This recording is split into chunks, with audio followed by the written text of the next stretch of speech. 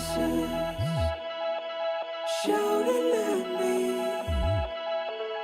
Wish you'd never see me drown.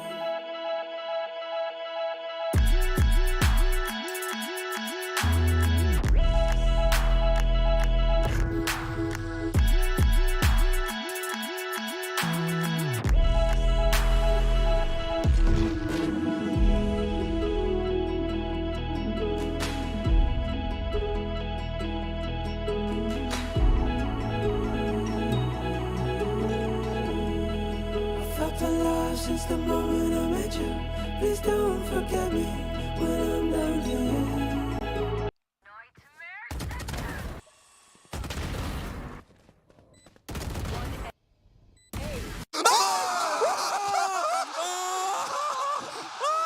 What are you doing? Holy shit!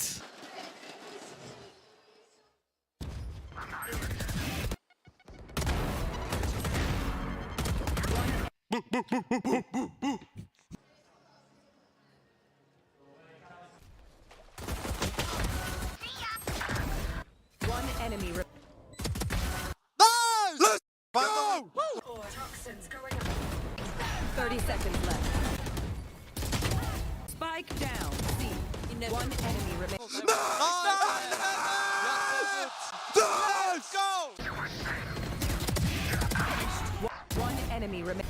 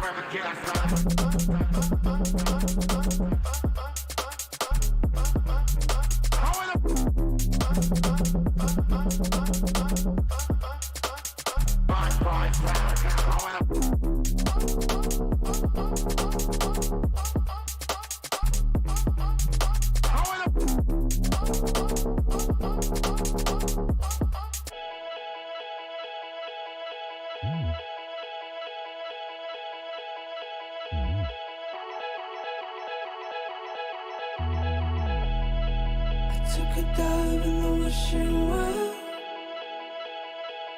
but the water never touched my skin. It's been a while since I watched you well. I can't remember how we passed that time. All these faces staring at me,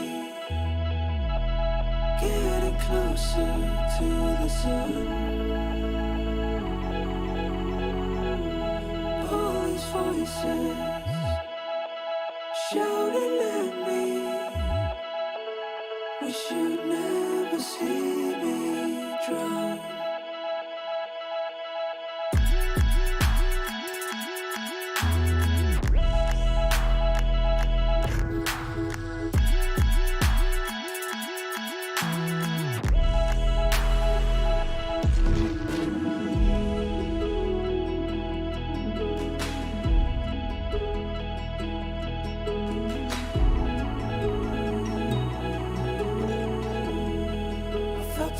Since the moment I met you, please don't forget me when I'm down here. It's been a while since I hit the bottom. I'll sing my song. Come find me. Come find me. All these faces staring at me,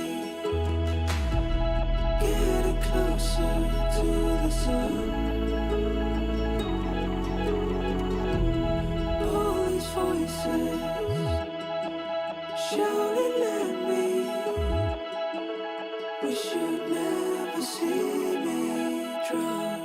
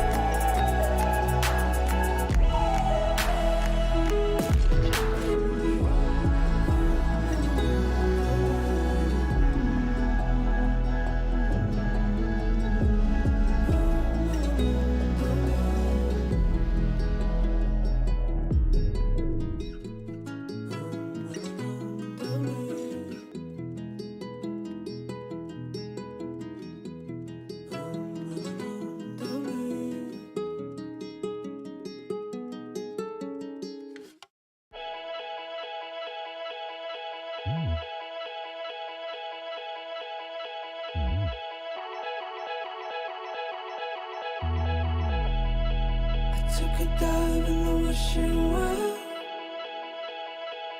but the water never touched my skin. It's been a while since I wished you well. I can't remember how we passed that time. All these faces staring at me, getting closer to the sun. All these voices shouting at me, wish you'd never see me drown.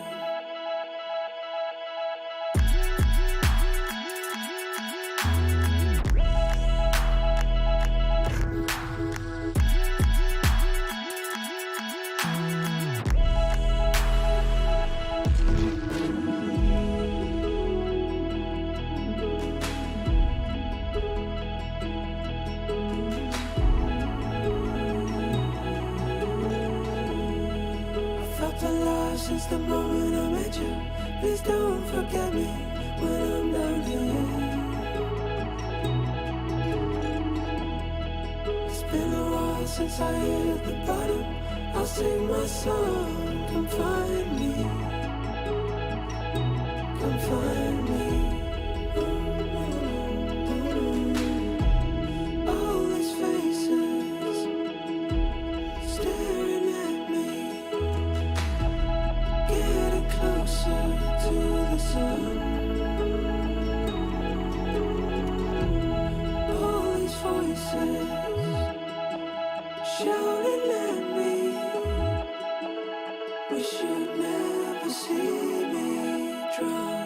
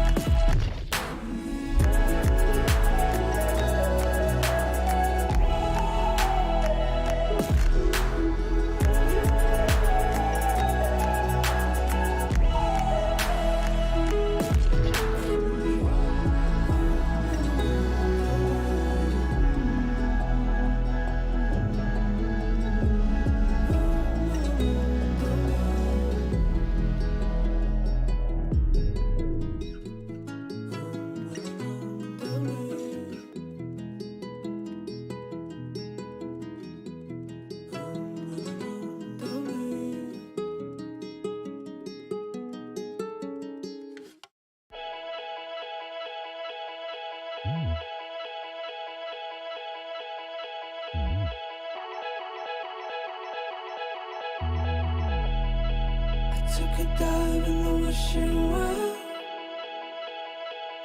but the water never touched my skin. It's been a while since I wished you well. I can't remember how we passed that time. All these faces staring at me, getting closer to the sun. All these voices shouting at me, wish you'd never see me drown.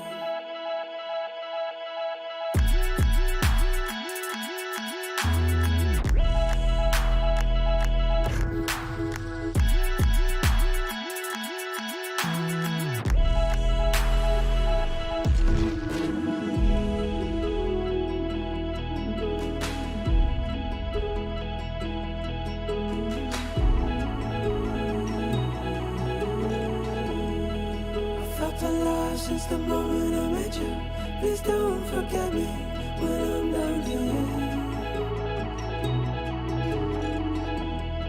It's been a while since I hit the bottom. I'll sing my song, come find me,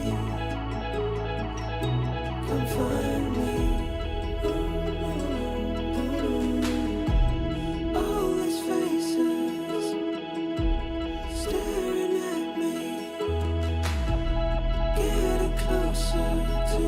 sun.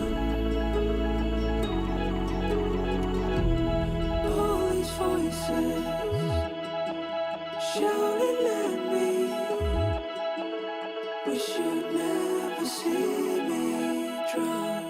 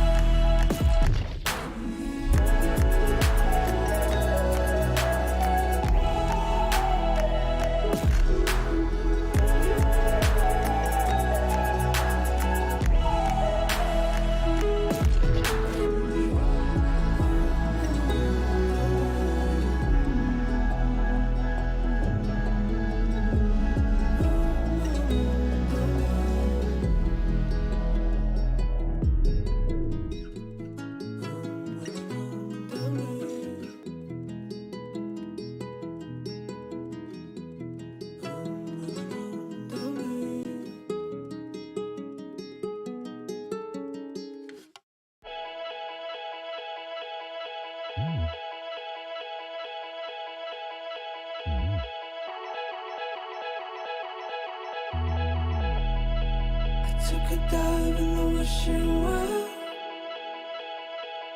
but the water never touched my skin. It's been a while since I watched you well. I can't remember how we passed that time. All these faces staring at me, getting closer to the sun. All these voices shouting at me. Wish you'd never see me drown.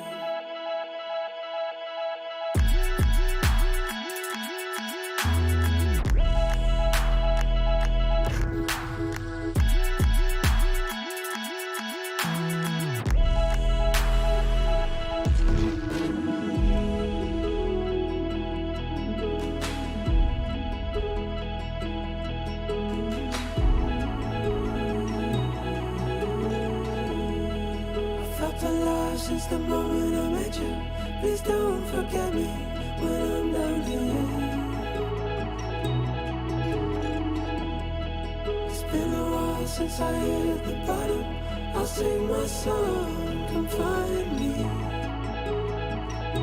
come find me.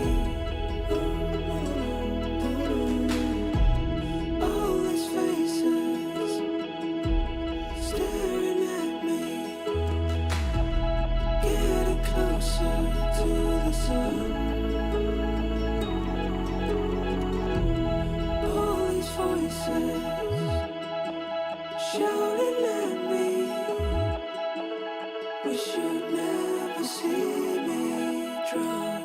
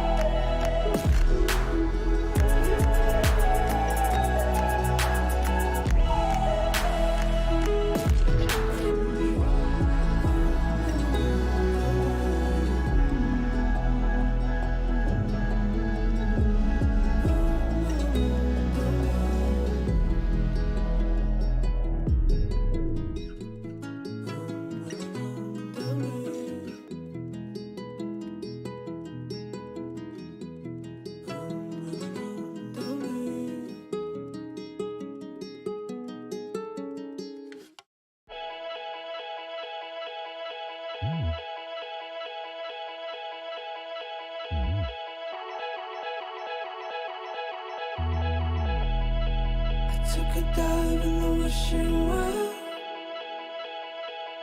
but the water never touched my skin. It's been a while since I watched you well. I can't remember how we passed that time. All these faces staring at me, getting closer to the sun. All these voices shouting at me, wish you'd never see me drown.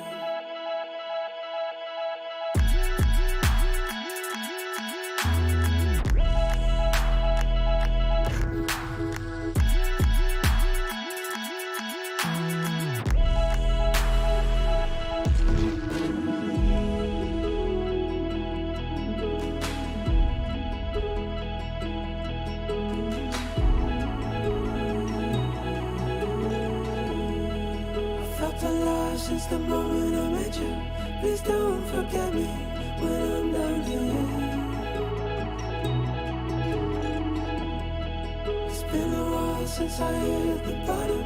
I'll sing my song, come find me, come find me.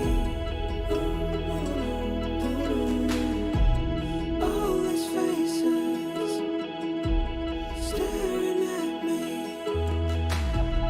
getting closer to the sun. All these voices shouting at me,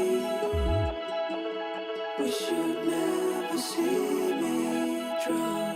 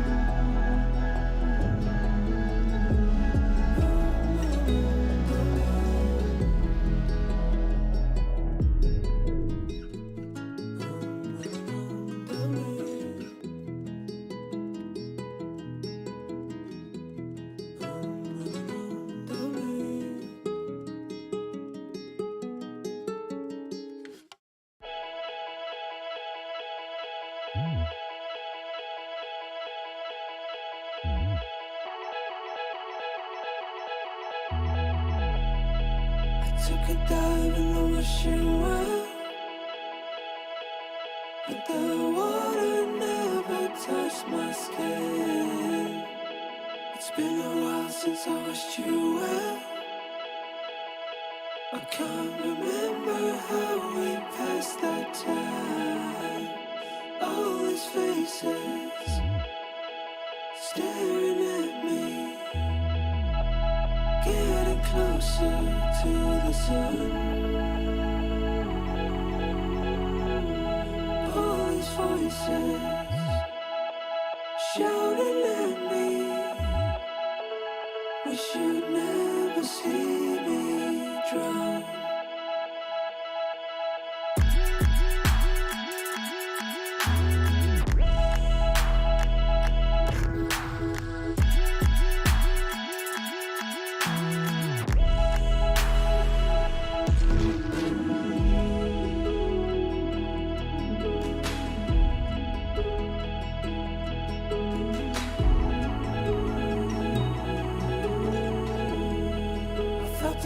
Since the moment I met you, please don't forget me when I'm down here.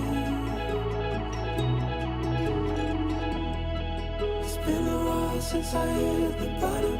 I'll sing my song, come find me, come find me. All these faces staring at me, getting closer to the sun. All these voices shouting at me, we should never see me drown.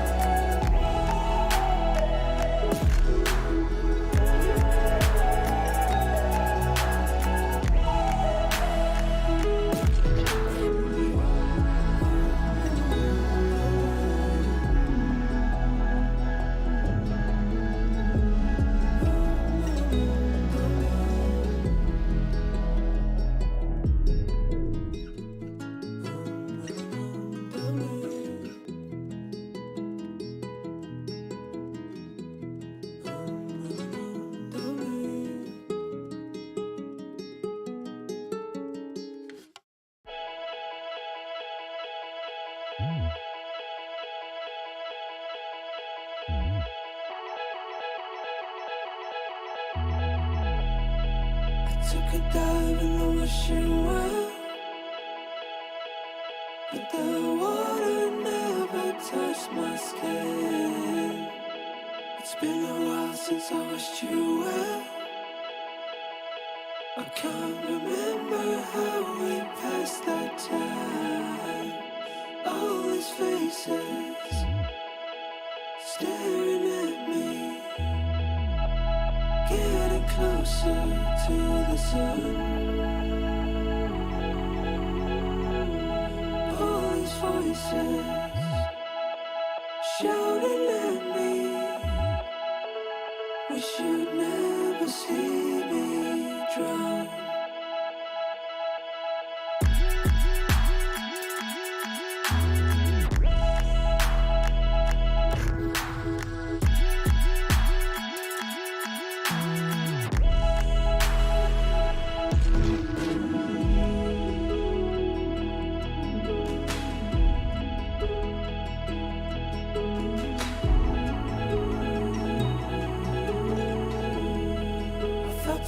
Since the moment I met you, please don't forget me when I'm down here. It's been a while since I hit the bottom. I'll sing my song, come find me, come find me. All these faces staring at me, getting closer to the sun.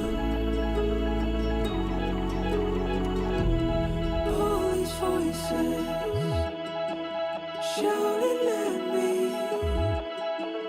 we should never see me drown.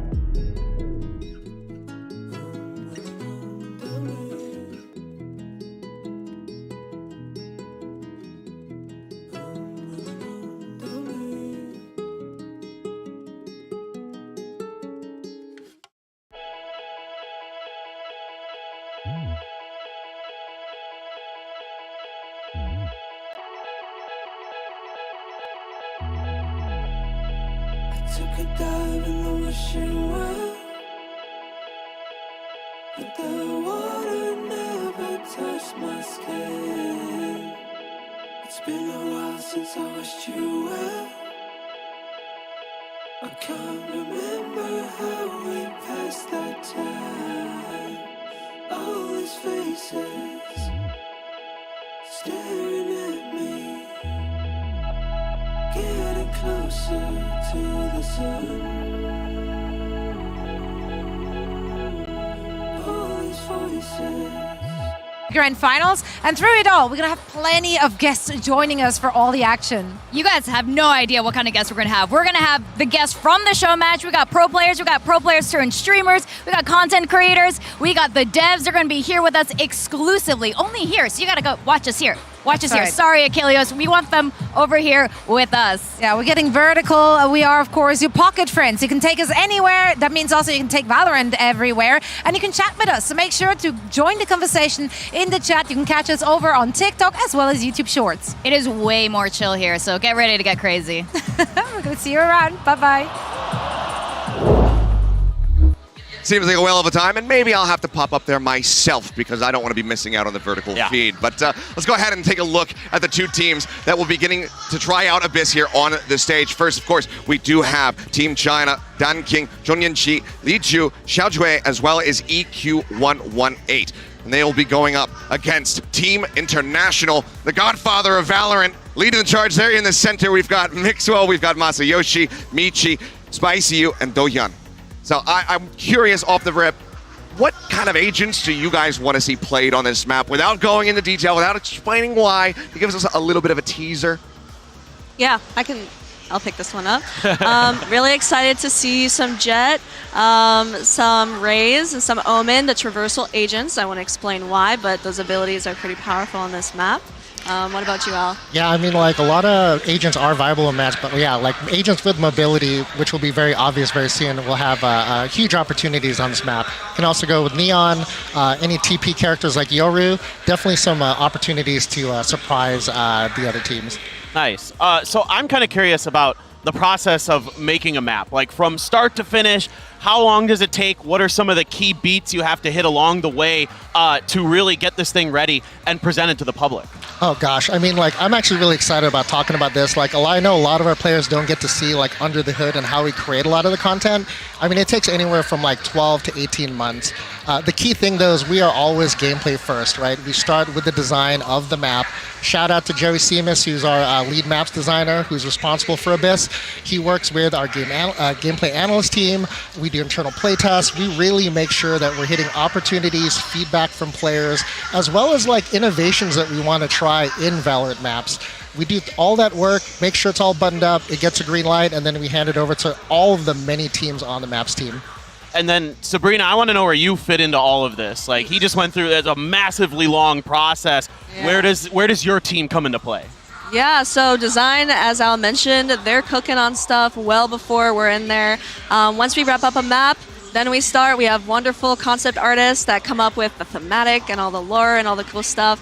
And then they present us to us 3D artists, and then we make it in 3D so our players can play it. Yeah. That's kind of the short version. I mean, it takes like months of hard work to get in there, and we have to work with all the other teams like agents and marketing and et cetera, et cetera. It's a monumental effort from multiple teams. No doubt about it. I mean, yeah, obviously a team effort. I am kind of curious, not to throw a curveball out there at you, but when it comes down to, you know, how a map is going to be laid out and everything, is that often just minds coming together, or sometimes is it just one guy or one person at the company that says, I have this crazy idea, what do you think?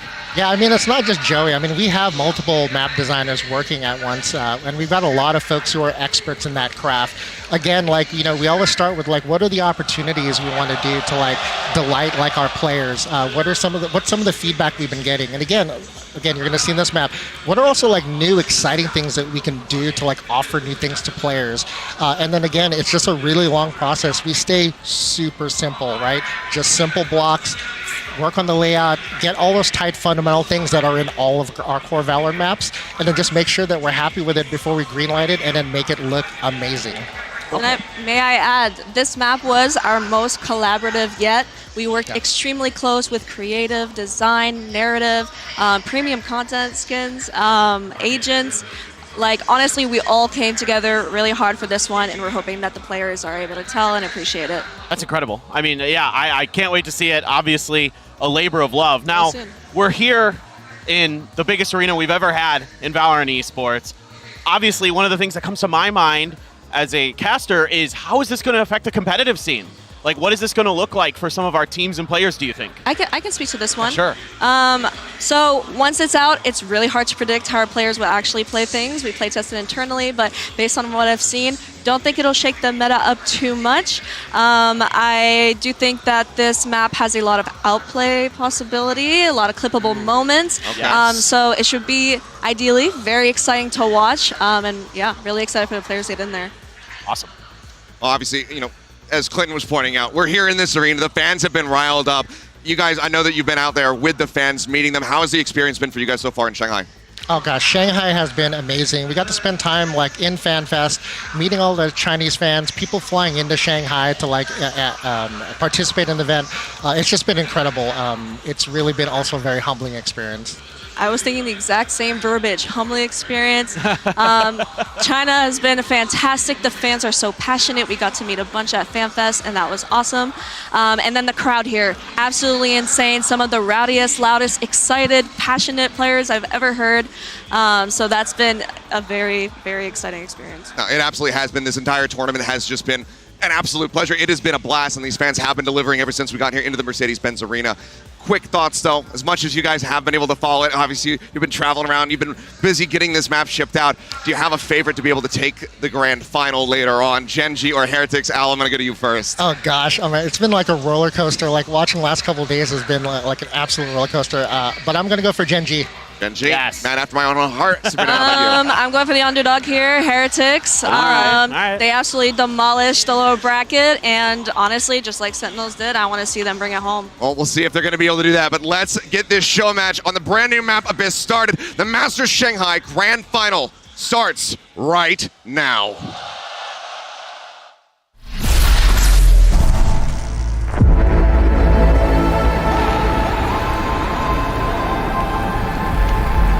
Omen, you need backup. I'm pulling you out. No, we need more answers. What secrets are they hiding here? Fine, but watch over our new recruit. You do know I'm immortal, right? Lucky shot. Team, stand tall and finish this. Quickly. Let's show them the meaning of fear.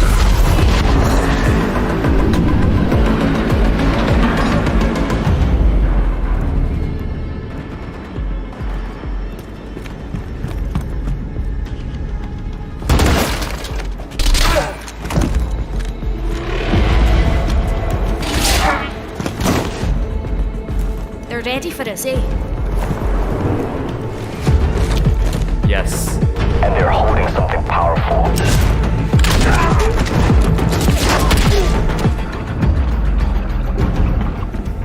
We secure this facility, we finally stand a chance at finding some real answers.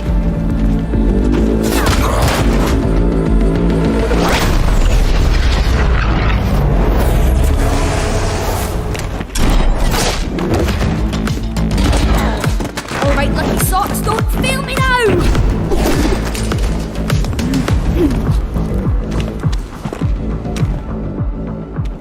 These texts are ancient.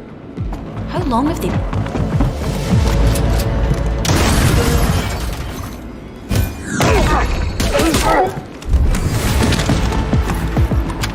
Library clear.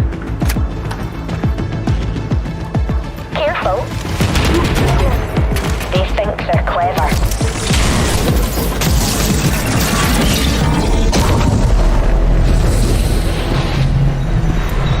They're good. We're better. The monster is here. Boom.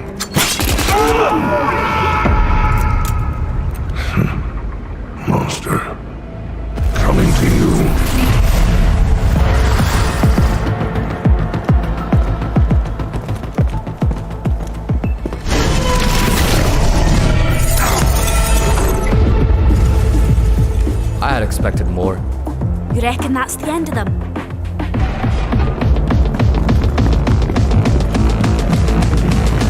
The beginning of the end. All right. Who's ready for overtime?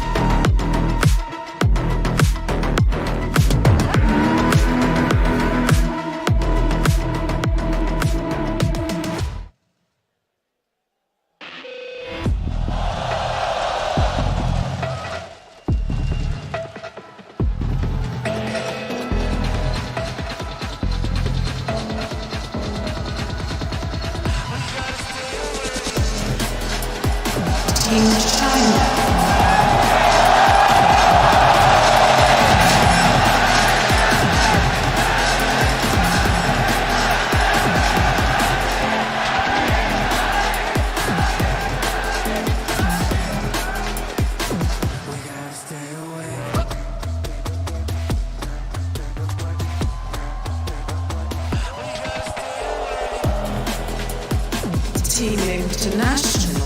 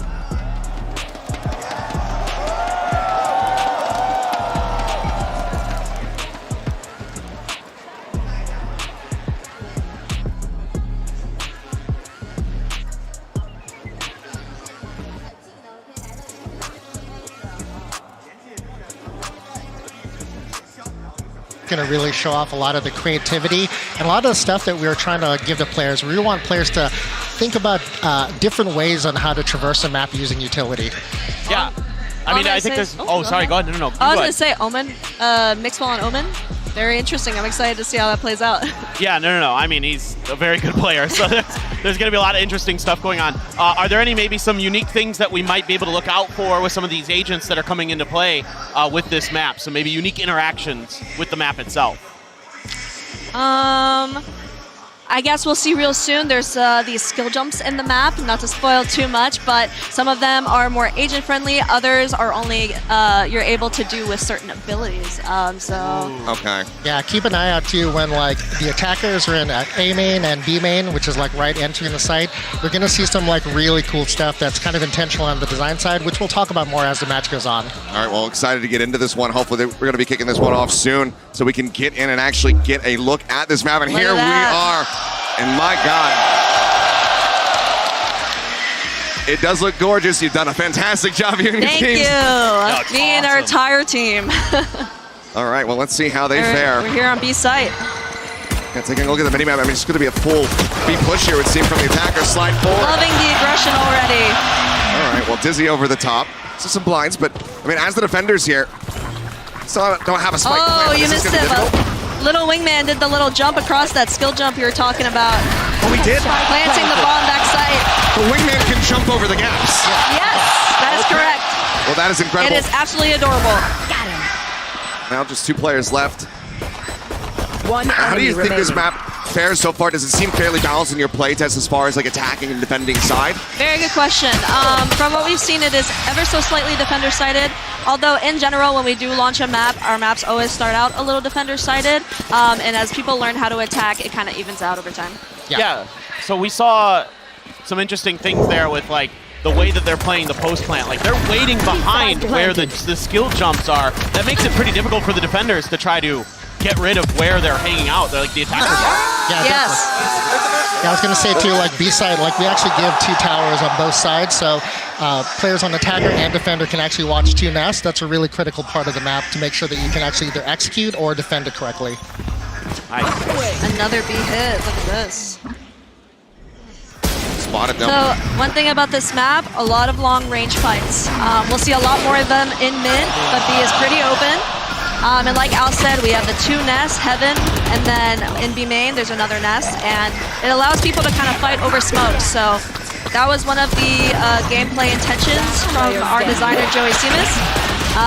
He wanted to make sure that, you know, when the players see a smoke, they don't get stuck and stare at it. Right. You know what I mean? So we've given our players multiple opportunities to execute sight.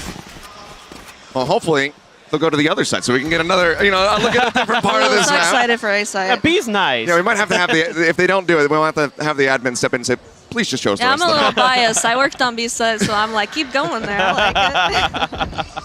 Oh, look at that tree. That's gorgeous. Got a little Radiant tree here. Yeah, this is a very lore-heavy map, so that's like part of that, like sort of like part of the Radiant secrets of the Science of Hourglass. Yeah, we really had to investigate what does the Radiant Knight effect look like on different natural elements. So you see the rocks in the distance that you mentioned, and then also this tree.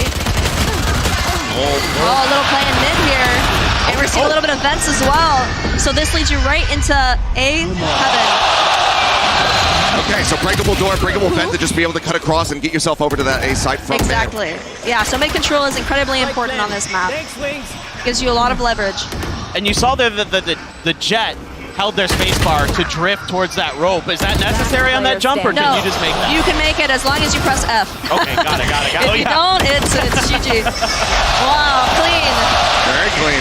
8 players left standing, and that's going to be Team China getting themselves on the board and showing us a lot more of the map than what we had seen in those previous 2 rounds. Yeah, and as anticipated, we're seeing those very fast, quick plays, high risk, high reward.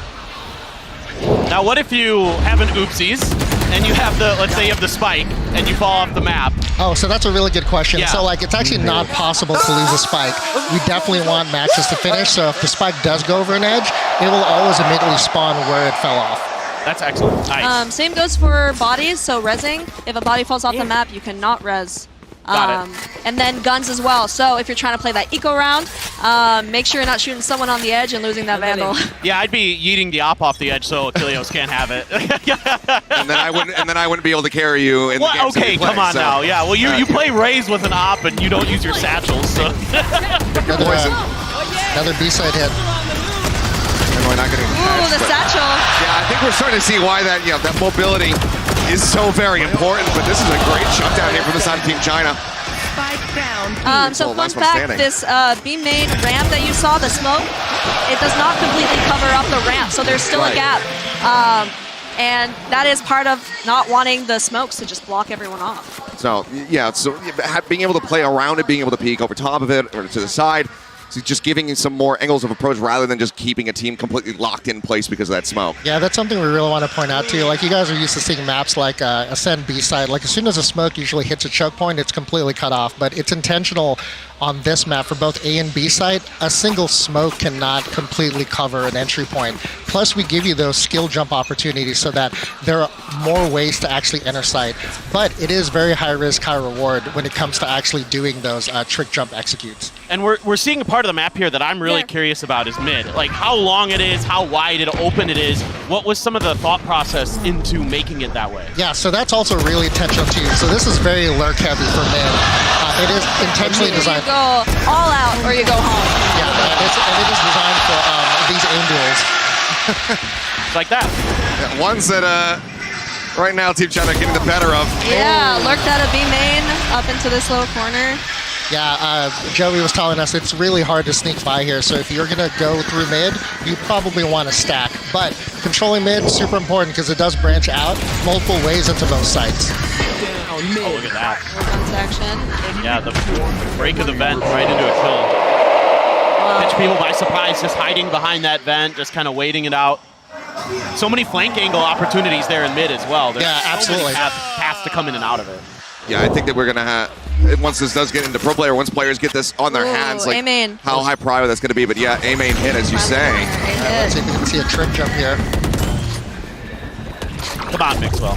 Storming their way through, but slow down. So you see him on top of that box in A-main, so this is a really good way to look over that smoke. Oh, watch this. And here he goes with the TP on the bridge into the smoke. Okay. Exactly what we wanted to see. Oh, the timing on the Dizzy looking great. Fantastic execute. Oh, that is gorgeous. And that is exactly what we want to see from this map. That is so sick. That is so hard to pull. It looks like it's challenging to pull off at the very least. Like a little bit difficult. Yeah, it's a very challenging. You saw the team play. You can't do this solo. You have the defenders sitting on site. They're holding all of these random angles, these off angles as well. So you really want to throw them off with the abilities, the utility, and all the bodies. So obviously we see that there with the Omen, but what other agents can really kind of make a similar maneuver to that? I mean, I assume Ray's blast packing, jet dashing. Jet dashing. Okay. I guess you can send Euro TPs, but those are typically the agents that are able to do that. So fun fact, the jump that was just made, you're able to make from A site to A main. So any agent can make that jump. It is just a strafe, like an air strafe. Right. But not the other way around. Yeah, super challenging to do, but you can totally risk it and totally flank attackers coming in through A main. So only defenders can make that jump without the use of abilities. Yeah. Yes, correct. So really cool pointing out here too, they planted right on that bridge. Super popular plant site. Something we didn't get to talk about too. We really intentionally didn't want the death drops to be super frustrating. So the majority of the map actually has ankle high borders, so that you can't just like back into like an edge and then fall off by accident. Okay. There were a couple of choice spots where we don't have those ankle borders. That bridge being one of them. Again, high risk.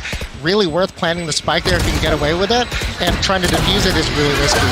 Especially if you have a breach, right? And Oh, the absolutely. ultimate. A breach or like a ray satchel. Play test. Yeah, the satchels too, yeah. But I would assume, maybe something like Astra Star not going to be able to pull somebody off the side of the map, right? Yeah, it's a good question. The ankle borders do stop you. If you're Okay. standing on top of it, which on B site, you can technically plant a bomb on that ankle border, forcing your opponents to play on that edge, and then you can use abilities to push them off. You don't even have to fight. Okay. Well, I'm really curious about just the meta development once this gets into the hands of professionals, because the way that this seems very exec heavy, we've seen some very just dominance in execs here in this tournament, but also from other squads in the past. I'm curious to see how that's all going to look. Oh, here we go. Respect for the play. Mixwell, he pulled it off the opposite time. He sees it coming. Actually, no, he tried doing that again. Pro tip for players trying this map: if you're Omen, the trick is to actually aim above where you want to TP and not try to get it exactly where you want to go. It makes doing that play a lot easier. Okay. Oh, okay. There you go. A word from the wise. Okay, we're seeing this Neon on display now. Sliding all over the place. I'm just curious what the balance is going to look like between high mobility, but also, a collection of agents, a team that is going to be able to just go for really nice set executes. And I think that something like Neon Jet, Neon Yoru with a breach in play. All these things are coming to my mind right now, and it seems like the possibilities are damn near endless. You know, for show match, they're having a lot of fun with the agents that they picked here. They're really showing off a lot of those mobility things that they were rehearsing and having fun with. But, you know, a lot of other agents are viable here, right? Especially like controllers. Like, you can actually stop a lot of these pushes with your Vipers, with your Harbors, with your Deadlocks. But yeah, I'm really excited to see like what meta develops in this map, because this is like a new layer that we're adding to our core gameplay design. Another agent that I found surprisingly, and personally, this is a personal anecdote, really strong on this map, or very interesting, is Sage. With her wall, you can block off some very peculiar angles. So like B-site, we're about to see that little jump up that you do. You could wall that off completely, and then they have to shoot through like multiple pieces of her wall just to get across to the site. I was also going to ask about Sage. Are there any jumps that you can make using her wall? Like, can you extend it out and basically use it as But I know like her wall like breaks over certain ledges and things like that, but is there a way to like get past that? Honestly, I don't want to spoil it though, honestly. I actually am really interested to see like what our players come up with. Like, you know, we test these maps for like thousands of hours, but I am really interested to see like how players are going to exploit sort of like this new kind of paradigm in our map. I don't even know what's going on. I'm just so enthralled with the map. Like, I don't know who's winning. It's been a bit back and forth. They're battling out. Now, of course, with the ability to just drop off the side of the map, because obviously we've seen pro players grab a gun, throw it off the ledge on ascent, throw it off the side of fracture, whatever.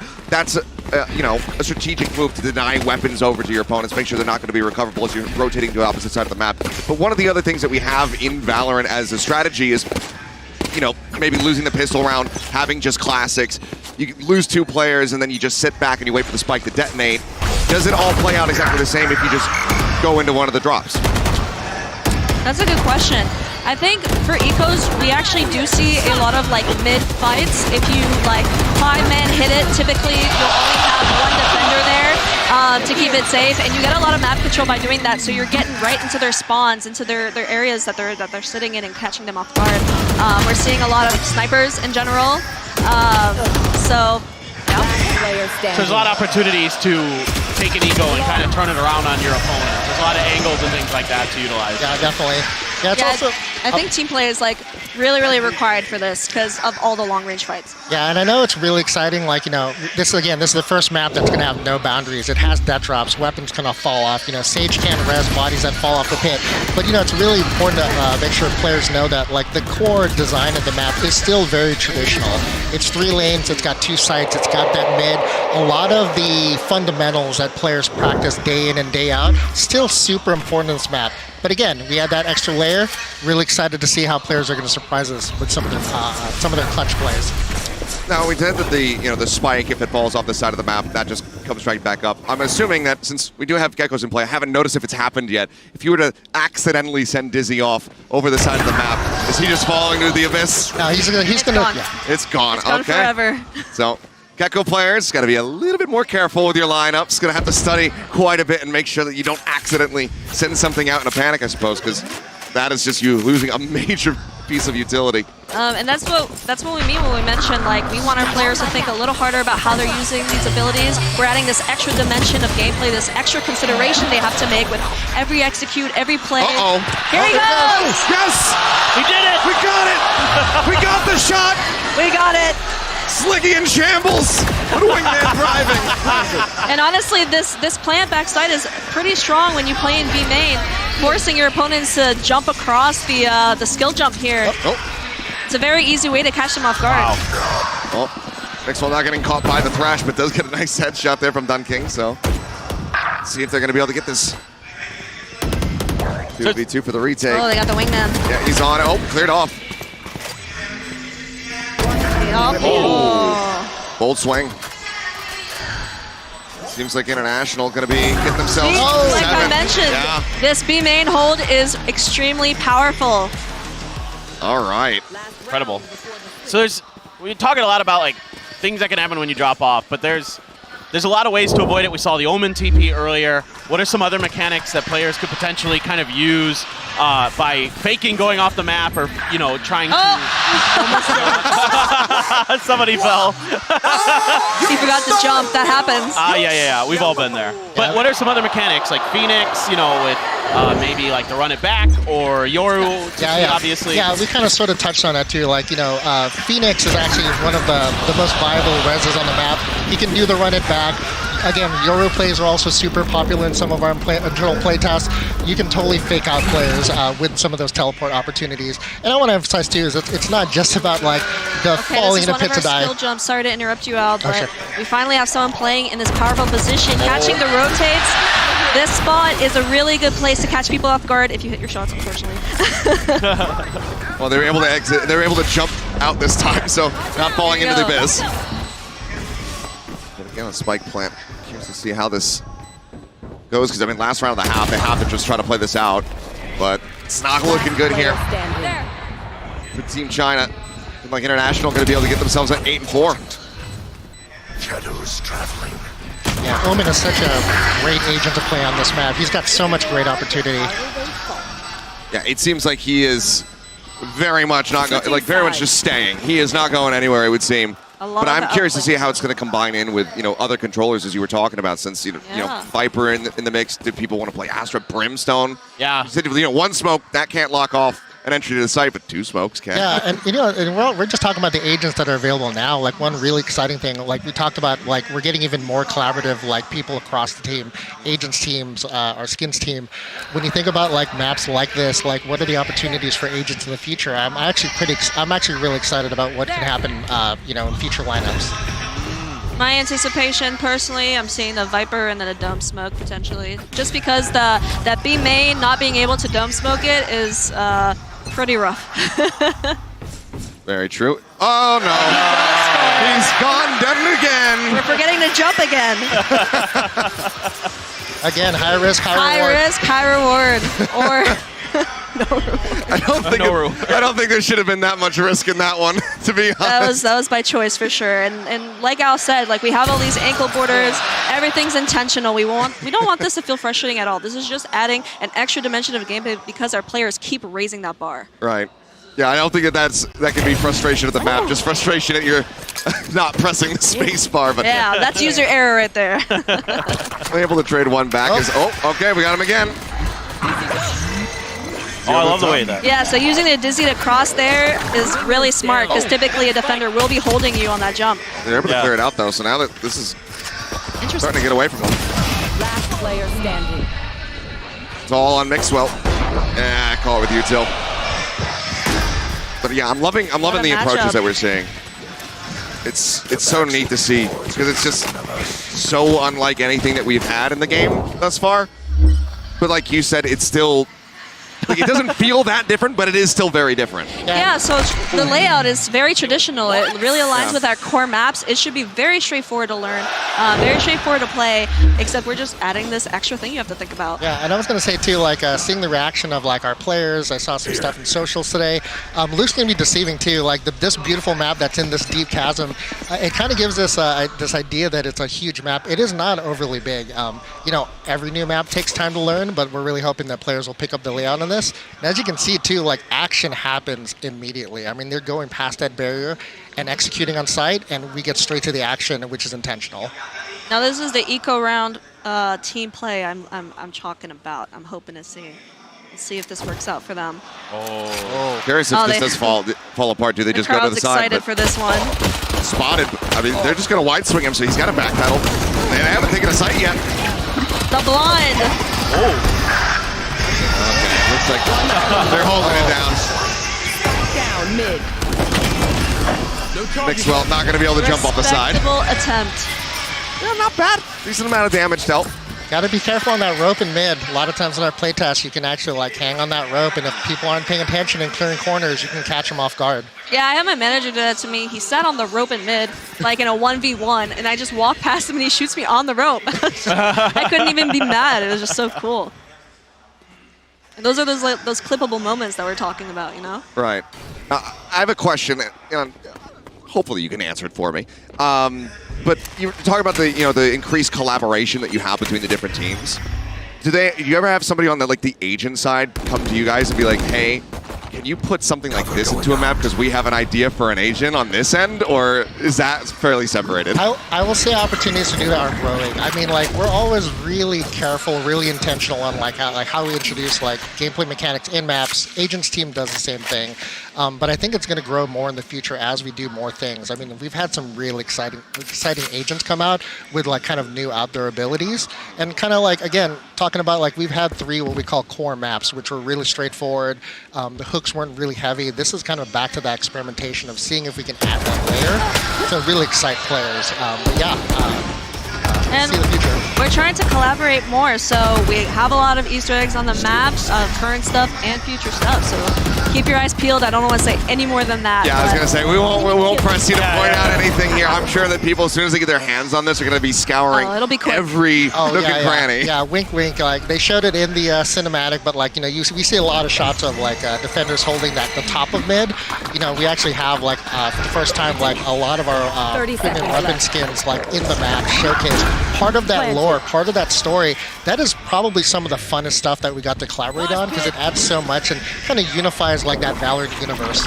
Yeah, so the idea is like the Scions of Hourglass are keeping these artifacts away from the world. And then our agents, they broke in, so it's not a secret anymore. Yeah, so it is kind of like a secret underground base, or like a Bond villain or something. Yeah, so mid is like a library. It's like where they keep all of those secrets, and then B is more of this like botanical radianite research facility. They're like seeing the effects of radianite on different organic elements. And then A side is how would you phrase it? A side is what we call radianite lockup, where particular things are kept there and hidden. Oh. That sounded ominous. It is very ominous. I wonder if we'll find out more about that in a future event or something. But I again, played like, the 5th. Yeah, and like again, this is a really lore-heavy map. This was actually really fun. When we released Sunset last year, it was really heavily influenced by like Los Angeles. Wow. This one, we got to do a lot of stuff on our own. I don't think I've ever seen aggression like this into B main. I mean, you mentioned, talking about Sunset, yeah, that influence is there. I'm curious about the influence for this map. Was there anywhere regionally that came to mind when you were designing this? Yeah, actually, this was like a really big challenge, right? Like, we had to intentionally make a map that it was very clear, like, what is the gameplay and, like, where are the areas that you can't get to. And a lot of, like, the geographical sort of inspiration we got was from, like, a really remote island just north of Iceland. And it had a lot of the geographical features that we wanted to showcase in the map. And it also matches up with the lore. Like, this is supposed to be a secret base for this secret faction of the Sign of Hourglass. Right. So it is in a really remote location. But again, what was really exciting is that this whole base, the architecture is new stuff. It is new lore. It is very narrative driven. I'm actually kind of want to go on a different path a little bit here. I'm Al, this is a kind of question for you. I'm super curious about like, how do you guys think about the layout? Here it is. Oh, are we gonna? Oh, they're hiding. Okay, hold on. It's like walking into B side. He's gonna have to just try to retake with it. I respect the gamble. Gotta try. Like you said, risk and reward, He's but sitting there. not being rewarded for it. Good shut down on the ult. Oh, man. But okay, so when you think about you gotta build a new map. How do you start with like the layout? How do you think about like some of the things you're looking to put into the map in terms of like, in this case we have like a really long mid, some of the vent, those kind of things. Like how do those form in your head and how do they come to fruition? Yeah, I mean, that's a really good question. Actually, a lot of times folks will ask us, like, does like the narrative, the story of the episode, or like things we want to do in the Val universe really affect like the layout of the map? And actually, I'll be honest, the answer is no. It really starts with the gameplay, right? Like, it has to feel really good in that prototype phase where it's just gray blocks, right? We call it gray box. And like when we talk about opportunities, things we're deciding, honestly, it is just the evolution of like what our players are doing in the game today. What are opportunities? What's feedback we're getting from players? And also just like what are just fresh new ideas that like our design team, and the team, the broader team as a whole want to do, and then we just try to find the right combination of that. And again, test very heavily. Sure. I will share with this map. I mean, this map at one point had like even more extreme verticality. It had things like jump pads and crash pads, so you can go like very long distances. Oh, okay. And we even had like harder trick jumps. We had platforms that were like half a meter. Tiny. Yeah, very tiny. But again, lots of playtesting, lots of making sure that it still hits those key beats for like design principles for map. And again, super excited to see how players react. And to clarify, the crash pads would actually help you not take any fall damage. So we had like these jump pads, you could go super, super high, and then if you fell down, you'd take no damage at all. But in the end, we wanted this to align a bit more with our core maps instead, and then and then hopefully not be too punishing. Yes. One of the things that I like that we have seen more times than I expected way more. is kind of just like, you know, where you hit the where you actually hit the depth when you're falling off the side of the map, what that limit is. So it seems like you have a decent amount of time to try to react. Like if you're playing Jet, something like that, you actually slip off the side of the map to be able to get that updraft off. It's not like you just are instantly dead. It's about 3 to 4 seconds, right? We don't want to make it. We don't want to belabor the point. Like once you fall off, if you don't have any movement utility, you'll die within 3 to 4 seconds. Right. Well, 1v1 here. They didn't take damage from their own shock dart at least, but Mercy of time. It's 2 rounds away here for Team International. This went by pretty quickly. It's been, fairly back and forth, but it feels like this defender side, they're finding their groove a little bit more, but this nice early wraparound. fights, that early aggression, the risks that they're taking makes for a very riveting map. And then disaster. Yeah. I can't wait to see that, you know, the first week or the first couple days, especially of this map coming out, all the clips that are going to be compiled and posted online. Streamers losing their minds. And if people are wondering if you can plan on the edge of B site and you've got a breach on the post plan, you can totally have multiple agents go off the edge. Everyone off the map. It seems like maybe everyone will just firm handshakes and agree not to play breach on this. No, or just, if you know the Rolling Thunder's online, don't go to B. Maybe makes them a little bit more readable, but fight back. There we go. Let's go. Yeah, well, you can see how, that round really shows how important that mid control is, right? It is. That Neon gets so far up there. Looks like this is being walked for, though. Updraft peak. Info.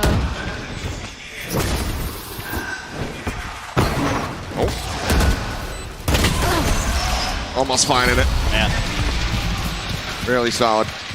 I'm curious, Sabrina, what is the process like for you when they kind of give you, you know, like the gray box? When they say, like, this is the map that we have.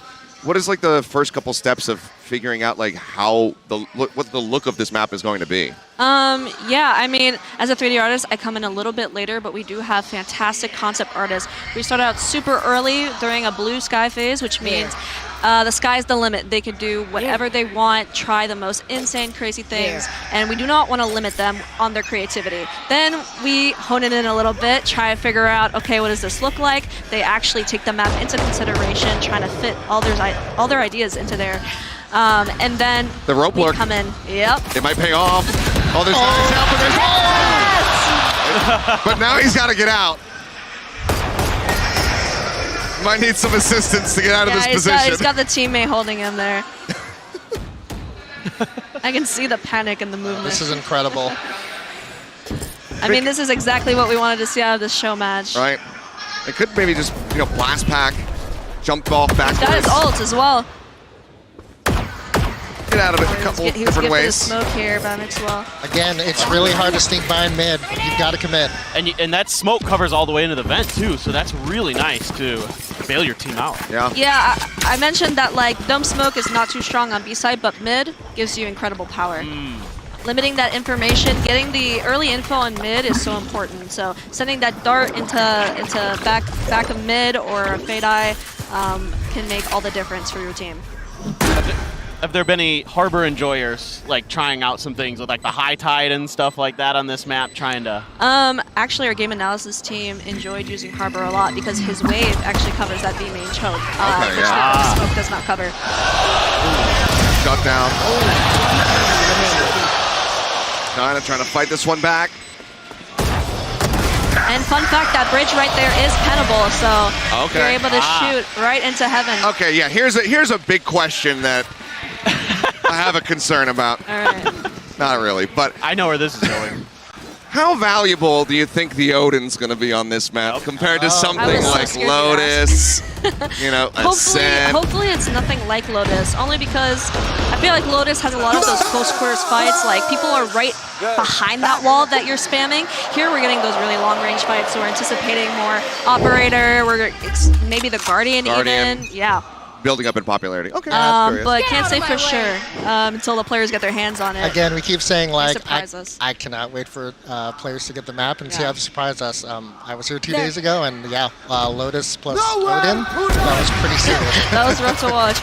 Long range meta, I quite like that. So I'm a big fan personally. Breeze used to be my favorite map. I was like a Reyna main, so I was all about those aim duels. So mid is a haven for me. you told me you were a Chamber main.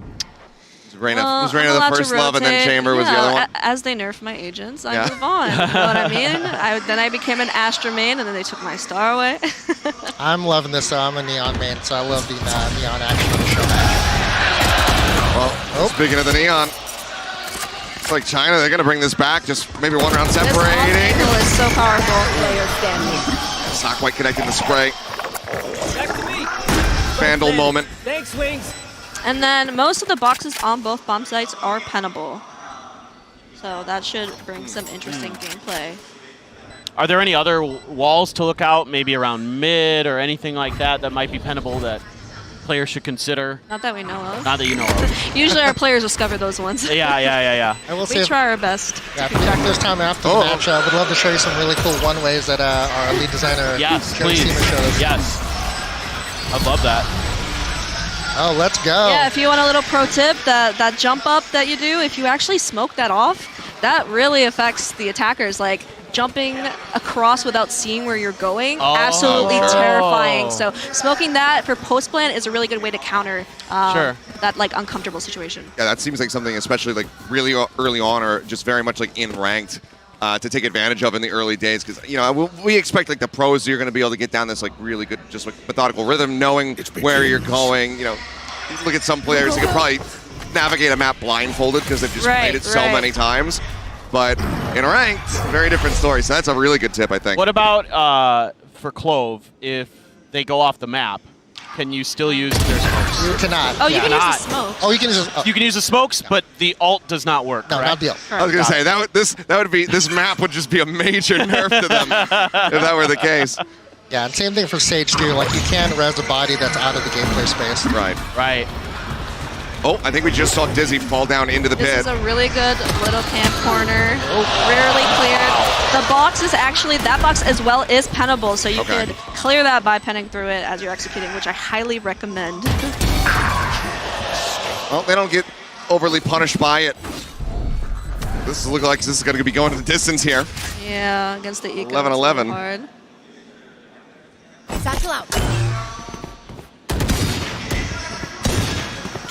Wide angle. Oh boy. Yeah, the jiggle peeking here on the corner is not People have been working out super great. the outlaw on this map as well. Yeah, I mean, seems like you're talking about long range, you're talking about sniping, and if you can really get that snowball and force your opponents onto ecos, onto half armors, it feels like the outlaw very much could thrive.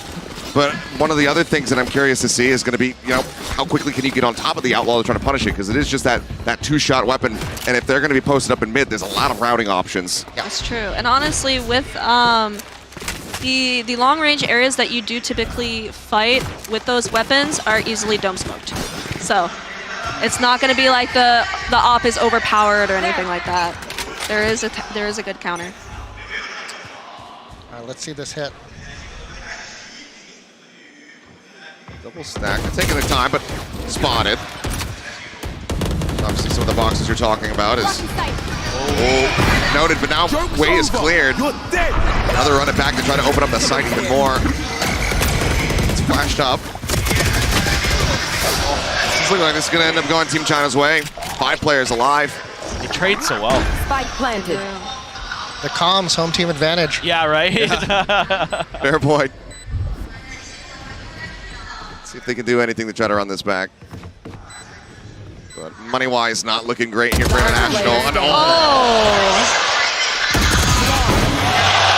so often we see the lurkers in those positions, get anticipated and not be able to hold their ground, but Match point. DanKing able to make it happen. So now match point. See Yeah, if we get any other new little unique features here in this potentially last round. Yeah, even though you're able to lurk a little bit on this map, like you distract everyone on site, you have that one guy going mid. Defenders still have multiple positions like this where they can hold you and kind of be prepared for that. One thing I want to ask about, since we don't have any of these agents in here, are like the traditional Sentinels, like Cypher, like Killjoy. How have they played on this map? How have people found them? So far, I think there's been a bit of a bias towards Cypher, only because, you have global utility. Placing those trips helps you really keep track of those lurkers, which can be incredibly punishing. Killjoy is pretty fun as well, but from what I've heard, Deadlock is incredibly strong on this one, actually. Really? Oh. Yes, that wall can hold down a lot of space. But yeah. Plus one to Cypher though too, especially if you're worried about Neon on the other team. Like having those trips in key locations can, no pun intended, really trip around. Oh yeah, of course. If it's near a jump and you're trying to get over there, And like I mentioned, getting that early information in mid, we've actually been seeing a lot of people dropping that Cypher cam to try and see what's going on in there. Makes sense. Are there Cypher? Real close here. Off to acid another time, but Team China in front of the home crowd, able to pick up the victory here over Team International. But what an incredibly fascinating map. I think we got to see a decent little bit of some of these things that you guys were talking to us about. But I think that there's also still way more to be explored here. Absolutely. I mean, this went beyond our expectations, honestly. Yeah, I am super excited that players will finally get to play this map in the next couple days. I remember seeing the prototype of this map, and it was wild. Like early iterations trying so many new exciting things. We've really tuned it up, made it look beautiful, and let's see what players think when it comes out. Yeah, it really feels like it's going to test the players' skill sets in a lot of different ways that really haven't been before. So that's super exciting for me to get to see players and how they're able to adapt and create. Looking forward to the deep dives. Your average Jonases out there of the world like to go in and just start experimenting with things like lineups, come up with some crazy stuff all the way across the map. Our wonderful teams. Yeah, I saw that Omen play though early in the match. That was perfection. That was so cool. I'm glad that you guys are hopping on top of those moments, letting us know, because like we said, we'd never seen this before. We didn't know what to expect. So thank you guys for holding our hands through this matchup. Oh my goodness, it's our pointing pleasure. out all the great moments. It's been an absolute pleasure to have you guys on the desk to be able to pick your brains this whole way. But now that they've seen the cinematic, they've seen the map, I'll ask you once more, starting with you, Sabrina, how do you feel? It's out there. Your baby's out there in the world. I am elated. I'm so excited and happy. I mean, like I said, this match was way better than I could have ever imagined. We saw so many different plays. We saw all of the skill jumps. We saw people fall. We saw Wingman plant. I mean, I couldn't have asked for a better matchup, so I'm really happy about this and excited for the players to get to experience this as well. Yeah, plus one to that too. Again, it's a super innovative, super new, fresh type of map. And honestly, it's perfect timing too. This is part of the initial pool on console. So all of the new players for Valorant and all of our existing players will get to take a crack at it in the next few days. It's incredible. I mean, you guys have done a great job with it. It looks amazing. The game was fun as heck to watch, so I can't wait to see more of this. I can't wait for the pros to get their hands on this. That's going to be interesting. Really interesting to see what they devise. Excited to see those PureX comms, see what they cook up. Yes.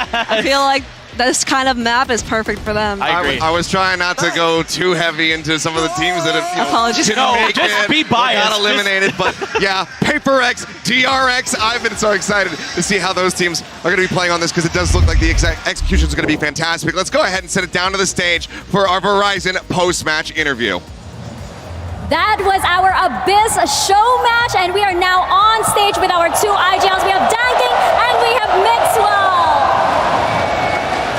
And of course, we have Luna here to help with some translation as well. DanKing, can we ask you, what are your first impressions of Abyss? 我们首先肯定想先请问一下 DanKing， 你对于这张地图的初印象、第一印象是什么呢？这张图让我想起了我曾经吧，因为它可以跳下去。It kind of make me remind the me in the past because you can jump and you could be fell down. And Mixwell, what about you? What do you think fans will enjoy the most about this map? 那想问一下 Mixwell， 觉得大家会对于这张地图最喜欢、最享受的一部分是什么呢？ I think people will have a lot of fun because you will see your friends dying, jumping off the cliff, so you will laugh all the time, and people will have to practice movement. 我觉得非常有趣的一点呢，是你可能会看着你的队友掉下去，这种非常有趣的场景，我觉得大家可能绝对要为了这一个新的这样的一种创新来练一下自己的操作了。So I want to get both of your opinions on what agents you think will be the best for this map. We'll start with you, Danking. 觉得最适配这张地图的英雄是谁呢？我觉得杰特吧，因为我玩杰特玩比较多嘛，然后我感觉杰特这英雄在所有地图里面都是百搭的。I think it will be Jet because kind of like it's suitable for every map. What about you, Maxwell? I think Jet as well. I think Omen is really good because you can one-way a lot of places and you can do the jump TP like I did in the game. And I also think that you need maybe Harbor or Viper because the bomb sites are really wide and one smoke doesn't cover everything, so you might have to use one of those. 首先我觉得可能会是杰锋，那其次我觉得幽门它的 TP 也非常的适用，然后我觉得可能海神和蝰蛇他们的烟也可以达到非常好的效果。And finally, we have our grand finals coming up. So I just want to know which team you think is taking home that trophy. Is it going to be Genji or Team Heretics? Danking, we'll start with you. 那对于我们的总决赛，你觉得 Genji 和 TH 谁将获得我们的冠军呢？TH。TH, the Team Heretics. And Mixwell? Of course, Team Heretics. Let's go, Wood. Let's go. Team Heretics. 冲吧 Wood. Mixwell, Danking, thank you so much for your time. That was our Abyss show match. And we are off to a quick break, but when we come back, it's going to be the grand finals of Masters Shanghai, Genji versus Team Heretics. You don't want to miss this. Thank you.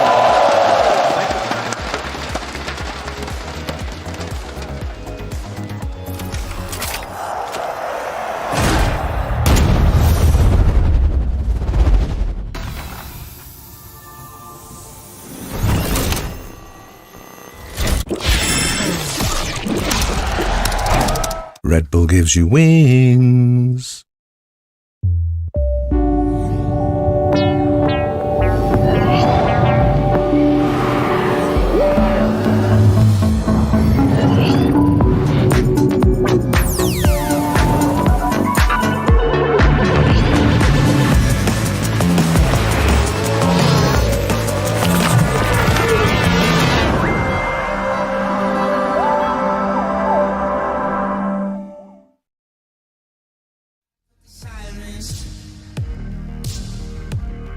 Trying to make my way back to the silence.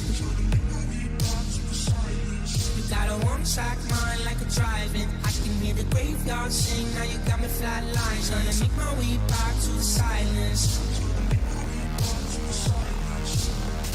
Suddenly, I've been sitting back wondering why you've been coming round, cutting me. And now my blood bleeds quicker than my heart beats.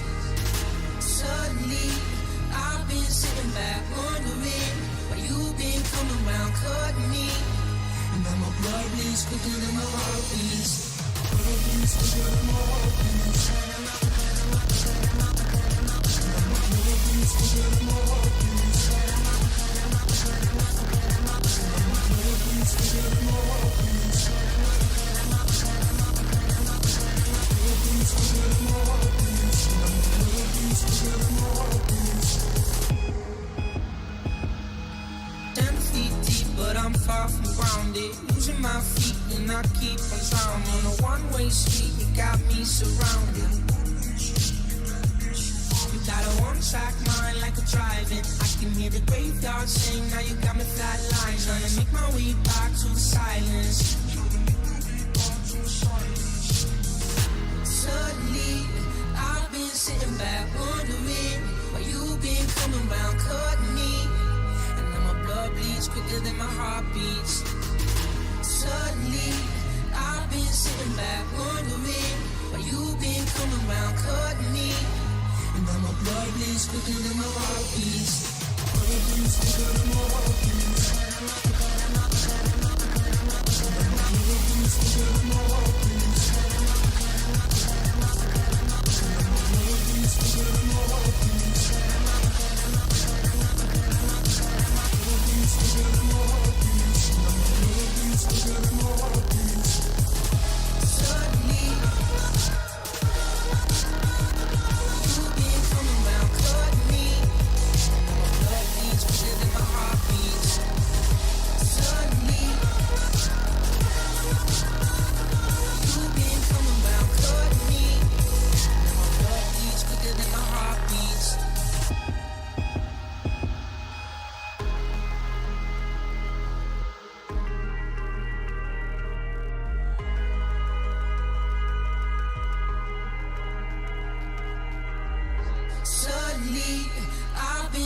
sitting back wondering why you been coming around cutting me.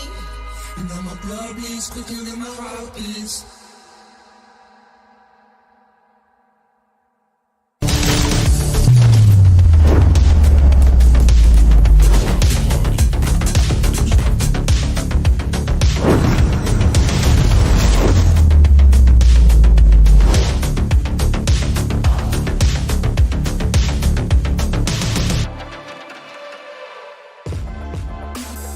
Hello everyone and welcome back to the grand finals of Masters Shanghai. I am your host Yingsu, and joining me on the desk today is Mimi, Kakuka, and a very special guest. Please give a warm welcome to Josh Arty, the head coach of G2. How are you doing, Josh? I'm great, despite the loss yesterday, but I'm happy to be here. We're happy to have you here as well.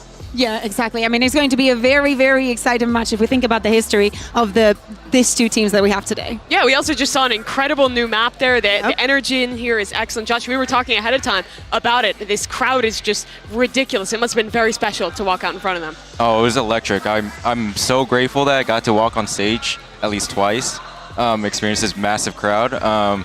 But yeah, I can't wait to be back in an arena like this again. Yeah, and speaking of the new map as well, what do you guys think, and how do you feel about potential, agent picks on this new map?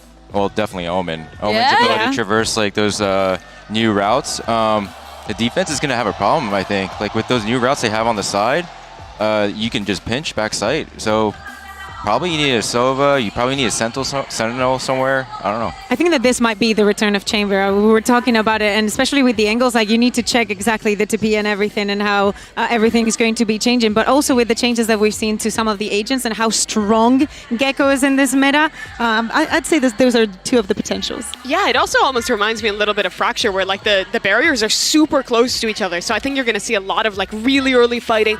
Defenders are, I feel like, going to have to be a little bit more proactive, especially in mid. So it should be a really explosive map, and I'm so excited to see what our teams cook up. Yeah, we were to see the bloopers. Yeah, we're not going to see that map for a few more weeks, I think, in the map pool. But let's talk about what we are going to see today. Of course, a grand final between Gen.G and Team Heretics, and they've been having a lot of fun. I've seen them stream together. They tweet at each other all the time, and I know, Josh, are you guys close to them in terms of the location of your prac rooms or anything? You hear them? Yeah, I mean, interesting tidbit. We're all next to each other at the prac room. It's Heretics, Gen.G, and then us. So we're always hearing Texture stream at night. It's kind of funny. Yeah. So I'm not surprised there's like a chemistry there, just being close to each other for about a month. Yeah, I mean, both these teams have been like streaming on their own. You hear them yelling back and forth between the rooms. There's a relationship there, but also a very clear one within both these squads. I think we've seen kind of this history repeated of the best squads that can go on runs are the ones with really good synergy, that are just legitimately friends out of game and have players who can bring up the vibe. And I think that's going to be so important in a long best of 5 like this. It's only going to make today's matchup more important for them. I think that they're going to enjoy it a lot, and especially what we've seen throughout the tournament, that is going to be the most important part. Yeah, I can't wait to see what we're going to see on stage. But let's start talking about Team Heretics here. We've seen them here in the Mercedes-Benz Arena at their 5-0. They've had a hell of a journey, Kakuka, to even make it here. At some point, you got to start believing. You got to start believing that they can complete this run, that they can be the victors for today, especially with the year that they've had, not managing to win in kickoff, not also managing to close things out on stage 1 in that very long best of 5. But yesterday, 3-0 now internationally on this stage. The way that Wood is performing, it gives us a lot of hope for what they can achieve today. And the history for this squad is incredible, right? From being that team that showed up to Madrid, went out early, to then losing a reverse sweep in the finals regionally, to now with a sub finding this performance. This team is so incredibly unique thus far. They have played the most Valorant of anyone else in the tournament thus far. And Josh, what's impressed me so much is how much they've grown through the event, how many new ideas they've brought out with these really short turnaround times.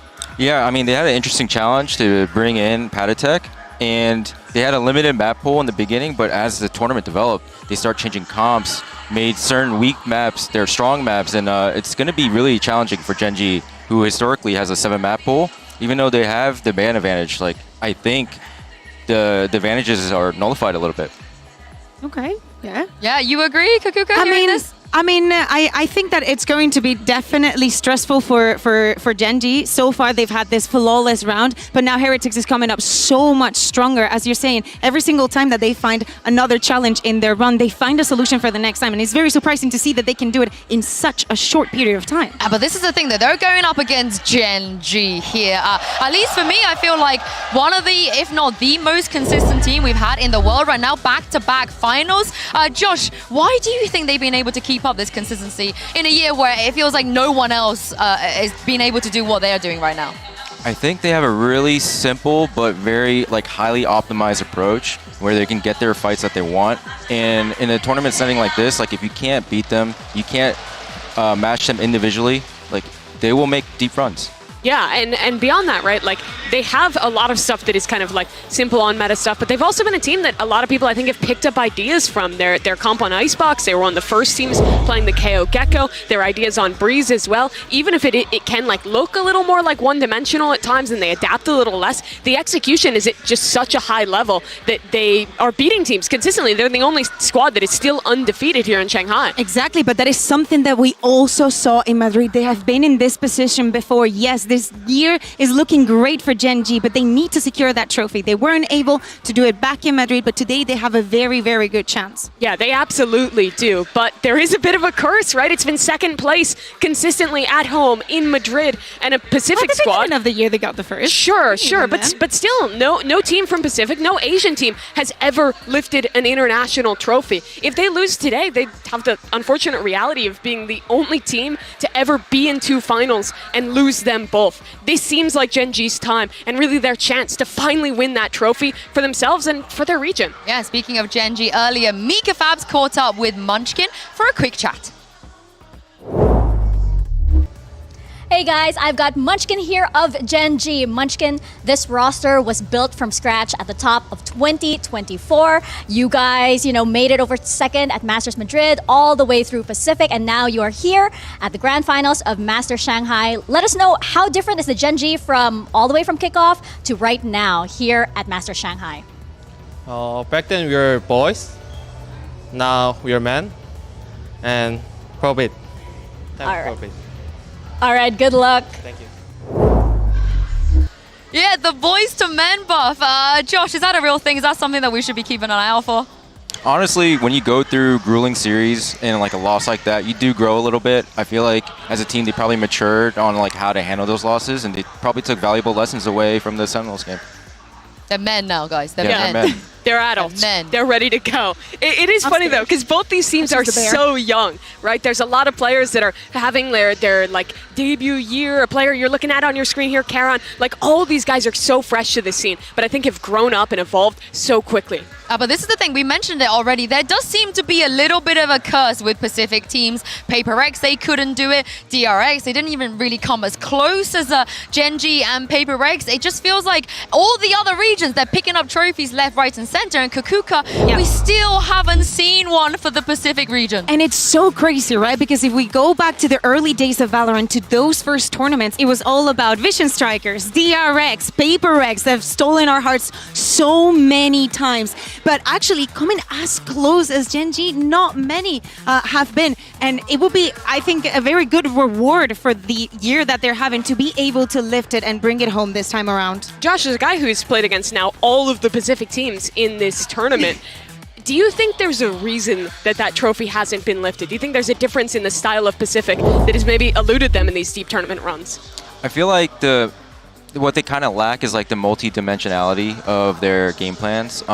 But they're very, very optimized on how they want to take their fights. So as long as Neil, the head coach of Heretics, could develop a really good game plan for Boo to call, I feel like they can solve Gen.G. Let me throw another question here at you, because there is a curse on the side of Pacific, but for EMEA, it feels like every time EMEA have reached the final, unless they're going up against Sentinels or another EMEA team, they've been pretty successful when it comes to lifting a trophy. Why do you think that is for that region? Because I really like the answer you just gave for why Pacific are still hunting for that trophy.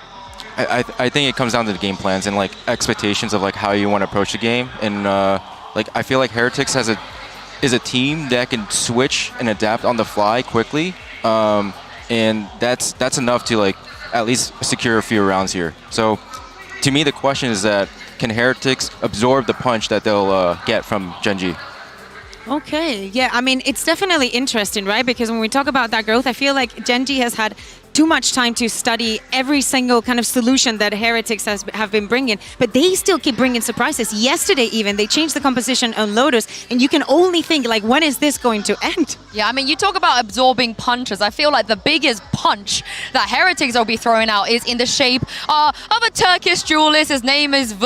And at this point, Mimi, if they manage to bring home this trophy, surely he will be the tournament MVP. I mean, he is absolutely in that conversation. He has been absolutely ridiculous thus far. For those that weren't familiar with his full run, he wasn't a duelist player for his team coming into this event. They have to pick up a sub. Their duelist can't play at the event. He steps up to that plate and has been putting on performances like this. He has over 100 first kills in the tournament, which isn't adjusted for matches, sure, but that's already more than any other duelist player has gotten at a global event. He is so aggressive, his team sets him up so well, and his mechanics are absolutely sublime.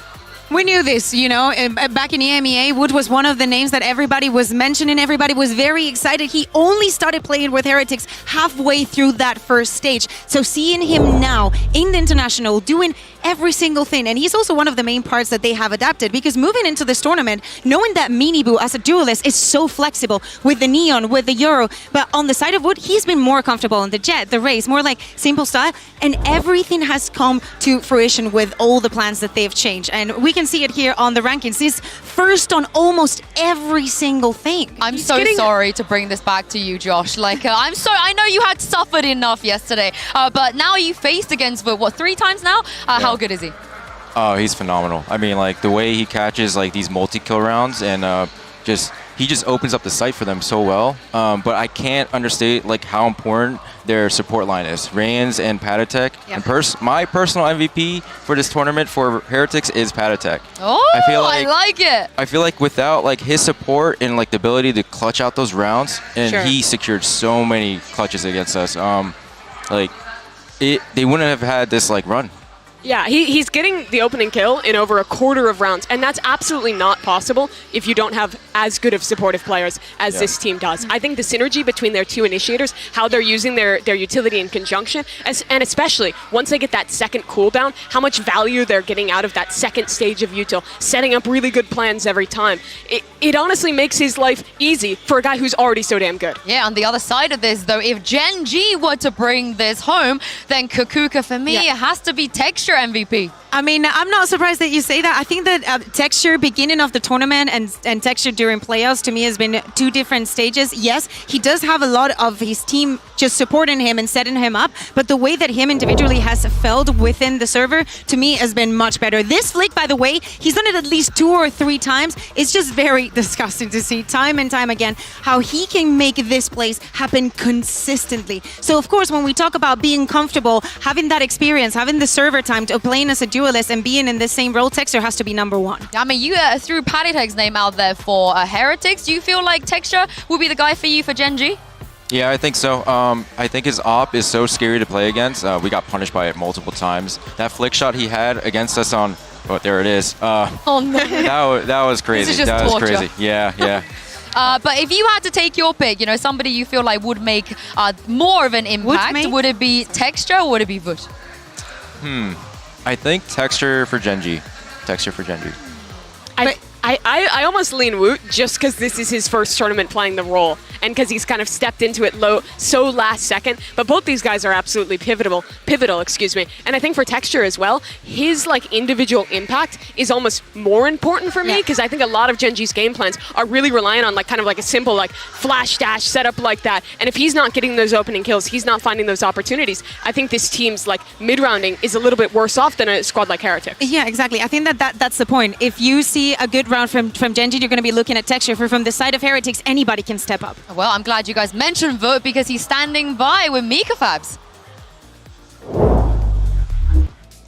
I've got Woot here from Team Heretics. Woot, you have been the talk of the town lately. Can you take us back to when you first found out you were going over to Masters Shanghai? What was the pressure like and what does it feel like knowing that you delivered? We came here for fun, but now we are going to grand final. Like, it's amazing feelings. I can't describe it. Like, you need to live for like understand that. So I'm very excited to play. We will see. I can feel the excitement from you. Good luck. Thank you. I mean, he's excited to play, but the crowd is very excited to see him as well. As we've spoken about in the past, a lot of the fan favorites were knocked out before they even got to this arena. And at this point, honestly, Heretics, they might even be the new fan favorite. Oh yeah, and I think that everybody can understand why. Time after time, any of these players are a freaking highlight reel, and in so many rounds, things just look ridiculous. The way the crowd has gotten behind them is wild to see. They beat every one of the CN teams, knocked all of them out of this tournament, or at least down into the lowers. And you would think that, you know, that you think that would vilify them, but instead, all the fans here have gotten on board because they're just a team that is so easy to like when you watch these players play on stage. The vibes, Benji getting up and screaming, the energy. It really feels like that momentum is building to try and get a trophy here. I think it really helps that Benji and Voot have been streaming on Bilibili, and their streams are absolutely hilarious. They were queuing with texture as well. I feel like this is one of the dream finals. I don't see a world where this kind of atmosphere and this kind of story happens again. But speaking of this story, Josh, you wanted to talk about this man, Paditek. Let's do it. I've been waiting a long time to talk about him. We heard it from his interview last night. He even said, I've had to grind for so long to get here because other people didn't want to play with me. Other people didn't want to pick me up. I let some opportunities go in the past, and now he's in a grand final. How poetic is that? It's crazy. It's crazy. I mean, well deserved, honestly. Like from our second match to the third match, like the level of improvement he had and like how much mastery he showed right away.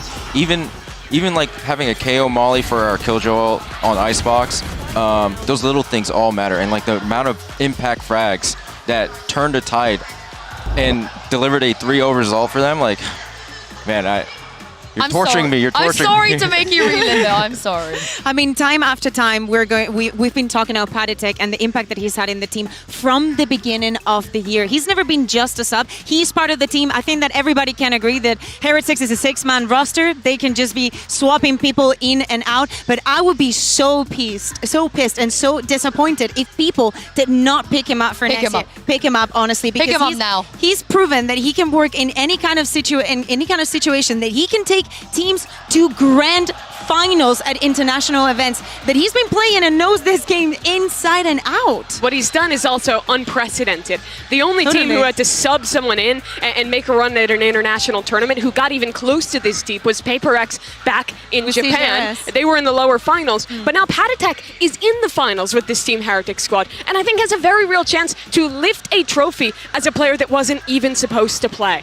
Yes, so well deserved. But also, I don't know if you guys saw that on your screen. All it took was for Benji to get up from his seat and do a little wave to the crowd, and everybody on that side lost their minds. But why wouldn't you? Benji's been doing so well. He's just a showman, and he's great on the server. I'm just surprised that he still has a voice. Time after time, we see those videos of him screaming, losing it, and yeah, this is this is literally all that you're going to see on camera. If he's not cheering Wood, he's cheering the rest of the team, but also individually, he just shines and merges so well with the rest. But Meteor's been fantastic this tournament too, and Josh, I wanted to ask you again about playing against this guy, because it seems like even when he's alone on a site, he is so tough to deal with as a player. Oh yeah, he destroyed us. I mean, I feel like he has a very unconventional style as a Sentinel player. If you compare it to Benji Fishy, like he plays his setups really well. Meteor is willing to break his setup and go for the unexpected frag and then like fall back. And that sort of playstyle is really pressuring in a stage like this. He's like the one like Killjoy player that you're gonna see like playing in front of his util, and you're like, okay, he's got a whole plan about it. Why is there? And then he gets 2. And then like what can you do? It's one of the reasons also, like maps, for example, like Ascent, you know, when we think about Genji's best maps, or even Breeze, you think of Meteor and the impact that he has. It doesn't matter if it's on the Killjoy and he's doing something like playing in front of his utility, or he's just going with Euro, swapping everything around, and again, just merging so well with the rest. I'm glad you guys mentioned the Killjoy, because Benji, obviously, they switched their comp against you yesterday. I wanted to ask you, did that throw you off at all, you know, seeing Benji go from the Cypher to the Killjoy? How much preparation did you make for that? I mean, it's a comp that we faced a lot. It's been the meta for, I mean, thanks to Fnatic. So, like, we're familiar, like, how to play against that. So, like, it didn't really throw us off that much. But we did expect, like, a Cypher. Do you think that's what they should do again today, just to stick with the new comp that they ran yesterday? Oh, I think so. What about you guys?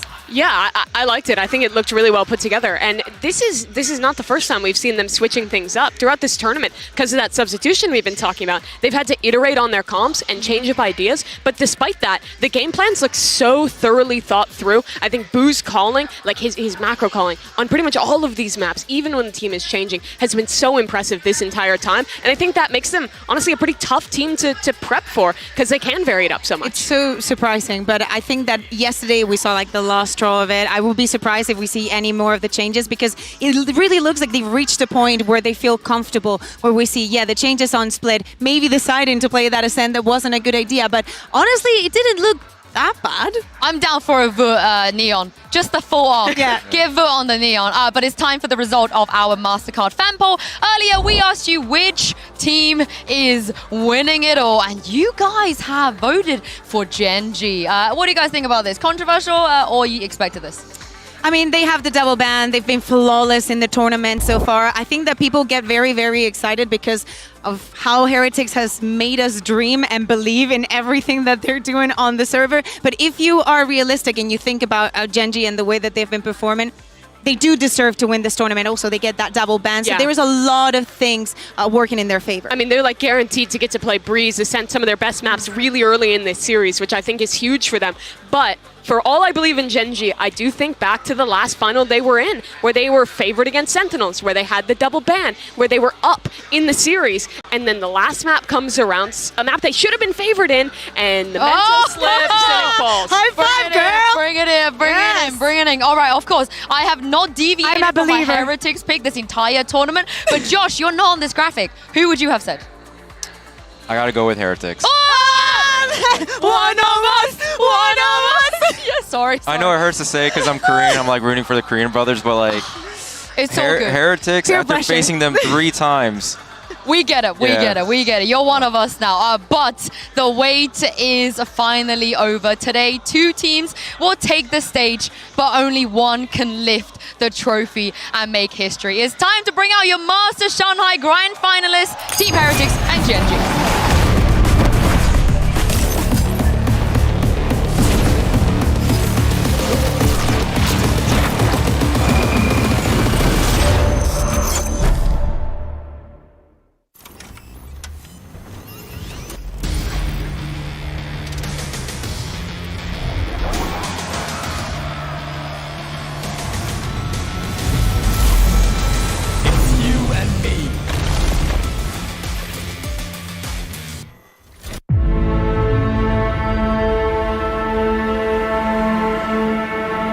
일단 제가 1티어 리그에 올 수 있을지도 사실 잘 생각을 하지 않고 있었고 프로를 하고 싶으시다면 좀 많은 것들을 버려야 돼요. Gen G's hopes and dreams laid on his shoulders. But how much can one man do? 그러니까 이게 무슨 말이냐면 이제 친구들과 놀고 싶을 때 놀지 않아야 되고 그리고 자기의 어떻게 하면 게임을 늘려갈 수 있을지 They've still made history, but that trophy is not for them. 무언가를 이제 원하는데 그 원하는 거를 이루려고 할 때 그 한 가지 일에만 집중을 해야 되지 이게 다른 일까지 집중을 하게 되면은 저는 사실 프로를 추천드리지는 않습니다. Trent gets the play, but now he's in a 1v3. The lockdown in play, and the hopes and dreams of G2 have come to an end. We weren't coming to this tournament thinking we were going to win. The journey we've gone through in Shanghai, it's like a movie. Mercedes-Benz Arena, show some love to Politics. How does that feel, Politics? That's amazing.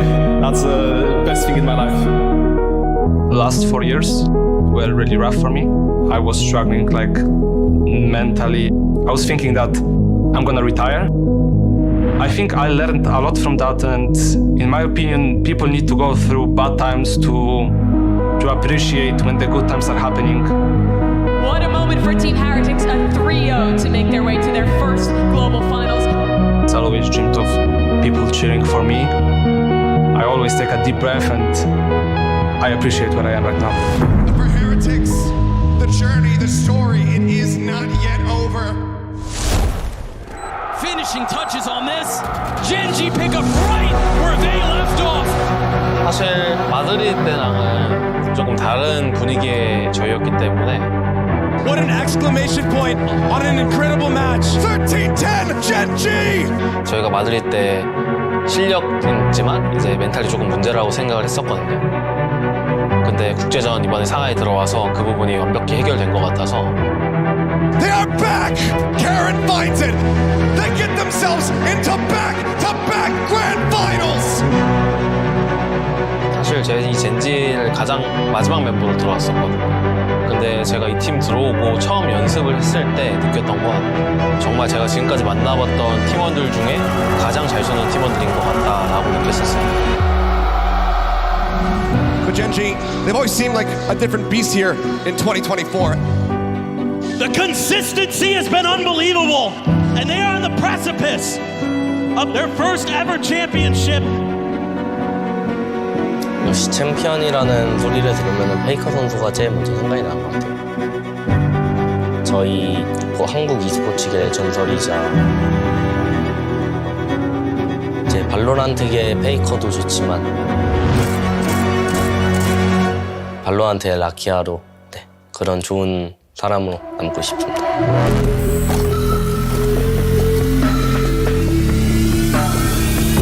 We gotta stay awake.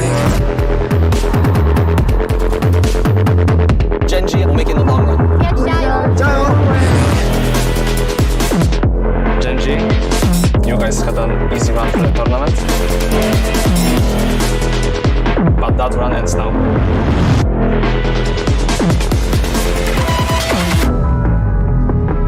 저희가 이제 상하이의 최종 보스입니다. 재밌게 해보자고요.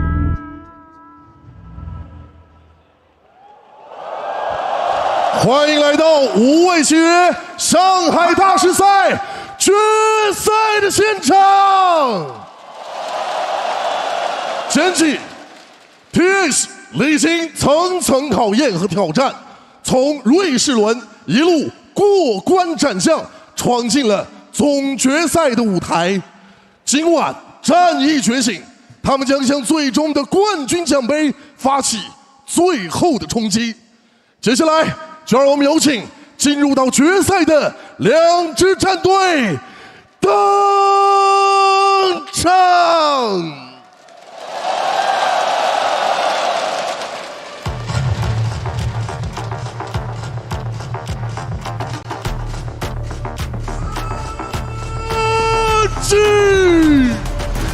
是的，在上一次马德里他们是隐恨在了决赛，他们没有能够拿下那个 BO5，而这一次上海大师赛对于Gen.G来说又一次要遭遇 BO5，可能 BO3没有队伍能够阻止他们离冠军就差最后的一场比赛。是的，太平洋赛区的火种依旧延续，他们就是Gen.G。Texture。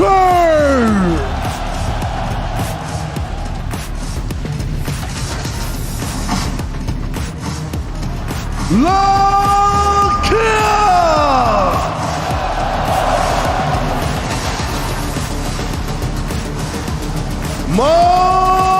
Moskin!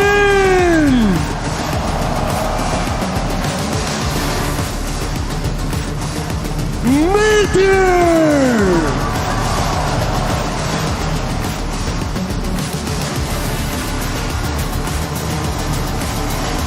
Carry!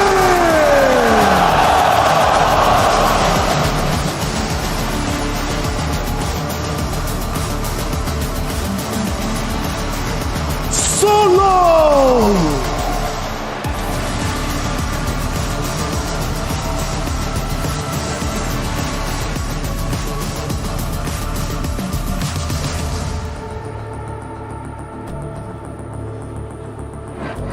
Team Heretics! 要怎么样的结局才能够配得上这样的开局，这样流光溢彩，这样的高歌猛进？荣誉终将逝去，而青春才是所有。让我们把最热烈的掌声给到这一场的胜者，来自于 hjemmegjør Team Heretics!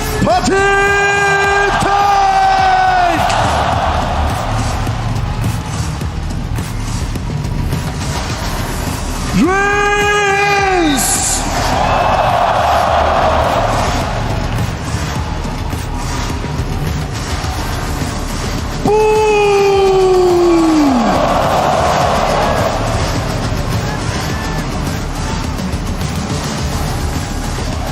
Into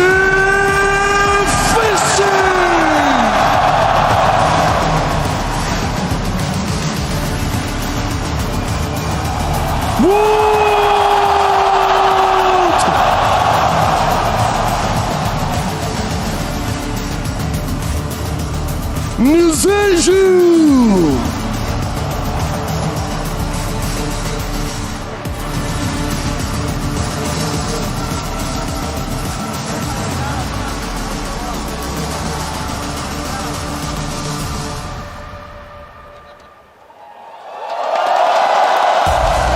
It's the second time this year Gen.G will have an opportunity to lift a Masters trophy. They let it slip in Madrid, but this time around, all they need to do is to get past Team Heretics, the only team that's to ever make a grand final with a sub. Yeah, exactly. And as we look at the maps, we do not see surprises. Bind is going to go out, especially after the latest adaptations from Team Heretics. And Sunset is somewhere where Gen.G just does not want to face them. Breeze is going to be the first one in. This is a really strong first few maps for Gen.G. Their Breeze has looked incredible with their Astra Yoru composition. Their Ascent, they have also been pretty much, undefeated thus far in this tournament. And you also have an Icebox and Lotus where they've shown to be competitive. Let's talk about this Breeze right off the bat. Yes, syempre, alas 4 na mga tropa. Ang tanong kung kumain na ba kayo? Ikaw, Bes, kumain ka na ba? Hindi pa nga eh. Nagugutom na naman ako, Bessie. Grand Finals pa naman. Sarap gusto yan. Gusto mo ba ng lumpia? Oo, gusto mo lumpia? Ito, Bes, Pasa mo. Amin. Ito. Okay na. Yan. Sarap! Ang sarap din! Patikim naman. Tingnan mo. Okay na. No. Grabe yung kagat mo ah. Kalahati ko, Amoy sorry. Sorry na Amoy kalahati kahapon ko. pa. Sorry, okay lang. Mga tropa! Nihaw nga pala dahil ito na ang Grand Finals sa Masters Shanghai. Welcome nga pala kami ang Damot at handa na kami. Wait lang. Tropa. Para ikas ang Team Heretics versus ang Team Gen.G. Alam naman natin na Korea ang mananalo. Alam Bes, natin. Nihaw ma. Pacific, dapat hindi mo kakainin kasi ikaw yung mag-i-intro, Bes, kasi ako kumagat na. Pero anyway, welcome back nga pala, Master Shanghai. Grand finale na para sa araw na to. And Pacific, finally, getting a spot sa grand finale na naman, Bes. Still this time, makukuha na ba natin yung kampyonato? Sige, lunukin mo muna yan kasi ako din. Sa buong mundo mga tol, sa buong mundong nagkakas ngayon ng VCT Masters, tayo lang ang kumakain sa harapan ng screen. Beat that! Pero ayun na nga mga tol, talaga makikita nga natin to. Ito yung mga players nga talaga ng Gen.G back-to-back grand finals nga ng VCT Masters. And for me, sobrang excited na nga ako at kasi oras na para makita nga natin sila pupunta ngayon sa top. Pero for Team Heretics, lalong-lalo na si Paritech. And talaga, kinakabahan talaga ako sabihin ng pangalan yan. Pero feeling ko, itong Team Heretics, maganda yung fight ipapakita nga nila. And for me, I'm gonna be surprised if ever clean sweep to. Hinanda ko ang sarili ko para sa 5 games, Besiwap. Ako din, hinanda ko sarili ko kahit 10 games pa yan. Tuloy-tuloy nyo lang. Basta manalo ang Pacific para sa panahon to. At, may showbow ka pa! Nakakahiya naman sa'yo! Bes, kanin yun. Kanin. Kanin yun! Ginawa mo burger. Anyway, punta na natin yung Agent Select dahil balita ko, nakita nga natin yung map picks and yung map veto natin. Of course, going into the game itself, we are looking at the map or rather the comp picks na nakikita naman natin, which is typical or very usual sa Gen.G side. 100 times or multiple times na gamit na nila tong comp na to. So, walang problema para sa kanila. Bessie. Oh. Sarap ng Shanghai ah. Sarap ka. Nabitin ako. Nga, naamoy ko yung kinagat mo eh. Amoy last week. Magkalahati lang kasi. Amoy last week eh. Amoy last week, no? Diyos ko. Ibang klase. Pero ayun na nga, diba? I mean, of course, Breeze ito yung mapa talaga na pinakaantay natin na gusto mga natin makita, lalong-lalo dito sa dalawang teams na to. A really large map for these players, lalong-lalo na sa Team Gen.G. Whenever these guys are playing, actually merong mga oras na sobrang aggressive nila, merong oras na medyo hindi, pero for now, ito yung first time nga talaga na makikita sila dito ngayon. Pero ito rin yung first time nga na talagang medyo pwede natin sabihin na malay mo na getting to know each other facing muna makikita nga natin ngayon. Well, last time na nakita natin tong Team Heretics, which is yesterday, kinalaban nila ng pangatlong beses dito sa isang tournament yung isang team, which is G2. But this time, itong hindi pa at never pa nilang nakatapat dahil tuloy-tuloy na upper bracket yung setup na meron para sa kanila. Pero simulan na muna natin with a Trailblazer, a dash into the side, pati na rin yung wall, a very decent setup going into the A. Oras na para sa retake nga na pwedeng gawin ngayon ng Team Gen.G. Maganda yung position nila dito, pero yun nga sila kaya Micho pinapatay ng mga kalaban nga nila. Sila sa kapitas parang isa, pero ang problema nga nila, wala natitira sa kanila kasi Gen.G na makakakuha ng unang puntos ngayon dito sa ating mapa. Pistol lang. I mean, as much as or yung as early as possible na pwede mo makuha yung advantage, kunin mo na rin, and knowing itong mga pistol rounds natin, napaka-importante, napaka-essential para sa mga teams. And very clean shots coming in mula dito kina Lakya. They do have Hall's control as well. So, in all, kumbaga, pag pistol round, tutukan talaga yung labanan. Kumbaga pag pistol round, lahat sila naka-pistol lang, kumbaga. Pistol round na eh. Kumbaga, umpisa pa lang, barila na. Gano'n talaga yun, pero ang problema nga ni Texture ngayon, flash na nga siya, wala siyang ka-idea at all, meron pala taas sa may harapan niya, pero yun nga, simot mamamatay din siya, makakadalawa pa ata siya mga tropa, pero yun nga, at least si Texture dito, yung disiplina talaga na meron siya, medyo hindi nga siya nag-overextend. Nung alam niya na hindi siya makakapitas ng isa, nag-back away pa naman siya, pero hindi, sabi niya mag-anchor pa rin siya, titigasan niya yung loob niya, napipigilan niya baka pasok dito yung mga players nga ng Team Heretics. Kinabahan sila doon, Bessie, pero apat Pagtumigas? pa. Oo, ang buhay na buhay para sa side ng Heretics dito. They're still looking for any pick-offs, any value at all na pwede at posible nilang makuha. But again, it's gonna be a difficult feat. It's a tall order, ika nga. Bu, on the other hand, Karon to be spotted out. Pero instead, gun advantage. Pero ngayon, on to the side ngayon ng Gen.G. Like what you've said, I mean, at the end of the day, sila naman talaga yung may lamang dito eh. In terms of positioning, in terms of hold, in terms of utilities as well. But for Team Heretics, it's just them trying to take these players one by one. Pero ang problema nga nila, in terms of distance, lamang na lamang pa rin talaga ang Team Gen.G nga dito. Pero sabi ni Panatic and Riens, well, classic naman yung gamit namin. At least, kahit anong mangyari, good eco na to. 2 versus 3 already. If ever talaga makakaisa pa sila, it's actually a really good thing if ever nga. Kasi nga, si Riens, nagpa-plant na ng spike. We said any value at all. Sakto lang din yung timing ni Lakya dito para pigilan yung pagpa-plant na yan. Karon on the other hand, tagged out. 37 HP para sa kanya. And with that, 7 seconds remaining para ma-plant to. Imposible na talaga na mahuli pa nga nito. Well, one more kill. Medyo mahirap na nga. At least, disiplina pa rin sa side dito ng Gen.G na alam nila na hindi nila kailangan lumaban. They know when to fight. They know where to attack. They know when to strike as well. And yun na kayo nangyari doon kanina si A. Talagang si Jet talaga, pag nag-init doon, men, magbabaga talaga. Magbabaga. Literal. But this is, again, para sa Grand Finals na to, para sa mga kaka-tune in lang this is a best of 5. So, kumbaga, itong mga first few maps or kahit yung sabihin natin first 2 maps natin, pwede sila mag-temp check dito, pwede sila mag-heat check dito, ika nga. And this is, kumbaga, the start of what they have right now.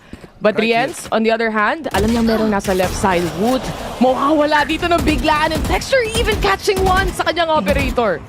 Good pick-off already na ginagawa nga ng Gen.G, just preventing the possible aggression of TH. At least, yung main smoker nila, wala na. Yung pwedeng dumash nga sa loob ng site, wala na rin talaga. So they need to rely dito sa double scans nga na meron sila. Pero nga sabi nila, kaya hindi na kasi nga si Panatic mawawala na. So they need to rely dun sa camera ni Direk ngayon. Benji Fishy, the only man remaining. And for the side of Gen.G, na kahit bonus round sila, they have full site control at hindi man lang sila nakalagpas sa B-main. It might be a converted bonus, but you're still never too sure. Hiwalay pa rin naman yung tatlo, pero itong double up nila pagdating sa spike, Benji Fishy also very much worried kung ano ba yung mga angle na hahawakan ng Gen.G dito. And when it comes to discipline, nandyan naman na para sa side ng Gen.G. It's just more of a save, honestly, at this point. 30 seconds left. Save na lang din talaga to, though. Well, 1v5, if ever talaga lumaban ka, hindi ka naman siguro bayani para talagang i-risk mo yan. Pero at least siya yung mag-a-anchor later on. Pero nga si Meteor, walang ka-idea at all. Si Benji Fish na meron palang tao na nag-creep in, papunta nga sa kanya. Meteor, if ever na nag-push siya, makikita na nga niya. Pero who's gonna get that kill? Who's gonna get that win? 9 seconds in, mga tol. Lahat sila nagpupush na. Pero diversion lang yon nila Munchkin para mag-push nga yung iba. That is a 3-0 already. And for Gen.G, at least kitang-kita natin that they really want to get this Grand Finals win. I mean, it's a map they picked. Isa to sa mga strongest suits nila pagdating sa mga map pools ng buong Valorant. And when it comes to tournament format as well, isa to talaga sa mga mapa na makikita at makikita mo pagdating sa Gen.G. And it just goes to show how much they have improved as a team, and not only that, pero how much they know this map as well going up against opponents. This time, meron ng ult si Meteor. And malalaman pa rin yung information nga na pwede ngang puntahan ng mga kalaban niya dito for sure. Pero in terms naman dito sa Recon, grabe naman yung Recon na yun, mga tol. Pero this is the aggression, this is the ginagawa ngayon ng Team Heretics right now. Who will catch one texture with a big retaliation right now? Pero Micho makakadalawa pa. Spray and pray, Micho makakatatlo pa ata siya. Pero with that scan, alam na alam nila kung saan pupunta yung kalaban nila. Ganito ka-solid yung scan na pinapakita ni Lakia. Gandang map awareness through and through para sa side ng Gen.G. And kahit sinong makapasok nga dito, kaya nilang tapatan when it comes to the aim duel, knowing Meteor's position as well. Yung Rico na yon, kumbaga, yun na yung bonus para sa kanya, para malaman niya exactly kung saan pa magsiswing yung tinatapatan niyang Cypher dito. But the shots coming in from Texture with an operator and with that amount of pressure, hindi na niya kinaya. Actually, parang nag-semi-bait and switch sila doon, di ba? I mean, look at Meteor, look at Texture with a kill and a dash away, tapos si Meteor showing up with the 2 kills with a spray transfer nga na pinapakita niya, making it a really hard time sa side nga ng Team Heretics for them to win that round. At sasabihin mo pa ng retake na Recon na makikita nga nila kaya lahat ng mga whereabouts ng position ng mga kalaban nga niya, plus magpa-follow up naman yung ibang players ng Gen.G to take down this team. Ito na lang gusto ko sabihin talagang nakikita ni Texture yung value ng operator nga na hawak niya. Talagang good reads actually na nakikita niya na alam niya kung saan magpupush yung mga kalaban niya. And not only that, no, kung titignan mo, sisilipin mo din yung mga recent or past 4 rounds na meron tayo dito, hindi rin tayo napupunta sa mga 1v1 situation. It seems to be a very clean take coming in from Gen.G, a retake if perhaps yun yung nakikita natin. But at the same time, because of that, makikita mo economy-wise, booming. Stonks para sa side ng Gen.G ngayon, and 4-0 pa yung score nila. Paldo! Na all! Sobrang paldo ng geng-geng ngayon. Pero nga sa side nga ng TH, kailangan nga nila makabawi dito. Ito yung round na kailangan nga nila manalo, no? I mean, dumating na tayo sa punto na nakapag-timeout na nga sila, and with this, hopefully talaga ma-convert na nga nila itong round na to para manalo na sila for them to get that one round away dito nga sa game nila. Pero sabi ni Micho, hindi ata mangyayari yan. Yung Sentinel pa yung nawala. Wow. I mean, they play around this orb. Kahit nga kung mapapansin mo yung pwesto ni Munchkin kanina is inside that orb. But speaking of Munchkin, tamaan siya ng lumilipad na ligaw na shock dart. Grabe naman yung shock dart na yun. Tumber. Talaga mga tol. Shoutouts nga pala kay Black and Blue. Ramdam na ramdam niya yun. Pero dito kay Wuta, at least dito sa pagpuntangan niya, ng mga kalaban nga niya mukhang makakapitas ata siya ng isa. Matinding patience play lang talaga yung pwede nga niyang gawin, pero hindi.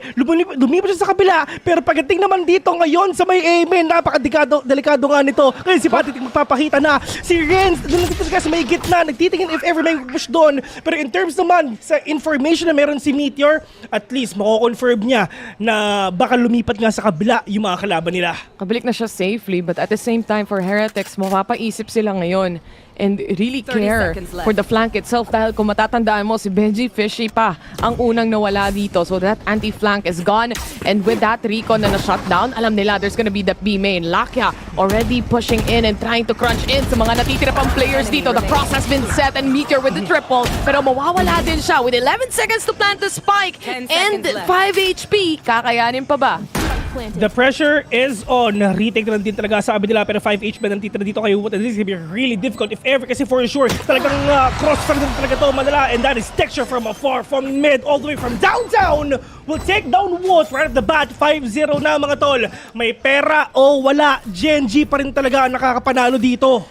Kahit yung timeout dito ng Team Heretics, hindi rin nila na-convert. Usually nakikita natin yung mga teams after a timeout, nagkakaroon sila ng at least a little bit of a change. Not only that, but also win the round. But not this time para sa side ng TH ngayon. And yung shock dart pala na yun, natamaan din siya ng vulnerability ng Viper na snake bite. Yeah. And at least in terms of angle, in terms of angles nga na ginagawa nga dito ng Team Heretics, nakukuha nila yung mga ganong kills na yun. Pero in terms naman sa aim duel, yun ang hindi talaga nila may panalo. Pero pag naman dito sa A, Texture with a good read already, pero ang problema hindi nga siya makakatama nga ng isa, pero they have an idea already na baka mag-inom mga kalaban nila kasi si Wood tsaka together with Benji Vishy, nasa holds sila. Pero in terms of information, they have a lot of information already. Naririnig nila yung sound cues, naririnig nila yung mga barrel, and of course, walang gagawin dito si Texture kung hindi i-hold lang itong operator na to. Good trade actually by Meter 1-1. Also a good shot from Patitech to consider na eco round nila to. And still, they managed to pull off 1 kill away. But Karon, 5 HP natira para sa kanya pero buhay pa rin naman siya. They can still set up. Pagdating sa mid-control, nakikita natin naka-double up na sina Riens and Wood with the knives also available. Yeah.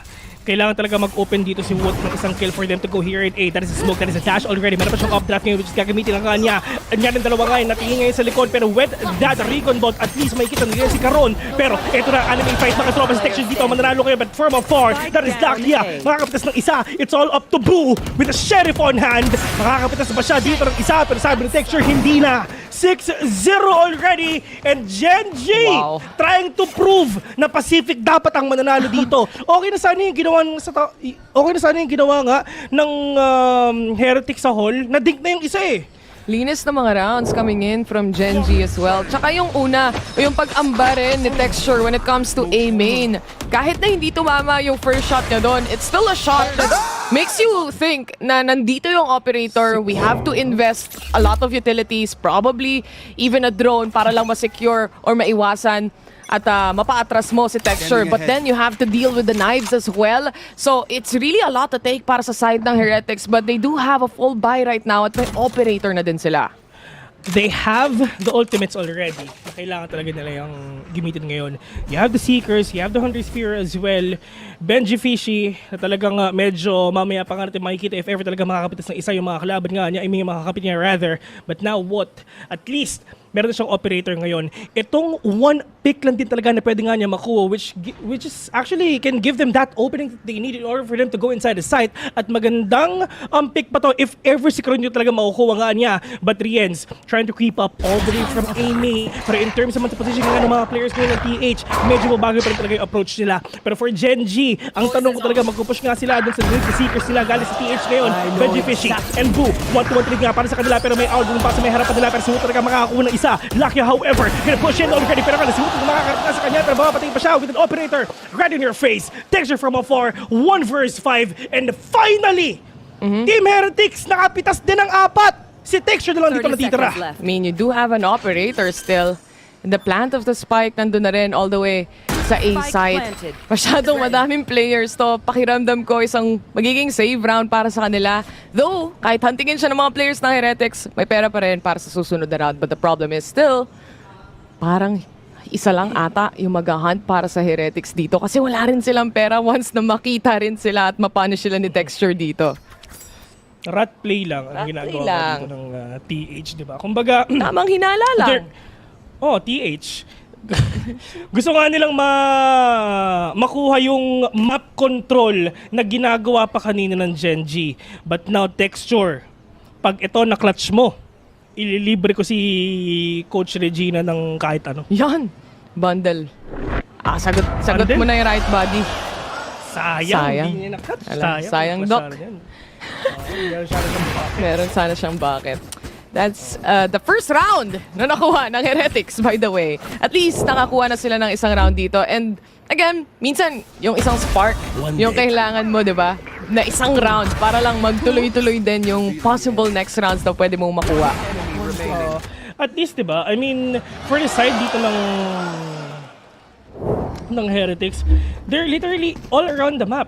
Dalawa yung tao sa mid, dalawa yung tao sa A, tapos yung isa medyo nag-lurk din talaga. Actually, in terms of lurk, si Benji Fishy, kanina pa siya sumasama nga dito sa Genji, dito sa stack eh. Pero ngayon, dito sa pinapakita nga nila, mas pinapalawak pa nila yung mga position nga nila in order for them to maximize the information that they need to get. Sheesh. Oh. Information! Maximize! The default setup para sa side ng Heretics. Alam naman natin na slowly but surely kailangan nilang hanapan to ng butas. Lalo na yung operator nila is still in play. And it was able to take up the first initiating kills mula kanina. So, that's also very much possible para dito sa susunod na round na to. With the help of the Seekers at least, and the Recon, malalaman nila kahit saan or kung saan manggagaling to. Isa nasa stairs and yung Hunter's Fury ni Lakia. Meron ba matatamaan? Walang kill so far. Rians instead, siya ang makakahanap ng isa. And Boo also shutting down one, leaving us to a 4v3.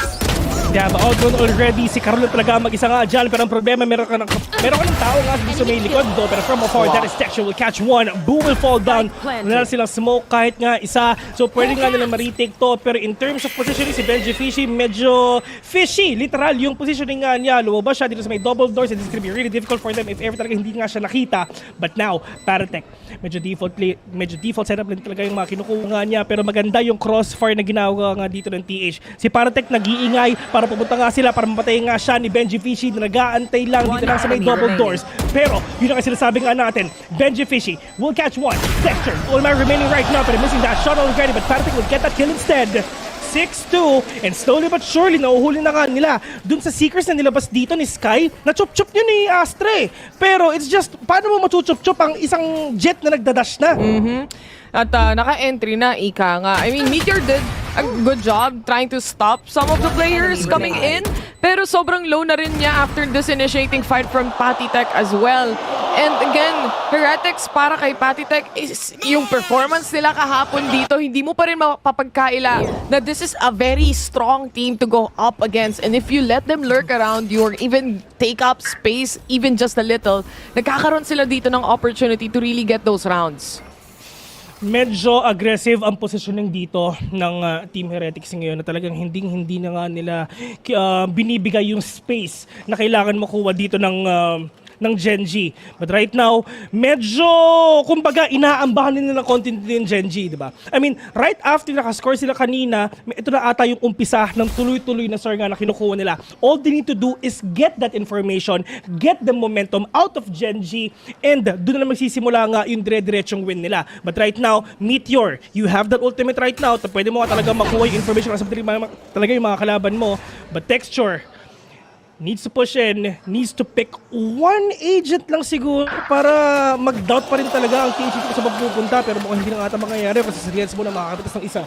Unti-unti dito sa mga rounds na to, mapapansin mo na si Riens, napaka-sneaky ng mga play at napaka-cheeky ng mga kills na nakukuha niya rin dito. Also, a lot of impact. If you talk about it, dahil si Texture nawala, the operator nawala. Woot, on the other hand, alam niyang fake out lang yung nakita niya doon. And Meteor still has that ult as well. And now Munchkin, siyang sasalo ng mga papasok. Buti na lang yung fake out yung nabaril muna. And Munchkin for a double now. For a double din mula kay Meteor dito. Tamang switch off lang na mabilisan. Yun nga, yun yung spray transfer nga. Actually, parang hindi pa spray transfer pinapakita. That is a transfer of all the shot that he's actually doing na ginawa niya kanina pa sa B at ngayon sa B ulit niya. Gagawin ulit yon at partida, Bessie, hindi pa niya ginagamit yung ultimate niya. So information-wise, malaki pa ang makukuha nga niya later sa next round, which is eto na. Yun nga, it's just the setups kung saan siya pupwesto. Always meron siyang makukuha either isa o dalawa sa mga players na to. And kahit yung mga fake out niya dito, it's also working out greatly in their favor as well. Helped a lot pagdating kay Munchkin and sa kanyang posisyon. Silang dalawa nagtrabaho dito sa B-side. Last ng Genji, no? Last ng Genji. Parang si Joshua. Texon? Last yun eh. Okay. Kinala ko yun si Joshua Martin Texon na galing going bulilit. Guys, check niyo yan sa IMDb, sa YouTube lahat. Ayan, lalabas yan. Pero, pagdating nga dito mga tropa, tamang podcast na talaga ang ginagawa nga nila. Pero Texture muna makakapitas nga ng isa. Pero meron pang isa. Sige, Benji Fishes, sumisilip ka ba? Gumugusto ka ha? Pero pag nilalo pa dito, Texture makakaisa pa siya. Diyos ko, lahat ng tinignan niya, lahat ng anggulong sinilip niya, meron siyang nakuha. Pero hindi si Riens. And again, Riens shutting him down. 2 rounds consecutively na nagawa ni Riens yun. At least magkakaroon or ma-alleviate yung pressure na nabibigay para sa side ng Team Heretics. They still have control pagdating sa mid and halls. But at the same time, nakaabang na rin dito si Lakia kung sino man ang lalabas. Sinara ang pinto and instead si Riens ang mawawala. Lakia to wrap around orange here. Sarado. Sarado. Ano oras bukas? Mamaya pa ata kasi gusto nila bumili yung bandal dun pula. Pero pagdating nga dito mga tropa, si Coron tumatakbo na. Yung mga kalaban niya nandyan na. Talaga hinahabol ka na nila. Pero yung alam makikita pa sila. Tekon Mary Coron sa paikot-ikot lang. Pero yun na nga, Coron makaka-triple kill pa. A2 already. Genji! Men, grabe yung giggle na pinapakita nila. Talagang lalong-lalo na sa texture. Diyos ko, sana ganun ako mag-jet! Ba't hindi? Tsaka yung disiplina when it comes to holding a side that you have, kahit narinig mo na yung mga players kung saan manggagaling, you have the advantage when it comes to the info. They still have to clear sight at the end of the day bago sila makapag-plant. And kung si Caron na makikita mo, isang tao siya doon. But again, kung mamamatay siya doon, feeling ko may kasunod din agad eh. May rest back din agad na manggagaling from Genji. Matindi yung follow-up na pinapakita nga dito ng Genji, no? Kumbaga, mabilis silang mag-rotate. Mabilis silang sumagot sa tawag na pangangailangan nga ng kakampi nila. Pero pagdating nga dito ngayon sa timeout na to for sure, if ever nag-timeout pa rin dito ang Heretics best, yun na nga, ubus na yung timeouts nila. Yun nga eh, dahil nga 4-0 pa lang kanina, nag-timeout na sila. After that timeout, 6 consecutive rounds tuloy-tuloy. Nakukuha pa rin yun ng Genji. They were just able to pick up 2. But then again, bumalik na naman sa Genji yung momentum na yun. Gagawa nila ng paraan si Texture pagdating kay Riens. Pero it's already too late. Nakapitas na siya ng isa or dalawa sa mga players.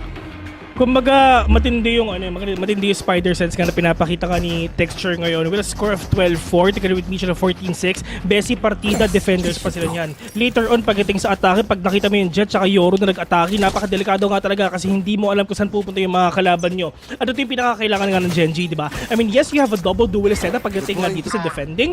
And later on, pagdating sa attacking, mas mahirap tapatan itong klaseng setup na to. Yun nga eh. And I mean, may votes naman para aralin mo kung paano maglaro si Meteor.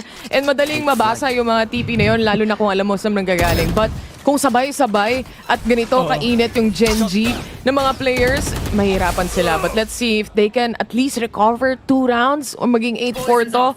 It's the best case scenario so far. Besi, votes ata ng Mitchell Garden pinanood nila. Ay, iba ba yun? Imbis yung Munchkin yung nakita, si Shanchay yung nandun pala sa harapan nila. Iba pala yun. Imbis na Caron, si Dao Mingsu yung tumatakbo doon. Pero, pinanood ko yun Ako din. Lahat naman nata tayo.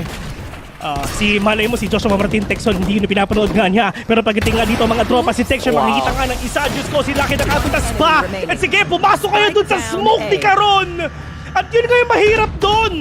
Papasok sila na wala silang information na hoping lang talaga na makapitas sila pero hindi. Handang-handa na makakalaban nila. Ang galing tumahiming ng Genji rin dito.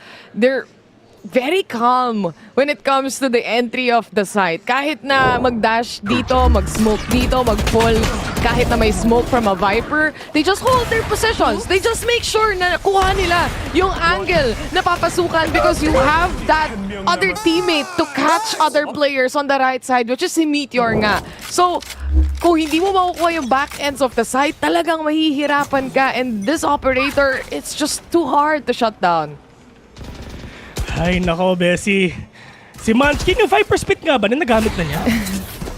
Wala pa nakikitang Viper Skip sa totoo lang. Parang hindi pa ata, pero eto na si Pico, tumatakbo na. Pero napakadaming recon nga dito mga tropa. Si Colon, si Banshee, lumakapit sa isa. Pero yung nga lang problema nga nila, wala silang pera dito. Pero tamang Stinger na din talaga. Kumapit sa Stinger, panalo nga sila. Pero dalawa na dito lang titira. Lahat sila dito lang sa may Gedli. Panatech together with Boo ang natira. Apat pa ang katapat nga nila.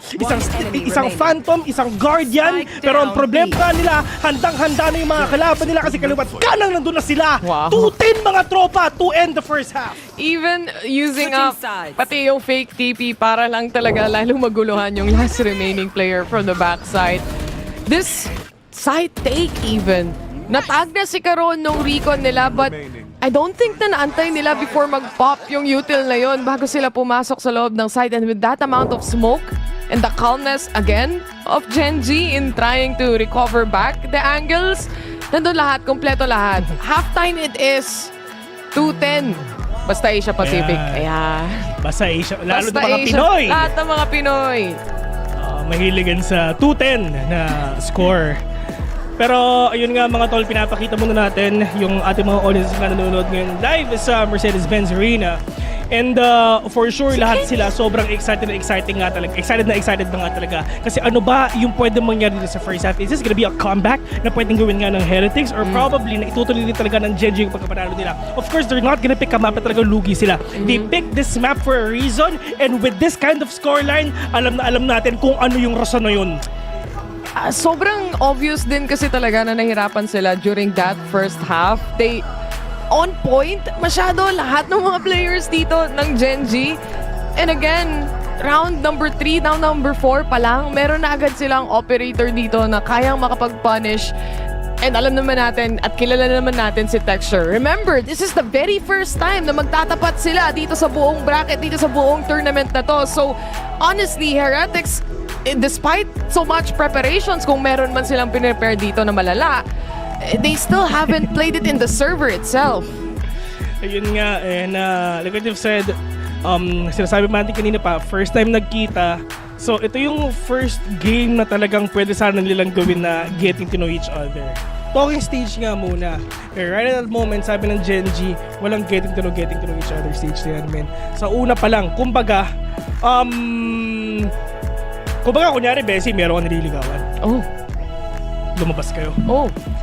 Bakuran mo. Akbayan mo agad.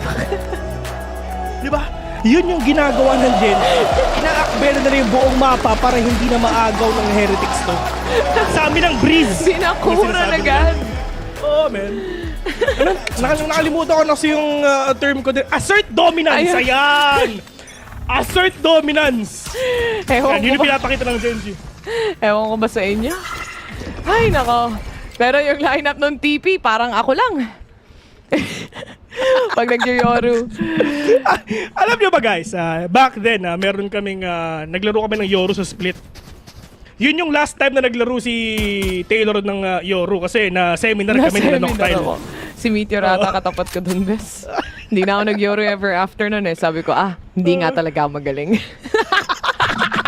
Nung nakatapat. Oo nga. Napasit na, pero si Munchkin!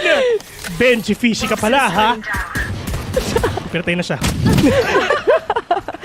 Nakadalawa pa si Kuya mo Munchkin dito. Tamang reload, makakaisa pa! Grabe naman! Munchkin plus 4! Diyos ko! Palaruin mo naman yung mga ibang kakampi mo! Kumbaga, ito yung sipot na nagro-rotate pa lang pero wala na siyang maaabutan. Ay, no! Up! Ito na si Boo. Gusto kong sundan yung Boo pero delikado. Pero kahit si Munchkin, give me the ace. Give me the ace. Give me the ace. Pero hindi. Yun nga, tamang white swing na ginagawa ni Lucky, ha? 11. Lucky, ha? Lucky, ha? Pag ito si Lucky at saka si Patitek nagkita, hay nako. Ako nga pala si Lucky, ha? Pangalan mo? Patitek. Delikado. Pinilit nilang labanan si Munchkin dito. Grabe yung minimap niya, bes, no? Liit. Mini talaga. Ay, no? Pagbalaki yan si Boo. Kasi may mini Boo sila eh. Diba? Yan, si Mini Boo. Ito si Boo. kung may mini-boom, may lucky, o diba? So, sakto lang itong dalawang teams na ito. Sila talaga nga nagkikita. Pero tamang outdoor nga muna talaga yung ginagawa nga nila. Magkakakita pa sila ng kills ngayon or any. But right now, sabi nila, Kia, Tol, walang tao sa A. Tara, pasok na. One tap to the head though. The ends flashed off for a little while. Munchkin, good for one. It's a quick 1-to-1 trade. Nakuha nila yung halls, pero the ends hindi hahayaan na mangyari yan basta-basta. Remember, it's a long-range angle and Sheriff works best pagdating sa mga ganito on a low buy. It's still a 4v2 though. At napakasakit para sa side ng Genji. Hindi nakita ni Meteor na meron pang tao dun lang sa may bridge, mga tol. Dalawa nag-aantay dito lang sa may double doors, pero it's all up to Lakia with 20 HP, and that is Benji Fish. He will end that round with a win. At hindi na uulitin ulit yun ng Team Heretics sa pagkakapit sila isa-isa. At saka kung mapapansin mo, no, talagang binigay nila actually yung buong site talaga. They used up a recon, they used up a drone, yeah, sure. But if you check on the mini-map, there's literally no one playing on site, and they played sa strengths ng mapa na to, yung long-range duels, yung sheriff mo na kayang pumitas ng pangmalayuan, and why not? Kinakabahan ako mga tropa kasi yung monitor ko sumasarado na. Pero pagdating nga dito mga tol, at least yung mga players dito ng Team Heretics, itong mga wins nga talagang kinukuha nga nila. Talagang ito yung pinakakailangan nila, no? Lalong-lalo na, they have the advantage right now. They have the economy. So, if ever Team Heretics, maybe we can see an 11-4 scoreline right now. Pero early aggression pinapakita nga dito ng Genji for them to get that Yoru ult na if ever pagdating kay Meteor later on, pag nag-ult na siya, makakapasok sila kung saan nila gusto because of the information that he can actually give. Parang hindi pa nga ata natin siya nakitang mag-ult eh. Nag-ult pa siya nung first half? Oo, nag-ult siya. Dalawang beses na. So sobrang galing din ng iba niyang mga kakampi. Alam mo yun, na-outshine din ng isa't isa. But would to go out and hop out. Kahit na matalo siya sa swing na yon, merong trade na sasalo. Pero ang importante para sa kanila, panalo every shot na posible nilang makuha dito. Low on HP si Riens, but again, si Patitech, kapag nagkita sila, at least may heal na pwedeng gawin. What a shot from Meteor in this Marshall. Root ka pala, pero pagdating nga dito si Patitech nasa Genji pa. Yung mga players ngayon ng Genji, at least nasa loob na ng B, pero alam ni Benji Fishy kung saan kayo pupunta. You have the traps already, you have the camera as well. God camera nga, ito yung tinuro mo sa akin, Bes. Pero pagdating dito nga sa Team Heretics, at least they're really trying to wrap around these teams. Na kung ano yung ginawa nila sa A, uulitin na lang ulit nila. Still a 4v3. Bibigay nila talaga. Wala sila masyadong pera, wala silang masyadong baril pagdating sa round na to. It's just the Guardian from Texture na mag-gauge upon pagdating dito. But Poo, first contact, he gets the kill. Texture to get the trade. It's a 2v3, kailangan niya mag-hold ng backside, pero the flash settling in perfectly sa kanyang mukha. A headshot mula kay Lakia, but that's gonna be the round para sa side ng Team Heretics. An 11-4. Ito na despite na sa team ng Genji is of course, broken by sila. Pero, na-push pa rin nila na 2v2. So, naka-ghost, naka-sheriff, naka-guardian ng iba, na yun na yung magiging nangyayari ngayon. What more kung naka-vandal lahat sila. And right now, wala namang ginagawa si Meteor kung hindi ipon lang talaga ng ultimate dito. Yun ang pinakakailangan. Yun yung goal nila. Yun yung objective ng Genji ngayon. They have a lot of rounds to lose. We started this game onto a 11-3, ganon. Men, you have 8 rounds to lose. Ngayon, 7 na lang. So, napakadami nyo pang pwedeng i-adjust na pwedeng gawin yung kahit anong place in order for you to win every round. Pero what? With this operator, medyo delikado ngayon ng Genji. Sa loob pa ng smoke at tinitimbrihan na siya ng mga kakampi niya. Mama out para kay Wood right now. Ang galing umilag. Batang Quiapo ata to. Pero Wood repositioning himself. Still not able to get any kills at all. Sa harap lang at forward ang push dito para sa side ng Genji. At nagpa-plant na sila. Backside, mamaya na yan. May smokes naman tayo. Meteor playing around it as well. May TP pa siyang pwedeng iset dito, Bessie. Yun ang sinasabi nga natin, diba? Inatin sa ganda ng ultimation para ginagamit nga niya. Pero ngayon gamit na. Meteor will catch one already. Pero meron pa tao sa may kanan nga. Meteor nakakadalawa na. Pero nasa ba yung iba? Wood tsaka Benji Fishy nandito lang titira. Medyo mahirap pa kasi nga si Benji Fishy nagro-rotate pa mga tropa. Wood slowly and surely will get actually will fall down to the hands of Meteor. Pero Wood, eto na, 4 yung katapat mo mga tol. At ang hirap nga nun kasi kaliwat kanan at harapan yung kalaban mo pupunta na sa'yo. Ano ba nangyayari sa Heretics? Diyos ko, men. Hindi ko na alam, men. Kasi, alam mo yung composition na to mula sa Gen.G, etong double smoke, double control agents na meron sila, yung Viper na yan is yung typical smokes na makikita mo sa Breeze. But you have Karon who's playing with Meteor. Kung mapapansin mo, lahat ng nilalaroan halos ni Meteor dito is yung smokes na siniset up ni Karon. And each and every single time, meron siyang nalalaro around it. Meron siya napipitas talaga. And lalong-lalo si Munchkin, iwan mo yan. Talaga makakapitas din yan. Well, actually, siya na lang yung parang acting sentinel nga dito for themselves eh. Together with Karon eh. You have a lot of agents pagdating nga dito sa Gen.G who can actually flank or lurk at kung ano-ano pa. At yun lang din talaga yung kalakasan nila. Because number one, you have the full map control of these players, of these agents that can actually give a lot of information kung saan pa sila pwede mag-pushin.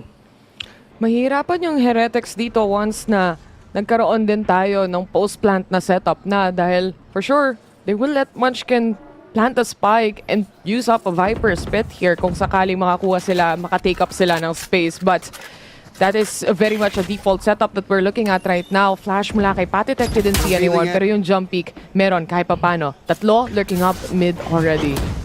Pero si Benji Fishy, nag-rotate na rin siya. Start na the rotation already. Pero ang problema nga nila si Partitek mga kadalawa na. Good on the kill nga na pinapakita nga niya. Actually, yung iba, RNG lang yung sting na doon, literal. Kasi isa tumama sa ulo eh. Spray and pray lang yun, men. Pero, na bala. Exactly. And at least, dun sa mga ganong klaseng luck na ginagawa nga niya, na pinapakita nga nila, na nanalo sila. But at the end of the day, yung mga kalaban nila, match point na. Match point na nga sila. And for Gen.G, there's still a lot of cushion, a lot of a big score gap, to be honest, para masolusyonan kung ano man yung ginagawa or ano man yung nagiging play dito ng Team Heretics at sila yung hindi pwede magkamali. We all know that. But this take towards the site, I mean, the Stinger itself, you cannot discount na pag close range yung duel talaga. Maaaring makapitas to ng dalawa sa isang magazine ng bala. Sa isang magazine? Yan, sabi niya eh. Hindi mo pipigilan eh. Sorry. Pero pagdating nga dito mga tol, ayun na nga, alam ni Mitchell na meron pang tao dun lang sa May City. Pero si Wood, makakapitas pa nga ata siya, pero tamang dash away para naman si Patitek to the rescue for him to take down one. Pero meron pa siya isang flash actually, pero hindi parang sting. Talagang secret talaga yung gagamitin nga niya. But now the aggression of Team Heretics, at least they're not letting Gen.G to get the space dito sa mapa na to. Inuunahan na ng Team Heretics to. Gaya ng sabi mo, assert dominance, di ba? And this time, they're happy to take up a little bit of a space against a team ng Gen.G dito. And it works. Because again, if you let Gen.G just allow them na maka-entry ng site and maka-pwesto at makabuelo yung Yoru nila, which is si Meteor, mahirapan ka na maka-recover. But if you play ahead of it before pa makapag-TP kung saan-saan, before pa makapag-flash, then you might have an advantage, and that's where they found the rounds na nakikita natin ngayon na nagbumula from Heretics side. And I think this is a timeout from Gen.G naman para solusyonan na to. Meron pa silang dalawang time. This is the first time out nga na, si Jesse Bash. This is the first time nga na nag-time out sila, no? So, kumbaga, if ever siguro yan later on, pa nag-12-10, magka-time out ulit yan. Kumbaga, ang Team Heretics dito, hindi na sila pwede magkamali. They need to win 6 perfect rounds in order for them na mag-reset nga onto 1 OT. Pero pagdating nga sa Gen.G, like you've said, like a caution, but talagang, Bessie, feeling ko, Gen.G pa rin talaga yung pwedeng manalo dito eh. I have a huge feeling talagang baka makuha nila tong map na to and for them to prevent the comeback of their enemy. It's a map they picked. And so far, when it comes to stats anyway, for Team Heretics, it's a mix and match of a win and a loss when it comes to this map na marami rin nilang beses tinapatan yung ibang mga teams like Fnatic, for example. But again, when it comes to stats, kung ilang beses kang nanalo at ito yung strongest suit mo, Gen.G yun. So gusto nila magkaroon ng isang magandang start pagdating sa tournament na to, and ito yung mapa na pipiliin nila. Orb control, nice nila, but Meteor good on the shots. Sheriff connecting left and right, pero isa lang ang makukuha nila. Gusto pa atang umamba ng Heretics dito. That's a fake out and a drone to try and push back enemies. Ito, talagang objective talaga nila is makuha nga dito yung ultimate nga na meron talaga si Mika. Pero kaliteksyon dito makakaisa mga tropa, pero this is gonna be a 3 vs 5 already. Diyos ko, si Red Moa wala pa. Ano na nga yung problema nga nila? Walang pera ang Genji kanina, pero lumalamang na sila. Kung kita 3 vs 2, Cosmic Divide, eto na, yung Neural Theft, alam nila kung nasa ba yung mga kalaban nila. So ito na, magsisimula na yung pwedeng rotation nga na pwede nilang gawin para si Munchkin. Okay, pwede siya mag-stick dito, pwede siyang umikot, at least lamang sila in terms of head count. At meron pa silang smoke though. Mag-holds control dito si Munchkin. He could actually try to cut off a possible rotation na magmumula rin sa Viper ng kalaban. But through mid, inaambahan na ni Benji Fishy. Tinitimbrehan niya na nagpa-plant na rin ng spike. And itatakbo na ata to ni Bu. Kung sakasakali man, rinig na rinig siya from halls. They know it's gonna be a 2v1 inside kung Benji Fishy pushing through B main. Pwede silang maglaro dito sa Recon na meron si Lucky So kaya napapansin yung medyo nag-step back na siya. Pero Diyos ko, Munchkin, oh no, makakapitas pa siya ng isa. Pero ang problema si Benji Fishy nga, makakuha nga siya. Pwede kita, 2 vs 1 already. Buno lang dito ang natitira. Pero yung oras, Diyos ko, nawawala na. Pero ngayon, tamang bait and switch na talaga. Pwede nga ipakita ngayon. Kaya ba't kanan dito kayo mga kalaban nga nila. At yung oras nga talaga na kinukuha nila. Nalamang sila mga tropa. At yung timeout na yon, Genji pa rin talaga yung nakakuha.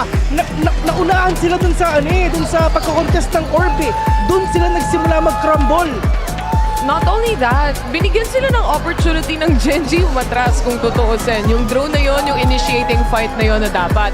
And I think hindi ini-expect ng Sky na biglang mag-ult dito yung Yoru as well. And syempre, it's all about the pre-fire. Sinet up na pati Hunter's Fury. We all know the combination na lapitan mo, turo mo, Hunter's Fury ko. At yun yung ginawa nila for that last round. And I think it's already a set stone plan mula doon sa kanilang timeout. It's an execute. Sunod nung sinasabi nga natin, objective nila is makakuha nga dito ng ultimate. Si Meteor really need to get that information at nakuha na nga nila right after the battle dito nga sa A main with his ultimate. Talagang alam nila, okay, tara, pasok tayo dito. Pero nag-Viper Spit pa nga dito si Munchkin, pero ang problema with that Neural Theft, talagang medyo malulugi nga talaga sila. Kasi once and for all, talagang lugi naman talaga sila in terms of economy and of firepower. But right now, it's just the players of Genji battle it out. Pagdating sa game number 2, 2-0 ba or 1-1, makakabawi na ba ang Heretics mamaya? We're gonna get to see that later on. Pero ang importante, ang momentum binibuild na dito ng Genji. Kahit yung final round na yon, yung lurk, nakikita natin mula sa Viper as well. Kumbaga, clear shot na eh. It just so happens na syempre, kahit papano, meron ding cross na hawak na angle dito ang side ng Team Heretics. But, that first game, mapupunta muna para sa Gen G. And knowing na ito naman yung naging map pick nila and going in, moving forward, yung magiging next map pick natin dito is Icebox. Ang labo ng camera ko. Lilinaw na yan. Magpaano ka lang, magpa-autofocus ka lang. Kaya mo yan. Knowing na Icebox yung susunod na mapa, quite excited to see kung ano yung magiging resulta ng mga next maps natin dito, mga next games. Pero yun nga mga tropa, pupunta muna kami into a very short break. And after that, it's gonna be the game number 2 ng ating Grand Finals, Team Heretics versus Team Genji. Kami nga pala ang The Molds. Shie sa inyong lahat.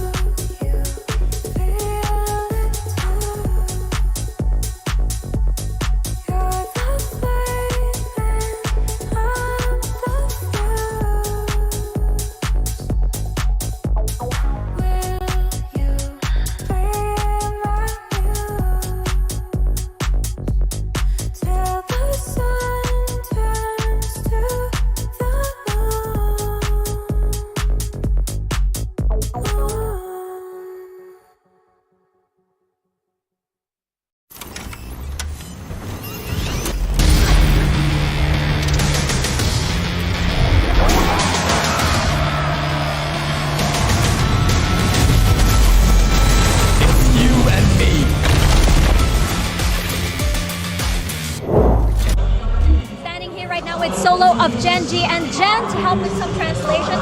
Solo, congratulations on that first map. Now, I wanted to know, there's a lot of talk about the mental preparation of Genji coming into this grand finals. How has the mentality of the team changed? 감독님, 이번 대회 때 특히나 멘탈적인 부분을 많이 강조하셨는데 감독님 보시기에 선수들의 멘탈적인 부분이 훨씬 더 강해진 것 같나요? 사실 저희가 그 부분에 있어서 얘기를 많이 하다 보니까 얘기를 많이 하다 보니까 확실히 좀 더 생각 나가는 것 같고 더 강해지게 된 것 같아요. 네.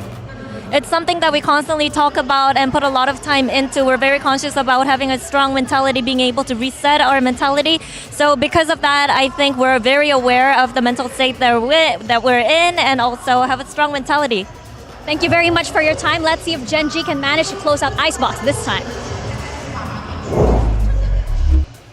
It's strong mentality and also a strong start here for Genji in the grand finals. I'm Yingsun right back here once again with Josh, RT, Kakuka and Mimi. We don't see Genji winning the first map all that often, so perhaps the work they've been putting into their getting a better even mentality has really paid off. But this is what we expected, at least from my side on Breeze, right? Like especially that first half, they knew everything to a T. The rotations were very quick coming in from Meteor, and maybe Heretics was just not really prepared to play against this composition and this map in general. I'm glad you mentioned Meteor because here he is in the Verizon high-speed moment for the day. Mimi, he was getting so many first kills as well. Yeah, Meteor has always been pretty incredible on the defensive side on this map, and in others when he's playing the Killjoy too. I was super impressed with how Genji was playing around these constant B execs that Team Heretics was pulling out. I think they do a great job of finding that gap in the execute and even going for like really surprising forward plays like Meteor does in this round to get an advantage even when that B side is the weaker side, which I feel like makes them pretty tough to play against, Josh. Yeah, I mean, but Heretics ran into a brick wall of like a really strong two-man site hold, and their rotation would come in just to affect the play a little bit, and that's the story of their defense. Yeah, and it's a map that, I mean, a lot of us thought that Genji would take, but fortunately for Heretics, Icebox is up next. Before we jump into that map, let's take a look at the AIM Lab shoot-around. Here is Wood. Didn't really quite come online just yet, but plenty of opportunities for him to do so as we head on to Icebox. Oh yeah, exactly. I think that Icebox is a map where he feels extremely comfortable. Yes, to me, probably for them, this was just a little bit of a warm-up. It's something that they knew would happen and they didn't expect much because of the preparation, but an Icebox, it has to be something different, right? I also think that the perspective in which the teams look at the map is a bit different. Heretics just loves to play for that retake. On the other side, we have a Genji that will go to that early aggression, a little bit to what we have been seeing on Breeze, right? Because actually, it was the fact that Heretics could not get the spike down, one of the reasons why they were able to get so many rounds. Well, we heard from Coach Solo already, so let's hear what Coach Neil Zenio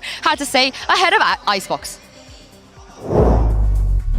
I'm here right now with Neil Zenio of Team Heretics. Neil Zenio, I'm really curious, what do you think went wrong in that first map, and how are you going to ensure it doesn't carry over to the next one? I think for me it's quite simple. We haven't had that many reps on the map, especially with this roster. That definitely played a part in it, but for me and what we spoke about in there was like our fundamentals just kind of went out the window.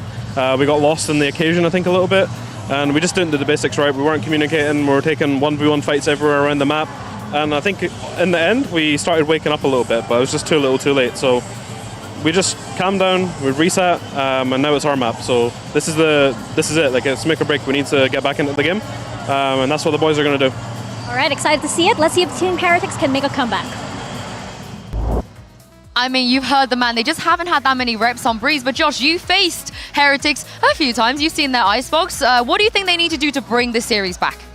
I think they have to enable Woot a little bit. Icebox is a very strong jet map, but also for texture too. I think the main things you have to look out for is actually their initiator differences here. I believe they're running against a Gecko KO, and they have a Sova on their side. I would pay attention to how Genji is making their opens to see if texture gets a pick, or Woot is able to find the gaps in their utility to see if he can get a pick, okay? Yeah, I think also for Genji when they're starting. Welcome back sa Masters Shanghai, ladies and gents. Napakabilis no, natanggal pa yung headset ko. Pero welcome back. Andito na tayo ngayon sa game number 2, Bessie. At syempre, ang Genji maglalaro sa Icebox ngayon na pinili naman ng Heretics. Eh, ang problema, malakas din ang Genji dito. Malakas din ang Genji dito. Oo, yun ang problema nga nila. Actually, lahat ng mapa malakas talaga ang Genji. So this is gonna be a tough fight para dito sa dalawang teams nga natin to. Sino talaga ang pwede manalo. Pero nagugulat tayo, Bessie. Sa atin pala ang agent select dito. Oo nga. Oo, pero sa atin pala to. Pero yun na nga. We are looking at the KO plus the combination of the Gecko again, which is the usual setup na nakikita natin mula sa side ng Genji. And itong mapa na to sa mismong Master Shanghai, nilaro nila to, but majority of the times yung kalaban yung pumipili against them. And majority of the times as well, they've won it against doon sa kalaban nila na pumili ng mapa. So, I feel like, sabi nga ni Coach kanina, di ba, Bes, nung in-interview ni Mika, it played a part na hindi pa sila ever nagtatapat dito sa tournament na to. Kasi medyo lost pa lahat ng mga players. Yeah. Pero at least ngayon, sana nga mahanap nila yung best footing nga nila, no? I mean, of course, game number 1, pumunta in favor of Genji. Pero ngayon, pagdating nga sa game number 2, kailangan nga nila makabawi no matter what. Kasi ayaw na talaga nila makuha itong series point na makuha nga dito ng Genji. Pero right now, sa Team Heretics, actually, medyo solid nga to. You have Paratech and Riens with a double scan na pwede mong ipakita. Medyo mahirap din tapatan to. Pero sabi ng Texture, Diyos ko, simula pa lang! Men! Ang lalim na niya! Malalim na. It's a map for Jets, and kung gusto mo mag-push, kung gusto mo mag-move forward at least, I mean, you have that certain advantage na mabilis ka makakilos, mabilis ka makagalaw. Pero dahil doon, may cons din yun. Mabilis din mawawala yung dalawa nilang player. And it's just, alam din ata ng Team Heretics na they took that time off nga talaga. Hindi mo sila nag-push dito. Na malay mo talaga mag-push din talaga yung Genji, which is nangyari na nga rin talaga. At least 2-1 trade. Still in favor of Team Heretics right now. Nawala man yung isang pang-scan nila, pero si Riens buhay pa. You still have that drone, you still have that recon for them to push it, for them to counter. Itong aggression din talaga na pwedeng gawin nga ng Genji. But it's just KO and Meteor ang natira sa A. Si Caron, he's really trying to wrap around, pero kailangan mo rin niyang kalabanin itong turret sa likod, which is magandang diversion yan actually para umawit yung positioning dito ng Team Heretics. Alam nun nila, merong flank dahil ba sa turret na sinasabi natin dyan. But again, setups coming in from Genji side para pigilan, makapasok at maka-entry sa loob mismo ng side. The dash is there, but the nades also waiting for them. Alam naman natin, pag tinapatan mo yung Viper wall, masakit yung vulnerability niyan. Yun na nga yung pinakamalaking problema nga nila. Lalong-lalo na meron pang nano-swarm dun sa kung saan man nag-dash itong jet nga ng Team Heretics. It's just alam na, basang-basa na rin ng Genji kung paano nila mababawi itong side. Actually, it took them 2 players only to take down 3. Plus yun nga, si Viper all the way from behind. Kumbaga clean up crew na lang. Dito si Caron. So deadly, lalo na sa mga pistol rounds. Itong Viper wall na to, na nag-aantay pa at hindi mo pa rin napaatras itong Genji. Lalo na wala silang info dahil na barrel agad yung recon dart nila kanina. Again, brand new round for Team Heretics na kanina nakakapag-convert pa rin naman sila kahit paano ng mga bonus at eco rounds nila eh. B ang call ni Kapitan dito sa side nga ng Team Heretics. At least, andito pa naman si Caron.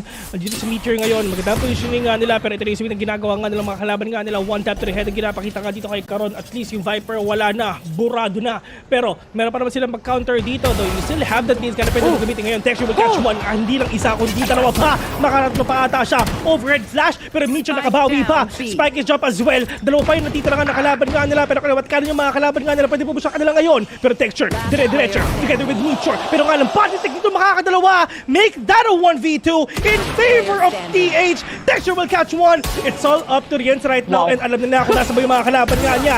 Hindi na kailangan mag-scope ngayon. Hindi na kailangan mag-scope, Bes. 4K, Bessie! Wild! Wild! Ginawa niyang pistol yung Marshall! Parang ikaw lang mag-jet? Hindi ako nag-jet kaya peke ang sinabi mo. Pero pagdating dito sa clutch na to, I mean, you have to give it the Texture. Makikita mo kung ilang milyong oras na ata magpa-practice sa Valorant to. Hindi na natutulog to. Oh, man. Ano yan? Eat Valorant repeat. Tapos konting CR. Pwede na yun, man. Okay na yun. Oh.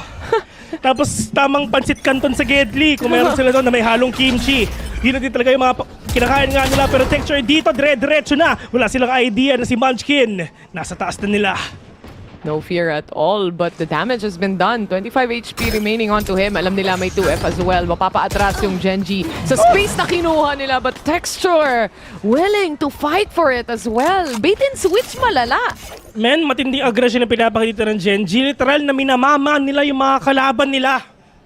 Diyos ko, sobrang tinatapatan nila. Wala silang takot, men. Yun na yun.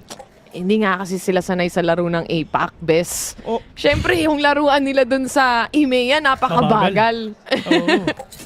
Sobrang bagal, guys. Sobrang bagal. Exhibit A, Fnatic. Sila ang pinakamabagal maglaro dito sa Masters. Sinabi na rin yan ng panel na talaga sobrang tagal nga talaga. Pero look at Texture. Silang swing out. Pero Benji Fisher will get that instead. Walang idea sila. Kaya dalawa na pala yung nag-cross doon. Pero karon, one tap to the head. It will connect. Lamang pa rin ng Genji dito kahit lamang ang TH sa barel. Itong mga sheriff shots na to, kinakabahan ako para sa lahat. Halos lahat sila tumatama na. Riens, on the other hand, hindi mapiflikan dito si Meteor. Instead, siya pa makakahanap ng kill. This is the buy round supposedly from Team Heretics. Pero isa na lang ang natitira at si Buyon. Ay nako, Bu, ano bang gagawin mo na apat pa ang katapat mo? Ang problema, Diyos ko, vulnerable ka pa sa lahat ng binabato sa'yo.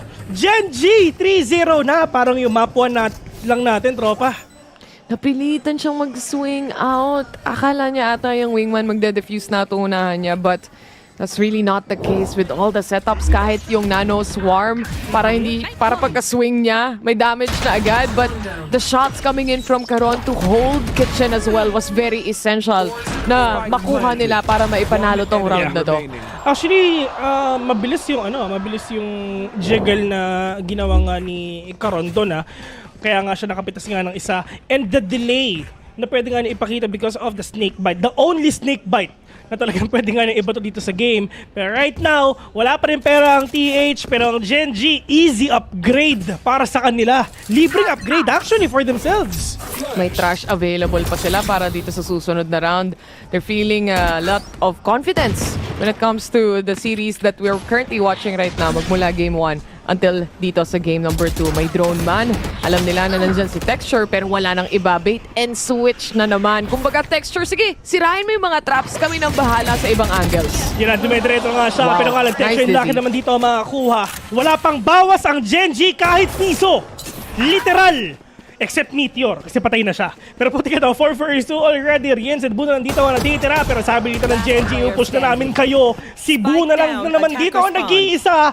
1 versus 4 tropa. Pag ito na-clutch niya, ililibre kita mamaya. Sige, kahit ano? Kahit ano! Turo ko, bibilin mo?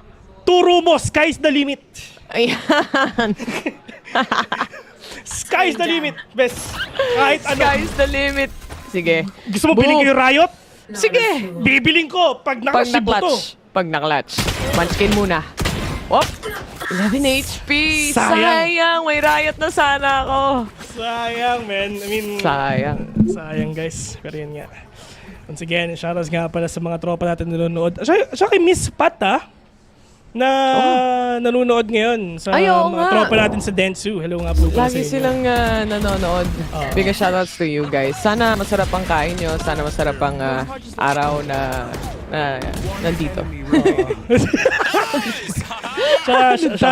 Shoutouts nga pala sa nanonood sa Discord live. Naglilinis ng keyboard, mga ganun. Ayan. Nilinis ng keyboard. Yung isa nagpagupit. Shoutouts nga po pala sa inyong lahat, mga sir. Pero ayun na nga! Simulan na natin to na 4-0 yung laban natin ngayon. Okay lang to sa pinapakita nga ng Genji. At least mabilis yung laban nila. Tinamaan si Bu pero hindi enough yung damage para sa kill. Tinamaan nata siya sa balikat. sa bumbunan.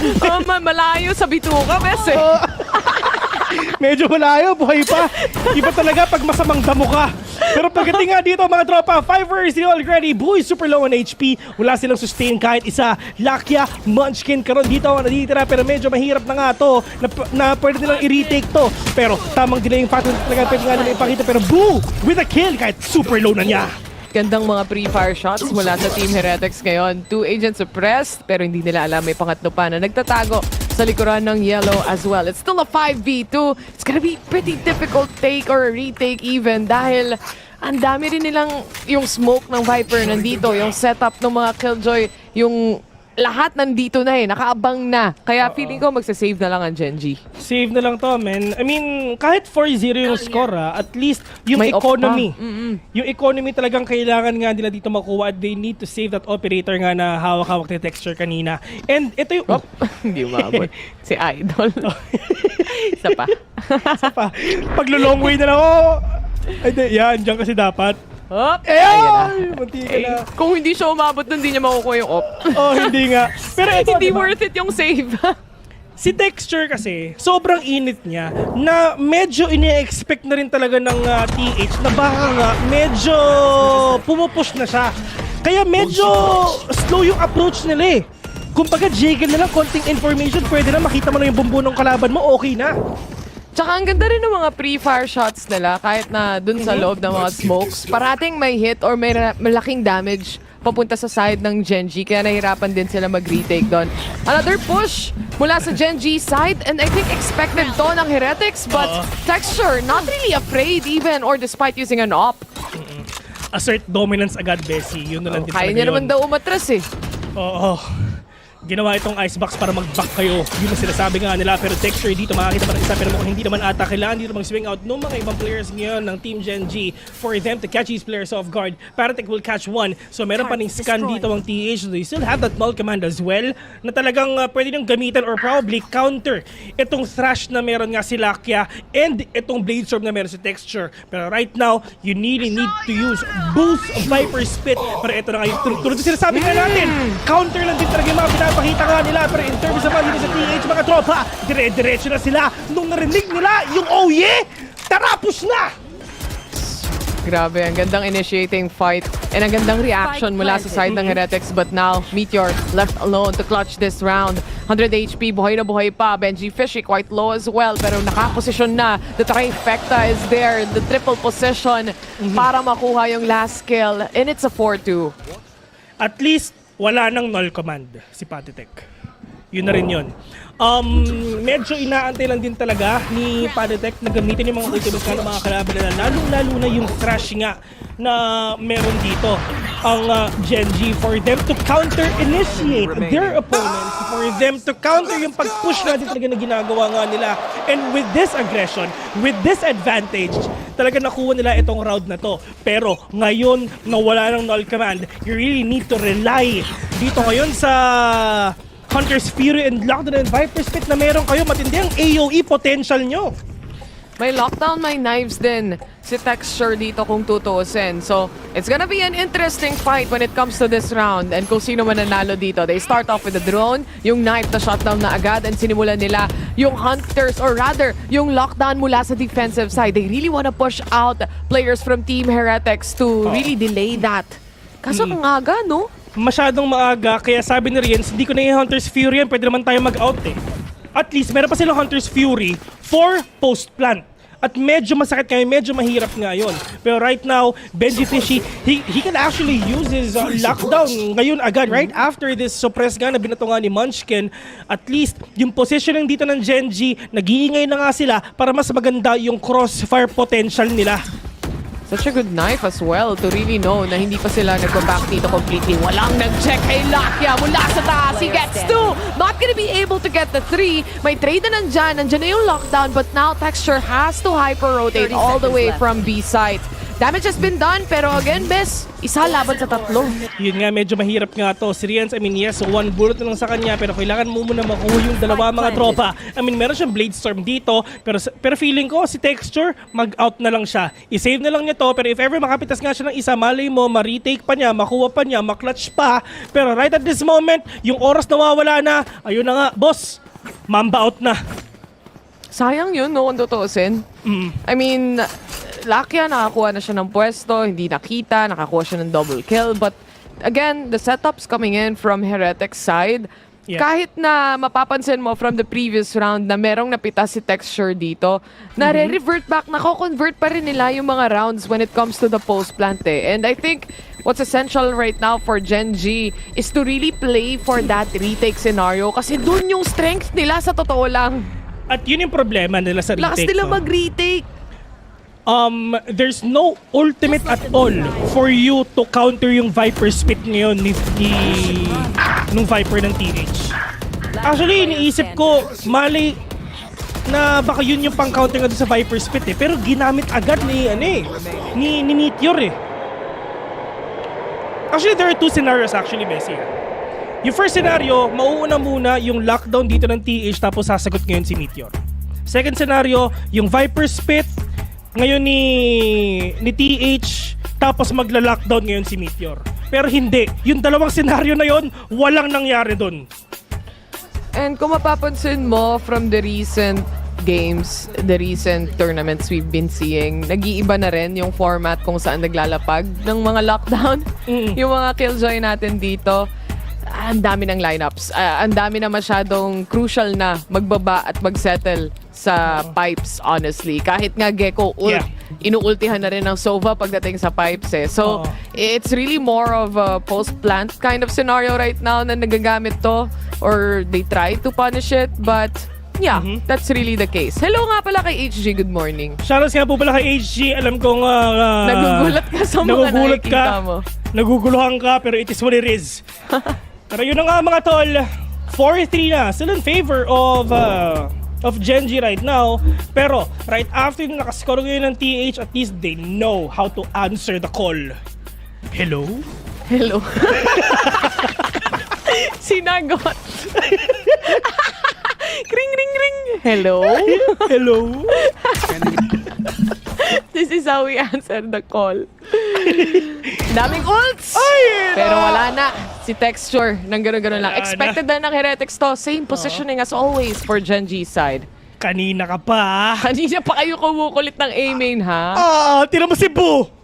Nasa spawn na lang siya. Kasi alam niya na baka meron nga umikot sa kanila. Ang kulit niyo, ha? Dito na lang ako sa base. Binigyan, di ba? Pag gumugusto. Binibigyan, mga tropa. Nabigyan si Texture. Pahinga ka muna. Alt-tab ka muna, boss. Tingin ka muna Facebook ka muna. Kung may Facebook kayo sa Korea. Ano ba yung Facebook ng Korea? Facebook. Facebook pa rin ba? Sorry. Facebook ka pa rin pala. Nga pala. Pero at least yung knife na to, nabigyan ng info si Patitech na may dalawa. Never. Talaga? Meron sila. Ganun pala yun. Koreano eh.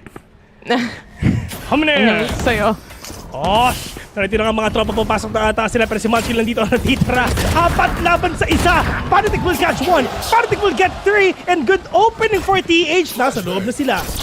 Umiinit na si Kuya mo Patitech, and if he actually starts off to really go na tuloy-tuloy, yung momentum dito ni Patitech nakakatakot para sa side ng Genji. Hindi siya kita ng turret dito, so still mid is very much open and he still has to look around. And Genji, medyo careful yung last 2 remaining players. Karon, mabilis na mas patahan si Patitech, but a good trade mula sa TH. Pero Karon, nalaban ba siya? Wala sa no choice dito mga tro. Wala siyang pera ngayon. 4-4 already. We started off na 4-0 pero ngayon 4-4 na. TH at least nakapag-comeback sila. And ito na nga ata yung oras para mag-usap-usap. Nag-time out na pala nag-time out na ba ang Genji? Nag-time out na ba sila? Hindi pa, best. Kanina pa ata yun, yung game number 1 pa yun. Okay. So far, yung 4-0, tas nagtuloy-tuloy na makabalik ng Heretics. Parang wala pa tayong nakikita at all. Yung initial push kasi nila dito for Genji's side, gusto talaga nilang makakuha ng space eh. Pili-pili talaga nila. And I think it's very important para sa side ng Genji. Kaya naman yung knives na to, makakahanap ng isa, that's Benji Fishy. Patitech goes down as well. Mula sa taas, si Wood makakaligtas, pero low HP na si Texture. 5 vs 3 already. Good opening ang pinapakita ng Texture. At least si Patitech at si Benji Fishy dito wala na. Pero si Lucky sobrang lalim na mga tropa. Nakapita siya ng isa. Makakadalawa pa ata siya. Si Lucky nakadalawa na. Pero si Renzo na dito natitira. 4 pa ang katapat niya. Napakahirap nga nito kasi wala siyang idea kung nasa ba yung mga kalaban niya. Meteor all the way from B. And yun nga, wala namang pera yung ibang team players dito ng Genji. Pero napakahirap. Pag 3 sheriff ang katapat mo, yung isa may vandal na. Si Karon nakita pa yung alam na nila kung nasa series ngayon at sobrang lalim na nga niya. And Texture with the aggression na pinakita nga niya, kasama niya si Lakia, na nagulat na lang sila. Hala? Kumukulit pa rin sila? Oh, well invested yung Blade Storm dito mula kay Texture. Nahanap niya yung pinaka-importanteng mga players pa. Kahit si Patty Tech dito, nabura pagdating doon sa round na yun. Almost a triple at that point, but wala siyang buhay eh. But Lakia, andito siya para saluhin lahat ng lalabas na belts after that. Pero ngayon, at least, yun nga, di ba? Sobrang na-divert ni Texture attention sa kanya. Na nagulat na lang sila nga sobrang lalim na. Pero si Texture, with the verticality already, Diyos ko, makakadalawa pa siya. Sige, Patitek, ang kulit-kulit mo. Hindi, nag-ano siya, no? Kumbaga, nag-dry pick din siya nun eh. Akala niya nag-dash in na si Texture pero hindi pa. Pinapaisip nila Dash masyado tong Heretics, no? Oo. Parang, magpupush ba kayo ng A? Tutuloy nyo ba yung amba? O talagang hanggang dito lang and may operator sa backlines at mukhang ito yung round na yun na nasa backlines si Texture waiting for that operator shot. Alam nila may alarm onto the corner here as well and Heretics maririnig at matitimbrihan pa rin sila dito ni Meteor. Alam niya nga nila na baka nasa B na nga sila. Pero ang ganda ng swarm na pinakita nga dito ng Genji, ha? Talagang hindi kayo mapapunta ng yellow agad, ha? So, kumbaga, talagang delaying factors din talaga yung mga kailangan nga nila i-consider. Pero look at Benji Fishy. Medyo malayo pa siya to try to cut off the rotation nga na pwedeng gawin ngayon ng mga kalaban niya. Pero pagdating nga dito sa B, stop yung dalawa. At mukhang oo nga, Bes. Oo, pero merong trash si Lakia. Kung makakahanap sila ng magandang positioning dito, even at least a kill, a pick-off, kung sakasakali man, but that's not really the case. Huling-huli sa dalawa. Ang huling-huli sa akto, yung dalawa at pati na rin yung lurk nila, si Benji. Si Benji. Si Benji, Tropa para sa no? Si Benji. Pero ito napagod na siya mag-basketball, man. Oh, nag-VALORANT na lang siya, man. Pero ito like what you've said, na talagang napapaisip and sobrang natatamang hinala ang TH. Nakasan ba yung mga kalaban natin? Ano ba yung mga pwede nilang gawin? Ano ba yung mga position na pwede nga nilang silipin? Pero lahat ng traps na ginagawa nga dito ng Genji, nahuhulog ang Heretics all the time. Timeout na lang daw sila. Kailangan nilang hanapin yung play kung sakali man. Pero mukhang nag-timeout yung Genji kanina, Bes. Ayan, bawas na ng isa. Etong oras na to ay para sa side ng Heretics. They are still trying to figure out kasi majority of the time nakikita natin A-site yung take na nakikita at napapanood natin. And napipigilan sila sa B ng isang Killjoy or ni Meteor. Pagdating sa mga traps na yon, I do feel like na syempre the more rounds that they play, the more rounds that they understand how Genji plays as well. And they need to understand this right now. Score is 6-4 already. Or 5-4 ba? 6-4. Tama, 6-4. The score is 6-4. You have a lot of ultimates na online. I mean, lalong-lalo na dito, meron ka na naman pang-cancel ng Thrash. I mean, yes, yung Viper Spit, yung lockdown dito na Benji Fishy, medyo malayo pa. Pero you really need to rely dito sa ultimate nga na gamit nyo. At lalong-lalo na, yung ibang players kasi dito ng TH, dry pick sila eh. To be honest, yung ina-expect mo magpa-pop off pagdating sa match na to, syempre na ang gandang performance si Woot kahapon, hindi rin siya makahanap ng space at all. 3 kills and 9 deaths siya so far when it comes to this attacking side. Huli na nga sila. At lagi nga nilang nahuhuli. Handang-handa ang Genji sa positioning lalong-lalo na sa A. Yun na yung sinasabi natin kanina, Bessie. I mean, yes, pinili ng Team Heretics to, pero malakas din ang Genji dito sa mapa na to. Charos nga pala kay AG at kay Ian. Oo nga nagulat pa. Tsaka dagdag mo pa sa worry mo na hindi mo pa rin nakikita si Texture kung saan siya nakapwesto. And B-site, it is ang pinwestohan niya. Si Woot ang first contact at natama pa rin yung shot na yan. Meron pa pangalawa mga tropa pero si Boo muna makakapitas nga ng isa. Pero napakahirap nga kasi matindi yung delaying factor na meron dito ng Genji. Lalong-lalo na yung lahat ng binabato nga ni Meteor ngayon. Kanina sa yellow, ngayon naman dito sa may default ngayon at will give them that opportunity for them na mag-rotate na. Ito na dire-diretso na mga tropa. Ito hinahanap ng mga kalaban nga niya pero hindi pa na-detain yung isa. Grabe. Sa isang swarm, sa isang knife, naubos yung oras ng Heretics dito at nabigyan niya lang ng space mag-rotate yung iba pang miyembro all the way from A side. It's just a play on trying to pinch down kung sino yung magpa-plant ng spike with 17 seconds remaining on the clock. Benji Fishy finds one, Munchkin on the other. Nasa taas lang at si Lakia at Karuna ang bahala. When will you Reset. ever learn? Tatlo sila sa A kanina, Bes. Isa sa pipes, dalawa nag-push na. Dahil lang sa isang knife, out muna. Isang nano swarm, out muna. Setups ng flashes, wala na. Hindi na sila nakapag-setup ng post-plant nila at all. Naka-rotate pa yung iba. Grabe no, ang dami nag-push na. Isa sa nest, isa sa pipes, tapos may kasama pa yung nasa pipes if ever for trade-offs lang. At pagdating naman dito sa B, if ever nag-push kayo doon, yung delay naman na pinapakita nga ni Munchkin naman yung makakatapat nyo. So saan kami pupunta? Raidstorm na lang daw. Wasiwas, lipad-lipad. Tignan natin kung meron siyang mahahanap na kill dito. Akyat instantly pa 2F dito yung isang player na nag-aantay sa B-side. Instant rotation din mula sa Genji. Actually, and Texture was able to punish Patik. Nako po.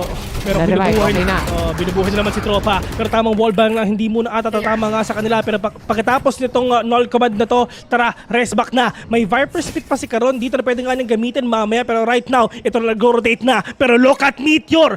Hawak ni Meteor yung rotation sa mga kalaban niya. Hindi lang isa lang makikita niya, kundi apat pa. Pero yun nga ang problema, mamamatay pa siya. Pero pagdating naman dito sa B, si Texture nakapit sa ng isa. At yun yung go signal. Tara!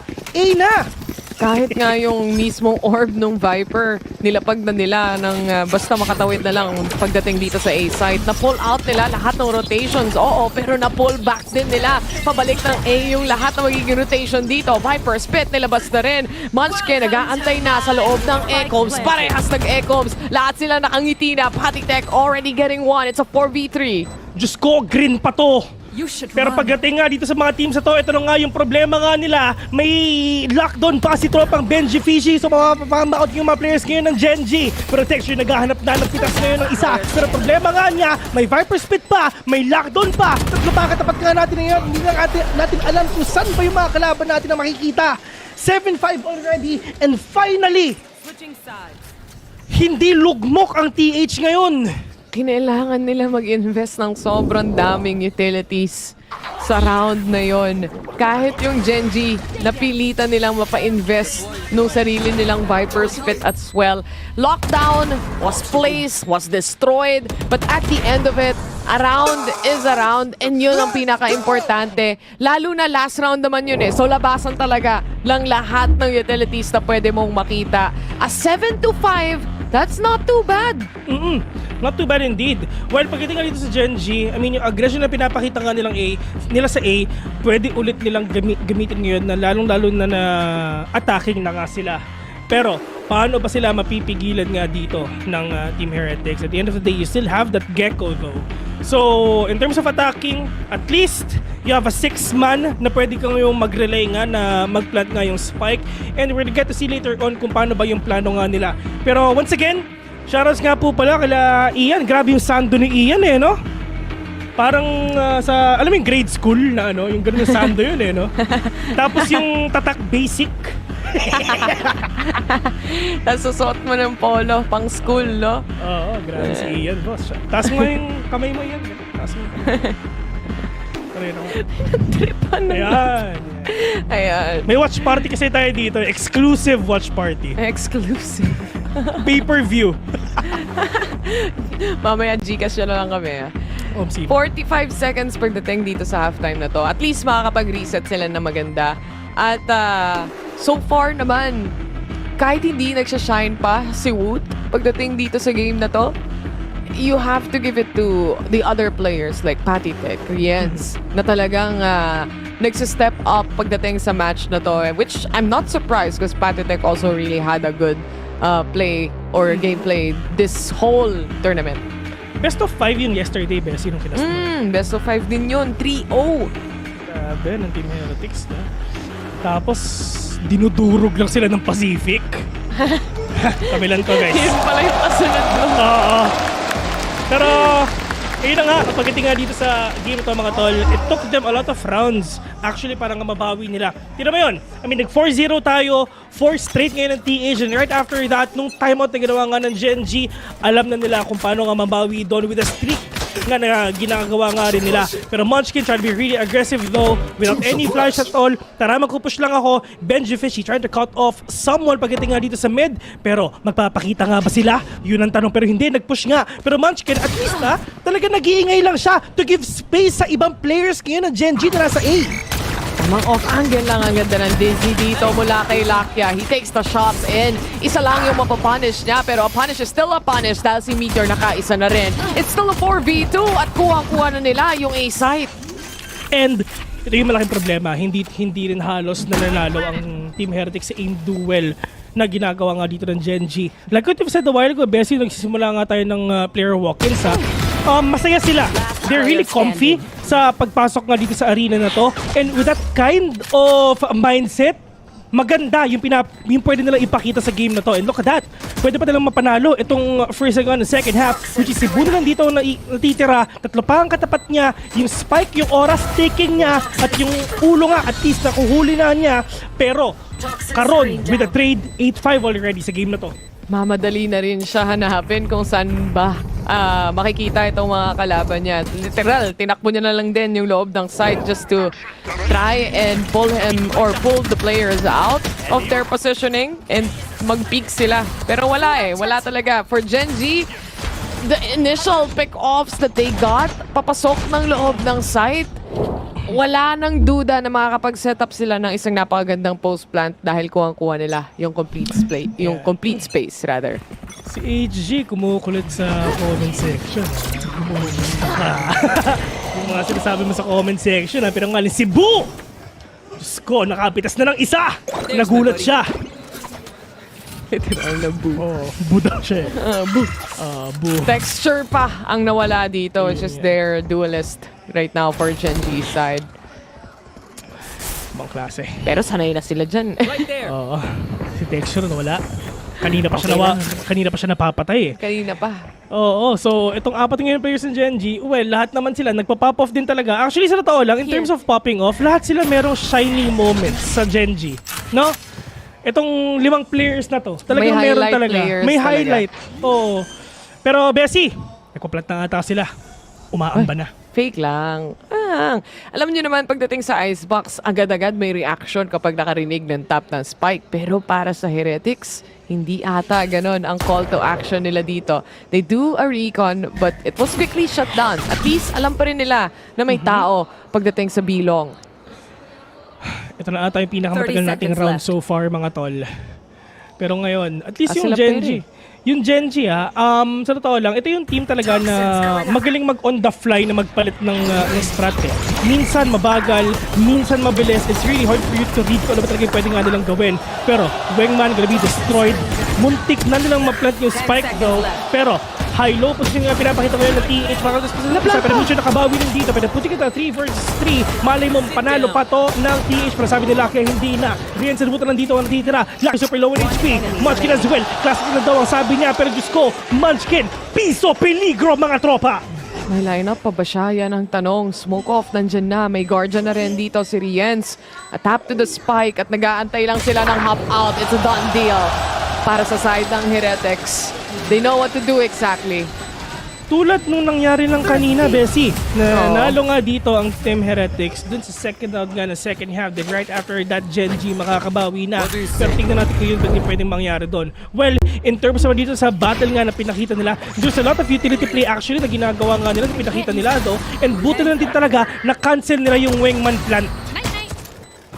That's also a big part of it. But at the same time, again, when it comes to Sheriffs, you want to take on those long angles, long-range duels. And kung mag-hit yung shots mo through the head, then it's not really much of a problem. Just so happens for Gen G, yung slowest round nila dito, gusto nilang antayin yung mga wall ni Caron, for example. Hindi pa rin nag-workout para sa kanila. Feeling ko kasi talaga dun sa unang tap ng spike, ina-expect nila lalabas agad tong Team Heretics Pero hindi.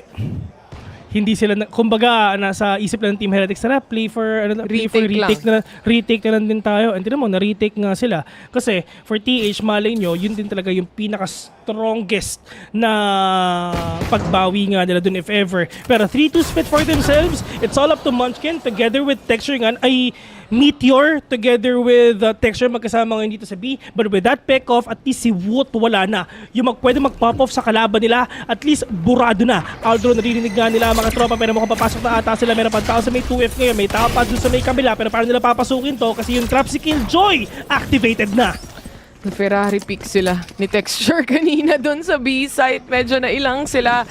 Trash also available for Lakia na ginagamit na rin ngayon. Riens, mauhuli nito pero si Patitech nasa taas. Siya pa rin ang makakapag-convert ng mga kills na to. Benji Fishy also getting one pero ito na yung mga tag when it comes to the Sheriff shots.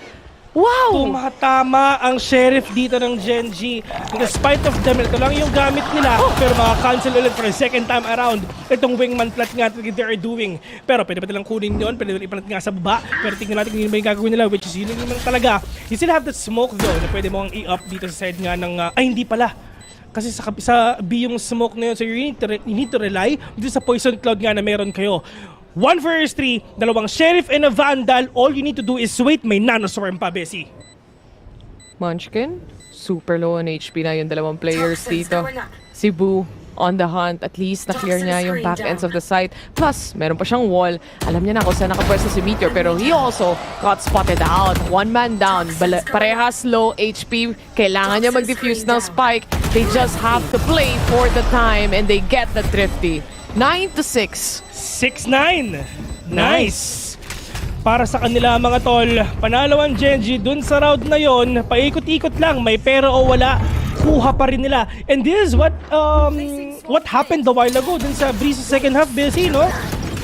Talagang pagdating sa Sheriff, lalong mas nagiging careful yung mga teams, lalong mas nagiging careful yung mga players mo, and lalong mas mag-hit yung shots.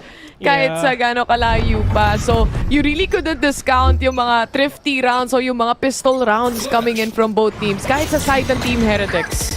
That's true. Na talagang kahit anong baril talaga pwede mo makita, kuha pa rin nila. Pero Texture, Diyos ko, napitas yung isa, buo walang nagawa. Pero pag swing nga ni Woot, ang dami niyang nakita. Pero Guardian na yung gamit niya. 1-3 head na muna patama nga para sa kanya. Pero tatamaan na siya. At yun na nga, napatay na nga ni Texture ngayon. Dire-diretso na siya with a dash as well. Pero Patitech, this is the rotation already. This is the retake nga nila pwedeng gawin. Pero meron pa silang utilities dito. You still have that recon, that shocked and an Aldron, the flash as well. At yun lang yung kailangan yung gamitin para nga makuha nito. Pero si Nature may lockdown pa siya.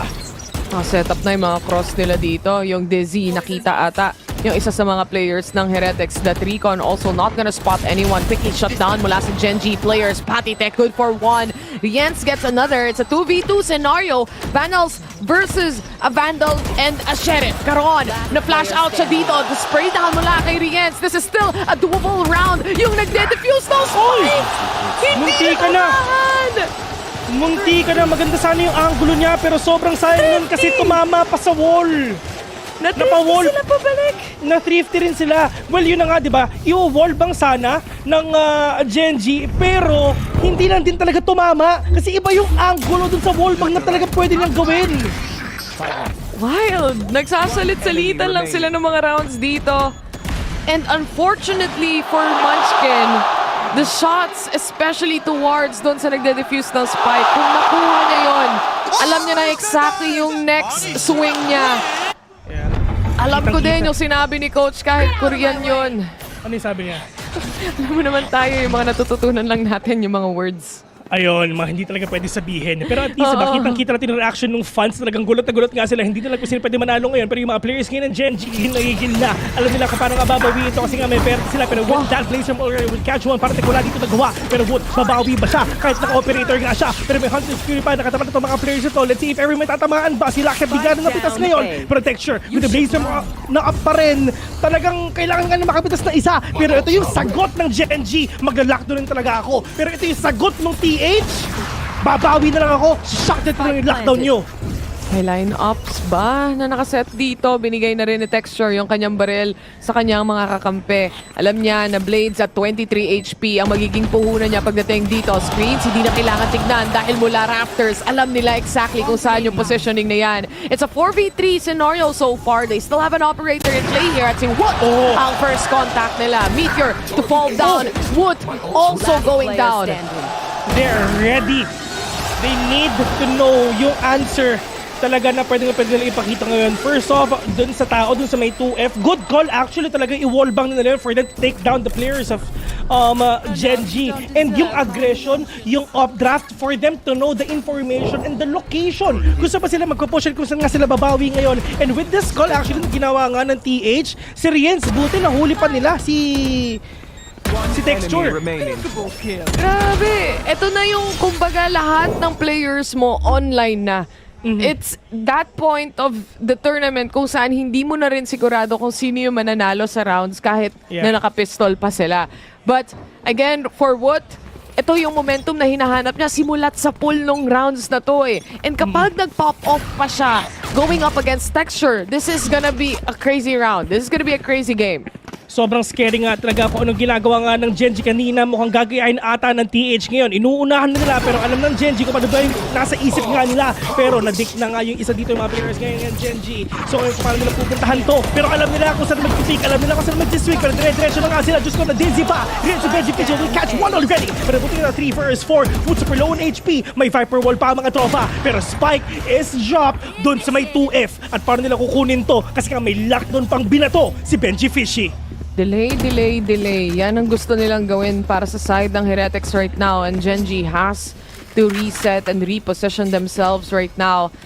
May knife pa na pwedeng gamitin dito for info. An alarm bot and an anti-flank. That's all they have, but they have to make a pick-off happen. Paano pick up ngayon gagawin nila Bessie? Medyo mahirap nga to. To the fact na apat pa sila at handang-handa ngayon si Wood na talaga pwede nga makita ngayon kung saan pa talaga sila magpo-push. Talagang patay ka talaga with the scan pero na-cancel pa. Benji Fishy will catch one already and they will know kung saan pa talaga nagtatago yung iba. Munchkin Dolimer remaining on a 1 versus 3. 25 seconds na lang dito ang natitira.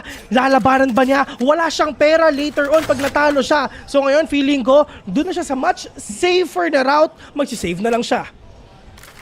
To save, walang pera at all.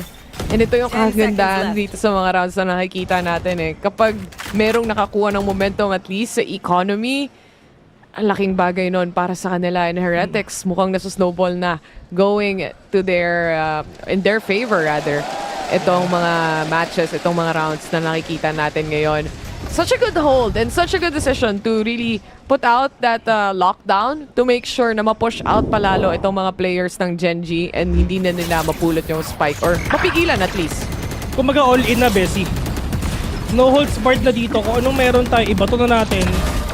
And a win is a win, a round is a round for us though. So why save up everything that we have para sa next round? Kung anong tayo, diretso lang natin to. Tignan mo si Patitek, di ba? Kahit panalo siya, gigil na. Galit na galit na. Galit si Patitek. Bes, kinakita natin, di ba? Pag entry mo pa lang kasi loob ng site, ang dami mong utility na tatapatan. Yung mga flashes, nandun yung nades, basag agad. Riens nga, ang bilis din niyang mag-adjust ng aim niya eh. Kahit na tumatalo na tumatakbo lahat ng mga players dito ng Gen G. And one thing's for sure, itong second floor take ng Gen G, parati dito napapunish at least isa sa mga player or a lot of damage at least na nabibigay ng Team Heretics sa kanila. Each and every time, kahit mag-plant si Wingman doon, immediately shut down. Kahit na umakyat dito si Texture, immediately ang laki ng bawas. No, wallbang din. Actually, dalawang beses na silang na nababawian dun eh. And right now, of course, kailangan nga nilang siguro palitan yung aggression na pinapakita nga nila. Pero open pa yung mid Kung napapansin mo, Bessie, halos walang mid-tick na ginagawa dito ang Gen G. And in terms na lahat sila pag nag-commit sa isang site, talagang push na talaga.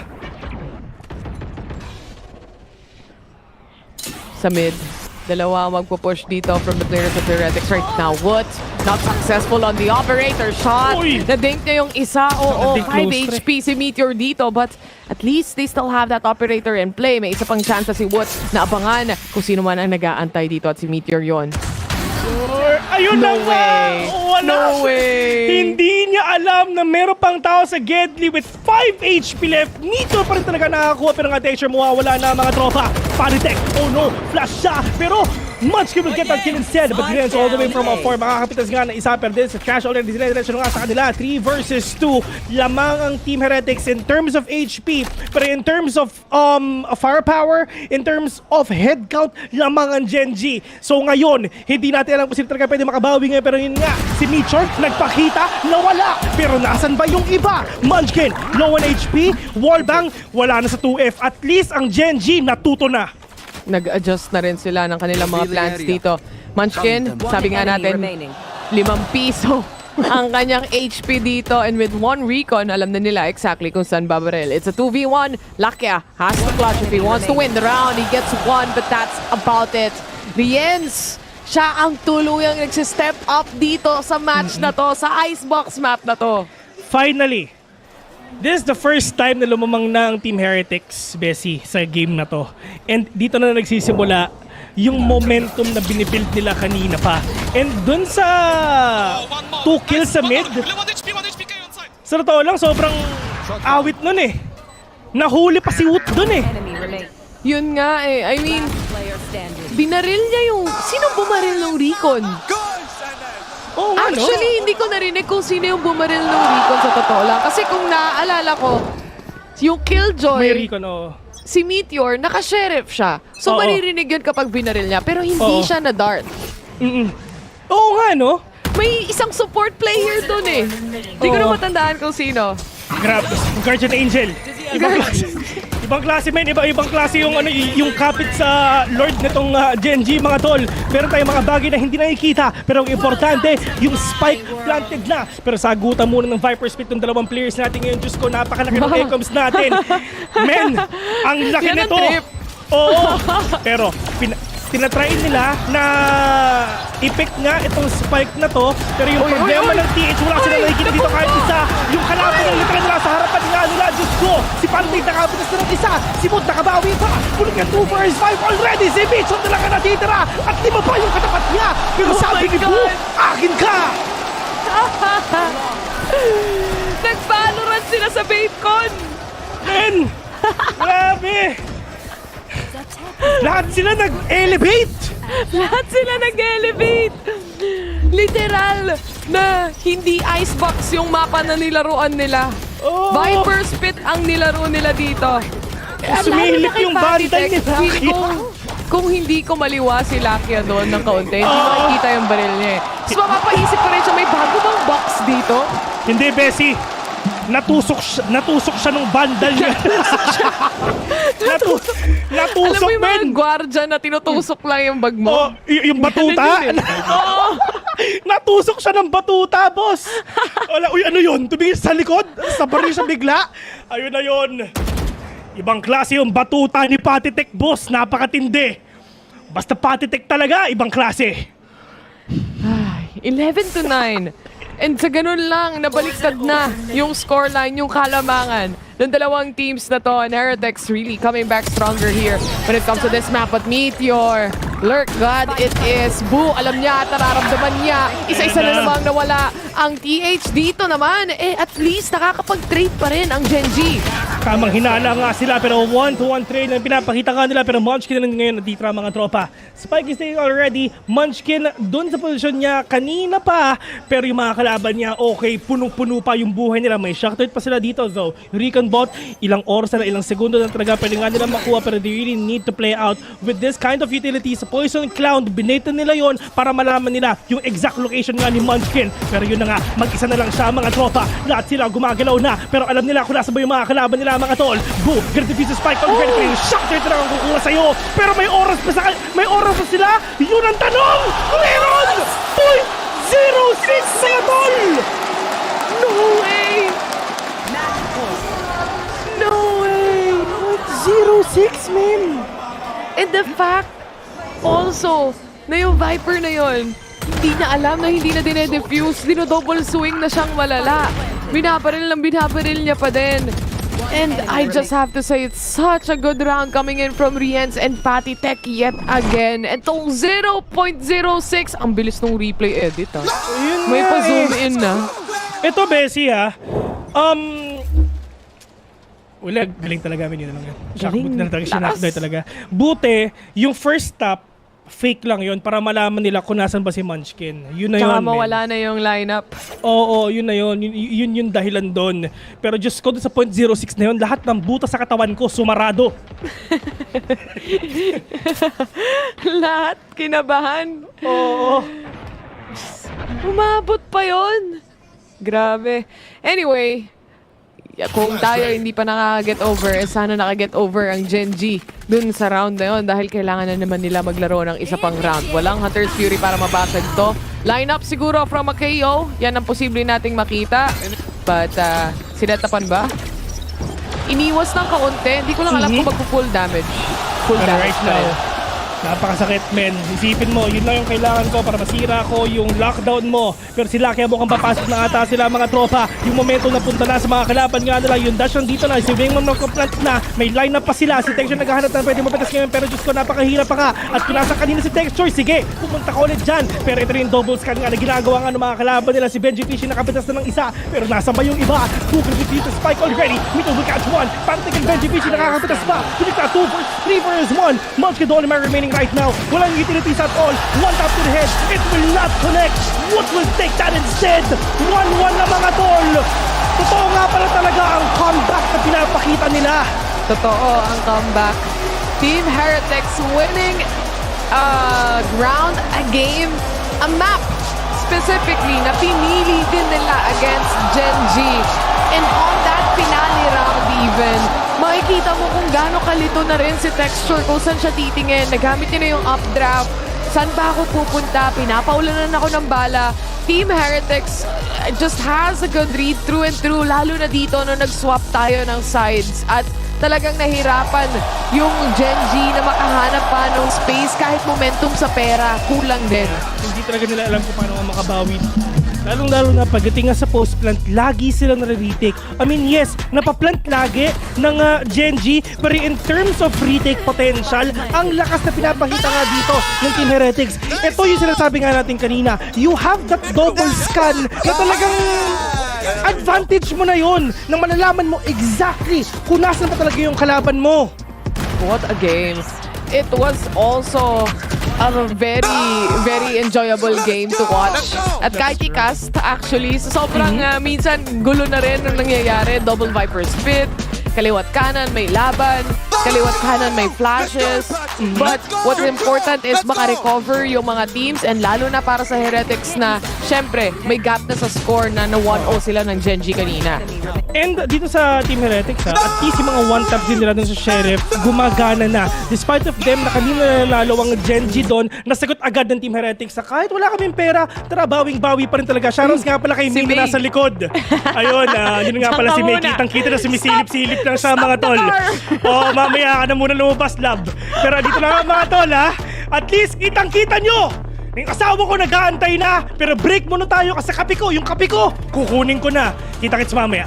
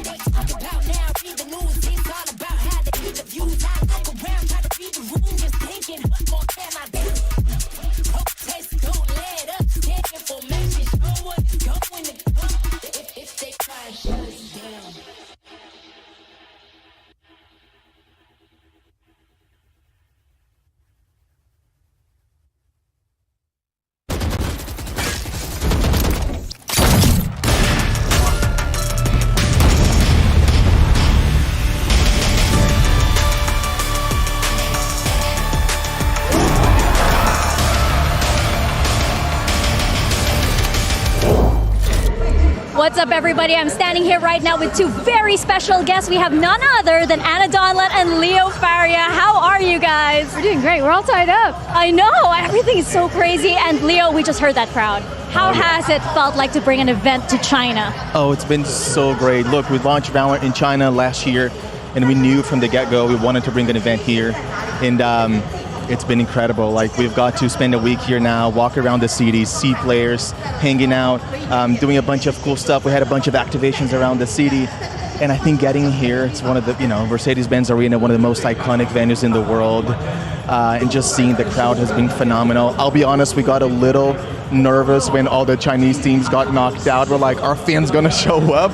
And they did. We sold out in 20 seconds, and they've really, been supporting the event.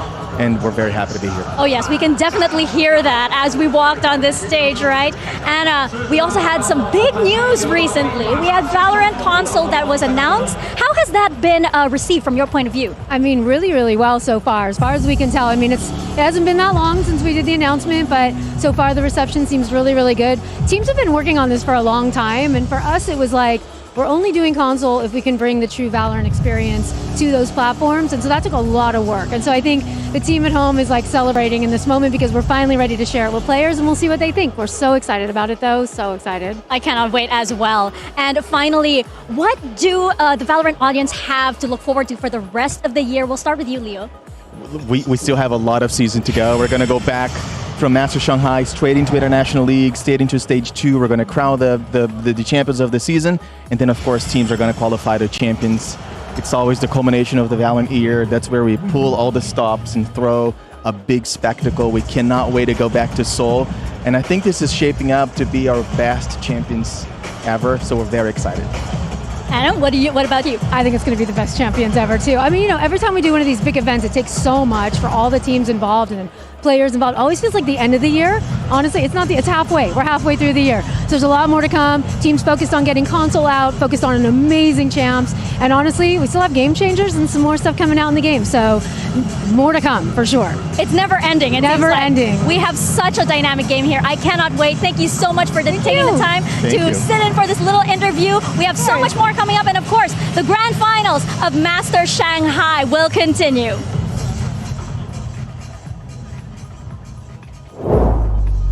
It will indeed, and it will continue just that much longer because Team Heretics, they managed to secure a map here in a best of 5. I've got Josh RT, Kakuka, and Mimi with me once again. For a second, it felt like maybe we're gonna a 2-0 here for Gen G, but no, Kakuka Heretics, they hit back pretty hard. Time and time again, them and their retakes, yes, some of those rounds became a little bit too close for comfort, but they managed to close it up in a map of their choice. Well, let's take a look at the HyperX reflex moment of the day. This one goes to Rians on a map that Mimi Vu wasn't really showing up. Rians, though, was on it. Yeah, this map was absolutely about Rians and Patatek, and in particular how they were playing in the retakes. I think the two of them, we've talked about it before, are super well coordinated on their util usage, but also when it came down to these late rounds, these guys were shooting. Team Heretics is a team that has a lot of stars that can step up, and I think they really proved here that it's not just the Woot show to go on this run. But as we head into the next one, though, how dangerous would it be for Heretics, Josh, if Woot isn't able to show up the way that we've seen him so far in this tournament? Because Ascent is up next. I think Heretics just proved that they don't need Woot to just pop off and they can win with the fundamentals. I saw that in that last game, in the low number situations, they were able to trade out and convert those retake scenarios or all those scenarios that they didn't win in the first game. So hopefully that continues and they can just keep up with that momentum. Yeah, exactly. And now that they're starting on the defense, maybe just with the fact that they were able to close this one out, the fact that they're starting on the defense, it means that it goes the distance. I'm honestly way more concerned about that second half and what is going to happen when it has to be them on the attack against one of the strongest, even not the strongest Ascent defense that we have. I mean, you know what happens. You know. Yeah. Yeah, I know. Don't have to bring that up this soon. But yeah, I mean, a happy moment for him. Yeah, they did great. They came back. Oh yeah, I was thinking about Gen G's defense. I was thinking of Gen G too. Okay, yeah. My bad. And Gen G's defense, I mean, Josh, you've played against it, is really good on this map. We talked about some of the kind of varying of the forward plays on Icebox and their retakes. They excel at that here as well. I think good protocols on that side.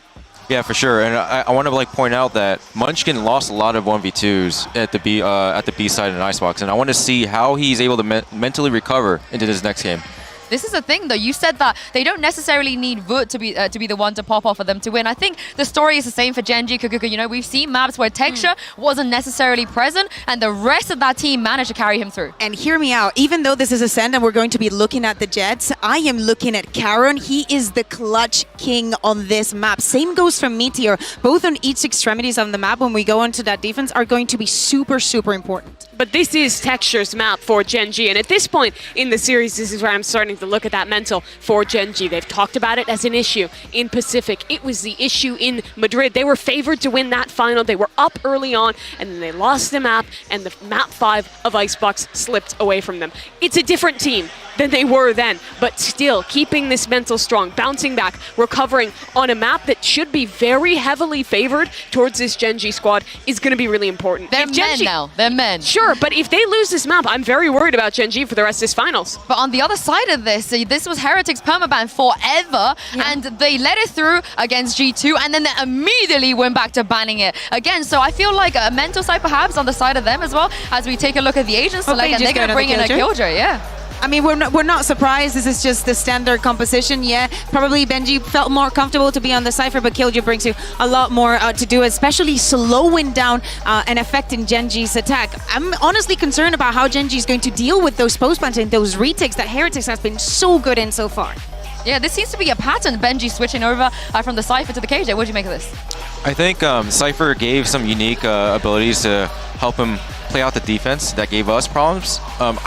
I believe the Killjoy swap is for their attack and making sure those mollies are in the right spots to block out the rotation spots. So I expect a better attack from them here. They're starting on defense as well, though. Benji and Boo are great anchors on this map. If they can get a strong start in this third map, it postures Team Heretics for a great chance to win this final. Well, it's 1-1 on the board, and the momentum is on the side of Team Heretics. Doug and Baby Bay, let's get us back into game. Yinsu, it would be my absolute pleasure. Map 2 was a gift, and Ascent often delivers bangers, so there's very good reason to think we're going to get a little bit more of the same. We talked a lot, or the Des did, about the swap from the Cypher to the KJ. I'd love to get your thoughts on that as well. Yeah, I think it's definitely for the attacking side. Heretics struggled to get any type of B main control with just the cages and the camera. It didn't really do much of anything, honestly, and that's why you saw G2 just absolutely punish them on their defense. What's up mga tol? Kami nga po pala ay nagbabalik ngayon. Diyos ko, wala na si Pico, pero yun nga, kami na ang nasa screen nyo. What's up, ladies and gentlemen? Diyos ko, pero darating nga tayo sa oras na magigame na tayo sa game number 3. Ito nga po pala si Pico. Ayan! Ayan nga po pala. Ayan. Okay na. Hello, Pico. Welcome back sa ating stream. And syempre, map number 3, Bessie. Itong mapa na to ay pinili naman ng Genji. Heavy default dahil Ascent tayo at alam naman natin yun. Pero pagdating nga dito ngayon sa mapa na to, lahat ng teams malakas nga talaga. Pero paano pa nila ipapakita yung mapa sa kanila? Pero pagdating naman dito ngayon sa Aegis ko, lahat sila nandito na. Tamang right click ng classic, pero si Mission dito makakainsa. Si Matt pinakabawi ipa, pero nasa ba yung iba? Si Wood low on HP already. Rienzo, oh no, medyo malayo pa. Nag-rotate pa lang siya.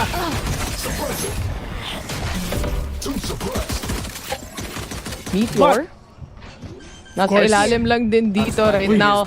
Bessie, hindi kita marinig pero kailangan ko muna to. But Spike Planter, mamamatay na muna for the meantime. It's still a 3v2 so far. And Wood, 22 HP na lang ang natitira para sa kanya. Andun na yung post-plant position mula sa Genji side at nakaabang na lang din sila through doors. One-way smoke ata to, pero hindi. Pero eto, narinig mo na ba ako, Bes? Okay na. Okay na mga tropa, nagkakarinigan na kami, pero nga si Woot naman dito natitira, pero tatlo pa katapat nga niya, pero Lakya muna makakapitas nga para sa kanila.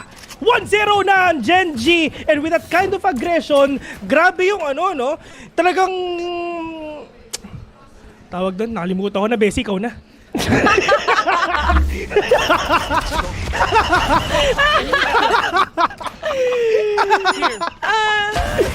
Sorry! Alam mo yung nasa in the zone ka na, tapos biglang may nangyari, tapos nawala. Exactly! Yun yung nangyari pa sa side ng Genji during that game number 2. Pero itong map number 3, at least yung panimula nila dito, kailangan mo na magandang start. Ito na yung mga pistol rounds and so far sila yung nakakakuha ng mga panalo doon. Kumbaga sa High School Musical, this is the start of something new. Pero pag ngayon, sorry guys, nagkaroon na naman kami ng mga kung ano, hindi kami nagkakarinigan eh. Ang dami kasing problema namin eh. Pag-usapan natin yan. Tandaan nyo, ang problema magiging problema lang pag pinoproblema nyo. Sim. Kaya wag niyong problemahin yan. Dahil si Meteor nga, hindi naman problema kahit wala siyang baril eh. May pupulutin naman daw siya mamaya. That's the mindset, bro. Man! Diyos ko, grabe kayo magtipid, tropa! Pero nga si Bujus ko po na blind nga siya, pero may outrun pa na nasa kanya, may knife pad, si Texture nasa loob na, pero hindi siya mamapatay ngayon dahil si Texture mo na makakakuha nga sa kanya. Malalim na paghinga. Breakable doors, tamang break lang. Ano pa lang yan? Nasa break pa lang, wala pa sa breakable dahil hindi pa tuloy. But the post plant, Genji, naka-set up na muli. And 4 pa buhay para sa side ng Team Heretics dito. Lahat sila, syempre, naka-pistol. Dano, pero drop towards the side nandyan na. Texture already upgraded onto a Vandal as well. And the kill from Wood, though, a good double, a 1v3. One tap lang ang kailangan niya makuha nga dun sa tatlo. Wala na siyang dash. Pero yung triangle defense kompleto na. Karon muna makakakuha. Sabi ni Mitchell, sabi ko sa inyo, hindi ko na kailangan bumili ng baril eh. Mauubos din naman yung tatlo sa atin eh. Pero yun na nga, 2-0 already. And now Genji, matinding aggression na pinapakita nila. Grabe. I mean, they have the upper buy. Sila yung may lamang pagdating sa baril, sa pera, and everything else. All they have to do is close that round. But to the fact na yung Team Heretics dito, at least nakapunish pa rin ng tatlo, it's not too bad for an eco round, I would say. At least marami sila napatay. Yun yun. Actually, tatlo though. So, good eco for side of Team Heretics. Pero si Boo, medyo sumisili-sili pa. Kailangan niya makapitas nga ng isa dyan kasi kung hindi talaga baka ma-GG siya kasi suppressed pa siya. But Paratech right now, ito yung mga angulo na usually hindi nga natin nakikita na si KO pa talaga yung getting the verticality onto Jenny pero Texture muna makakakuha with the dash already. But Boo with an answer. Pero ano ba yung sagot na pwedeng gamitin ngayon ng Genji? At least 1-to-1 trade. Wala si Texture, wala si Paratech. Wala yung dalawang nagpa-pop off sa side ng dalawang team na to. Gandang hold coming in from Boo here. And isang punish mula sa kanya, napilitang umatras yung mga players dito ng Genji and maybe try to find another site. Remember, dahil nga tatlo na wala sila sa kanila kanina, syempre wala rin masyadong baril itong mga ibang players nila. Stinger and a Guardian, a Phantom and a Ghost. And may nag-aabang pa na turret sa kanila. At nakita na nga ni Turret yung mga kalaban nga nila na baka nga mag-B sila pero Benji Fish magandang position na dito though all the way to market with a hold already pero Meteor, oh no, blinded pa siya. Good execution na pinakita nga dito ng Genji. Walang nagawa yung market player nila pero right at this moment mga tol, lamang ang Genji dun sa dapat lamang ang team kasi nga buy round nila to. Pero what with the Blazer already pwede nang gamitin to mamaya if ever talaga magpapapap ka siya pero papasok na ata sila. May tao pa dito lang sa may lag, may tao sa may speedway and talagang nahimay ng maganda ng Genji yung positioning ng kalaban nila on a 1 versus 3. Si Boo na lang ang naiiwan. He still has one smoke pero the way na pumwesto siya dito, mukhang magsisave na lang ata siya ng Vandal para sa susunod na round. And this was supposed to be their buy round against a bonus mula sa side ng Genji. Pero they really did a good job controlling mid here and making sure na yung once na mag-connect yung paranoia na yon, may sasalo or may follow-up na kill na mangyayari doon. And it was just a very clean shot coming in from Meteor. I just wanna say na dito sa buong game na to, never pa nanalo ang Team Heretics sa first 3 rounds. Totoo. Ng lahat ng mapa. Map 1, map 2, map hanggang dito. Map number 3. Ganun pa din. Never sila nanalo sa buy round nila. And, ewan ko ba, pagdating nga dito sa Team Heretics, kung ano ba plays nila yung pwede nila ipakita. Haha! Yun ang sabi nila.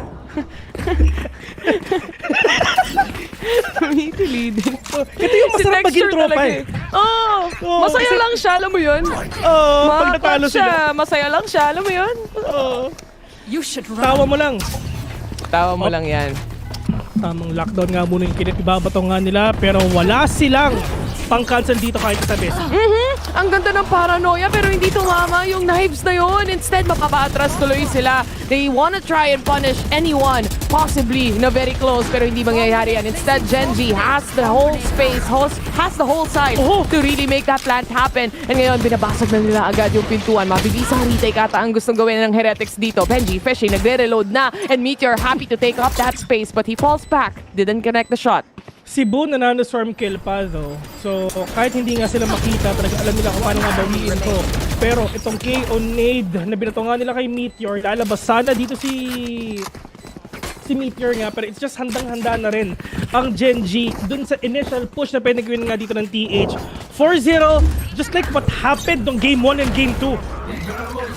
Wala kasing nakuha yung Blade Storm na yun eh. They had a Vandal, pero wala rin tong nakuha dahil stunned din si Boo from that lockdown plus the swarm grenade as well to punish him completely. What an execute mula sa side ng Genji. Heavy default to. Siyempre, alam mo na yung expectations mo but they're still shocking Team Heretics to its core. Pero si Riens, nilabas na yung Odin niya, Bessie. At for sure, hindi nga siya. Pero dalawa lang dito, natitira mga trono si Panatic. Gusto na katapos na make that kay Benji Fisher another one right now.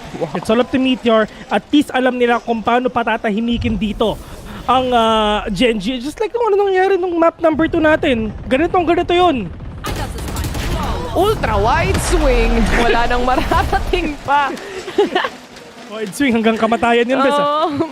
Wide swing siya hanggang bind. Pero wala pa rin talaga. It's a double up mula sa players dito ng Team Heretics. Gandang aim labs duel mula kay Patitech dito. Very clean shots. Apat yun, pero inagawa pa siya ng kill. Actually, ito pinilit ng Genji yung one-way smoke ni Boo dun sa A.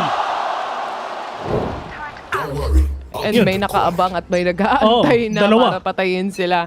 At malas nila na medyo aliw din sa shots itong si Patitech. And once na mag-hop out ka, malinis, calm aim ang meron tayo at nakikita natin dito. But it's a 4-1. That's the first round so far na nakuha ng Heretics. Ibang paninindigan talaga ng isang Patitech mga tropa. Pero tamang flash nandito talaga. May null command pa. Si Munchkin para nga makapalong sila. Pero dalawa nagbabantay dyan. Patitech will fall down. Pero makikita pa niya na meron pa nagpupus siya. Kasi may tao pa sa may kanan nila. Pero Boo will catch everyone pumapasok dito. Papuntang short. Meron pa sa likod. Benji Fishy with a big retaliation. And TA! Nakuha nila yung round na yun. Wow. Nabuhay pa nila, pati yung KO as well. So, apat pa, I think, yung buhay sa kanila when it comes to this round. Ang gandang laban para doon sa spot, para doon sa mismong loob ng side. Kahit yung posisyon ni Boo dito, able to catch 2 players out. And the trade coming in from Benji Fishy, just perfectly placed and a perfect timing. At saka, ano yun, man? Kumbaga, ultra dry picking yung gagawin nga nila kasi nga may null command dito si Patitech. Despite of him na napatay na, at least may bilang pa siya. Barilan kung barilan, sabi nga nila. Mapipilitan silang umatras dahil maagang paranoia yung nakita natin when it comes to A main. And because of that, at least some of the utilities na gamit na rin from the side of Team Heretics here. They do have space when it comes to B main dahil si Meteor at least naka-hold naman sa spawn nila dito. But again, default muna tayo. Ang Genji, at least ito na yung mga pinakamabagal nga nila doon pinapakita nga nila. Like what you've said, default, play for picks, contact play, pero play for picks ito mga tol ha. Pero lahat sila magkakasama nga sa B. Heavy B push yung gagawin nga nila. Pero tamang Hunter's Fury nga muna ipapakita nga nila. Sila sumachacha na ang mga tropa, pero tamang Rico na din talaga. May makikita ba siya? Okay, wala kasi may counters pa. Thank you, delikado siya kasi Diyos ko, may Nick, may KO na iba. Riens, men, sinampal siya ng Odin ng kalaban nga niya. Pero pagdating naman dito ngayon, 5 versus 4, si Mitchell nasa gitna na. Kina-cut off niya yung rotation nga ng mga kalaban nila para nga makuha na nila yung A ngayon, which is doon sila pupunta. Pero wala silang idea. Si Patitech nagbabantay na, nakadalawa na. Pero yung isa nag-aantay doon, Diyos ko, nakatakas pa. Pero Meteor, tamang sharded step lang. Alam niya na baka meron talaga mag-push sa kanila. Oh my goodness, si Boo. Hindi nga lang kung saan magagaling, pero the timing na nagsiset up ng smoke dito si Boo, at least nababa niya kahit papano. Meron pa ring support, 13 seconds remaining to plant the spike. Huling-huli sa likod, Patitech ready to take on the action, ready to step on the gas. Sobrang init na niya. At least I mean, dun sa positioning na meron talagang Team Heretics. It took them a while for them to recover. 4 rounds to be exact. And siguro ito rin yung best time sa Gen.G na mag-time out na lamang pa sila. Ang ganda rin kasi ng positioning nila dito eh. Kahit kung sisilipin mo yung B site nila, hindi sila naglalaro sa mga angles na lalabanan mo agad-agad. Naglalaro sila doon sa angles na kailangan mong i-clear yung site. Kailangan mo silang i-clear bago ka makapag-plant ng spike. And again, with the help of a recon and Odin, papel yung nagiging mapa dahil doon sa reaction ng mga players natin, lalo na kapag may nag-recon. Sabi nga ng iba, diba? Sabi nga ng isa, ready spam. Wow! Oo, wow. At least good call sa timeout, Bessie, dun sa moment nga na lamang sila. Pero right at this moment, wala silang pera. Save sila dito ngayon. Lungkot nun. Pero shoutout nga po pala kay Joshua Martin Texon na kung ano yung mga ginagawa. Sulit na sulit din.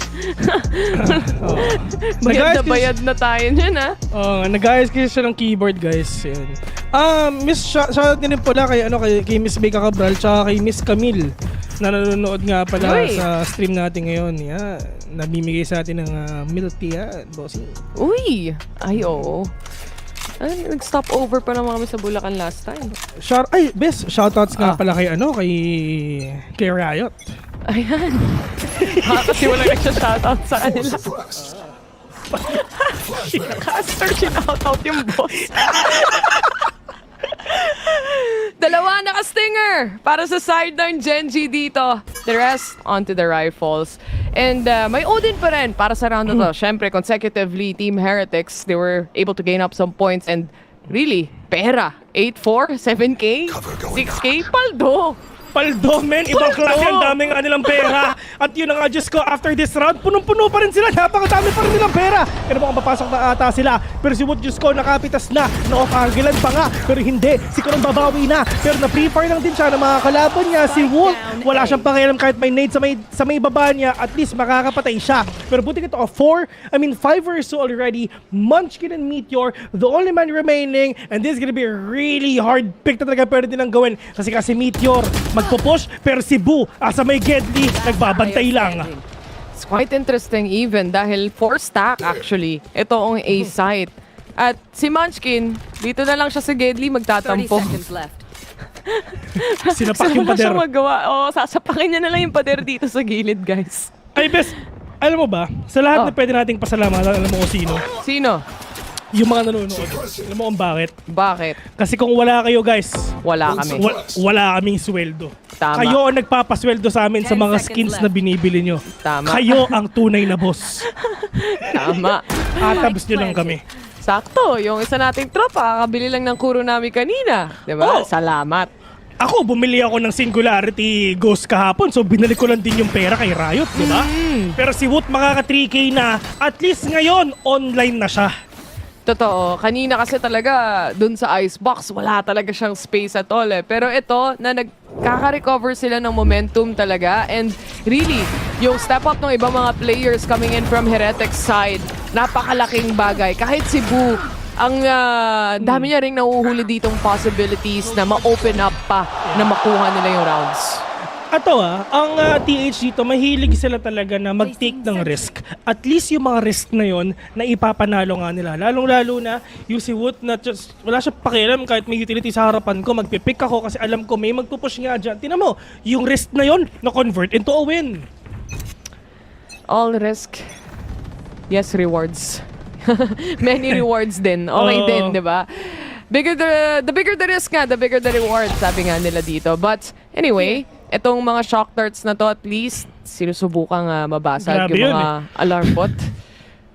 At yun nga, number yun eh. Na-tamber na yung alarm bot, boss. Wala siya nagawa. Careful. But right now, you still have that lockdown nga na meron si Benji Fishy. Lakia, wala pang Hunter's Fury, so there's no way for you to destroy or to counter itong lockdown nga na pwede ng iba to. Pero Woot, ito na nga inaantay nga natin. Lagi nga sila na-pick off ngayon, pero Benji Fish nga dito makakaisa, pero magandang pakitain to para kay Woot for him to repossession with the kill again onto Munchkin. 3 versus 4 already for themselves. Lakia together with Karon, magkasama lang sila, may paranoia pa, tatama nga pagdating dito kay Boo, pero meron silang rest back na nasa heaven na! Uy, naka-line up sana yung shots doon pero hindi pa rin makukuha ni Boo. The damage has been done though. 3v2 scenario. Woot still has positioning. Pagdating sa kanyang operator dito, alam niyang close yung doors. Wallbangs coming in as well. Alam niyang may isang hell. So the positioning, the spacing, to say the least, kahit pa paano may idea siya. Huwag kang lumabas dyan, Karon. Andiyan ang mga kalaban mo, pero bulit na talaga nakakapit sa slide. It's all up to Rins with the Vandal on hand. Low yung dalawang players nga na to, pero 5 seconds onto Rodrigo, pwede nang antayin to. Pero ito na, bababa na nga siya at go signal na to para kay Karon para mag-swing out na. 5-4 already. Sobrang dikit nung laban nila. Nakahanap finally ng round itong Genji na at least ma-recover back nila yung momentum na yon na nakukuha na ng tuluyan ng Heretics, no? It's been a while but they were able to really punish out enemy sightlines here. Kahit na nagwa-wild din si Woot when it comes to the operator, they were still able to set up this post plant which was very important and really play for the angles, lalo na Lakia was helping them out as well. And at least yung mga diversion na talaga na ginagawa nga dito ng Genji, lalong-lalo na pagdating dito sa mid, si Woot at si Benji Fishy, pagdating dun sa A, si Karon at saka si Lakia nga, matinding mind games na talaga pwede nila ipakita. Pero one-way smoke para kay Boo at para kay naka-setup to para kay Palitek, pero kailangan nga mag-ingay ni Boo dito para mas ma-setup pa niya yung aggression na pwedeng bawiin ngayon ni Palitek ngayon dito sa A. Here. Konting TS, nagpasama na lang din kay Benji Fishy para basagin itong mga traps para magkaroon ng space to push forward, pero nakaabang na. Nag-aantay din si Meteor kung kailan siya lalabas dito. Spotted out siya by Lakia. He still positioned himself onto B. Medyo malayo pa. Pero pagdating nga dito kay Woot, outdraw muna, makikita nga niya at sinasabi nila okay, nandito pa siya. Pero nakapag-reposition siya, hindi pa tumama. Hunter's Fury nga na ginagawa nga nila, katapat lang niya, pero tamang short na lang gagawin nga dito ni Woot. Diyos ko! Sa sobrang lakas ni Jens, pinatay niya pati si Woot! Oh my goodness, lahat na ng pwedeng tamaan, natamaan niya kahit kakampi pa. It's a 3v1 scenario. Lakia, left alone. He has a shock dart. May recon pa siya dito. If he can isolate the fights, it's doable. Lalo na yung dalawa naka-hold naman sa may likuran and the spike is on his hands. 3 versus 1 is gonna be a really difficult take pagdating nga sa Genji. Paano mo pagawin to? Paratek will take that kill instead. 5-5 already, the closest rounds that we can get sa game na to. Pero at least pinapakita dito ng Team Heretics, despite of them, this is the first time. Ito yung pinakamalaking stage na napuntahan nila so far and they're really performing well. That's true. I mean, it just goes to show, this is the grand finals. Heretics na parang dati marami pang doubters. This time around, parang napa-shut up sila. Kasi kung tutusin, si Woot, hindi naman talaga siya yung duelist ng team na to. Patitek is just a sub on this team. But look at this performance. It's the grand finals. And yun nga, di ba? I mean, ito yung first team na may sub sa game nga nila. Pero Bessie, is it just me or hindi gumagalaw yung oras? Hindi. Hindi nga. Sana... Naka-tech pause. Naka-tech pause, ayan. Yan. Tech pause. Yan. The favorite part of the day. Sakto lang, pina-tech pause ko talaga kasi dumating na yung kape ko. Oy, ayan. Gusto nga natin yan. Ano ba yung problema nila? Tech pause gear? CR ba? Tech pause wiwi? Ano ba? Malalaman natin yan. Oo, wala charge yung mouse. Di na charge yung monitor. Ano problema natin pag-usapan natin, mga tropa. Oo, yun lang yan. Shoutouts nga pala ulit sa mga umiinom ng kape yan. Si AG, masaya na, may kape na siya. Ibang klase. Oo nga. Pati si Ian, may kape na din. Oo, yan. Grabe naman yung doktor. Yan, si Doc. Si Doc. Grabe si Doc, oh. Grabe yung ngiti nito. Hey! Niresetahan ako kanina yan. Gusto mo? Reseta. Reseta nito. Ganyanin, baka mahiya. Ay! One tap or counter straight. 100 pots. 3 Ayan. times. Alright. Huwag mo na i-share sa iba, baka gumaling pa yung iba eh. Wala na naman, hindi naman tayo makakapag-rock. Talo na naman tayo. Libreng reseta para sa lahat. Sa akin lang to. Ayan ba? Para kang tatakbo ah. Oo. Ay nako. Ano kaya yung problema nila? Hindi pa sinasabi sa atin ng ng Riot ah. Shoutouts nga pala, nahihiya sila. Shoutouts nga po pala, tinatanong ni Pot yung pangalan nyo. Oo. Ano lang? For research purposes lang daw ng tropa namin. Tanong lang. 5-5! Haha yan. Oo.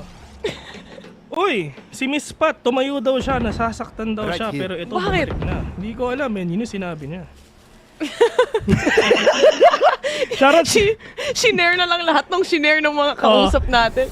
Shoutouts nga po pala kay Miss Pat Gonzales na nanonood. Boss natin yan. Oo, boss namin yan. Abangan nyo ang susunod na episode ng Balitang City. Abangan nyo yan, guys. Pero abangan din ng KO na to kung sino ang entry ng A-side dahil maganda ang pwestuhan ni Patitech dito. He was able to catch 2, damage a lot. Pagdating kay Lakia at si Woot na bahala sumalo niyan. Pero paano nila to babawiin ngayon? Kasi nga, yung players ng Gen.G, Diyos ko, dalawa na lang sila natitira. Make that a 1v4. Dexter, the only man remaining right now. With an updraft lang na gamit niya. Yung dash, of course, wala pa. May lockdown pa yung katapat niya. Yung utilities, Diyos ko, kompleto pa. At paano niya gagawin to? Na 1v4, yung spike drop pa. Pero lahat sila sama-sama lang sa short. I got the spike. Texture. Spike nasa kanya, oo.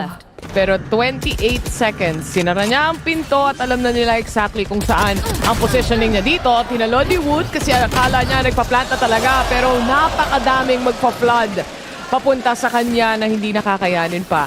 At yun yung inaantay nga natin. The way na finlad ng Gen.G, yung A-site kanina, napipigilan na. Kumbaga, kung flood ng Gen.G, ang TH, alam mo kung ano sila? Dam.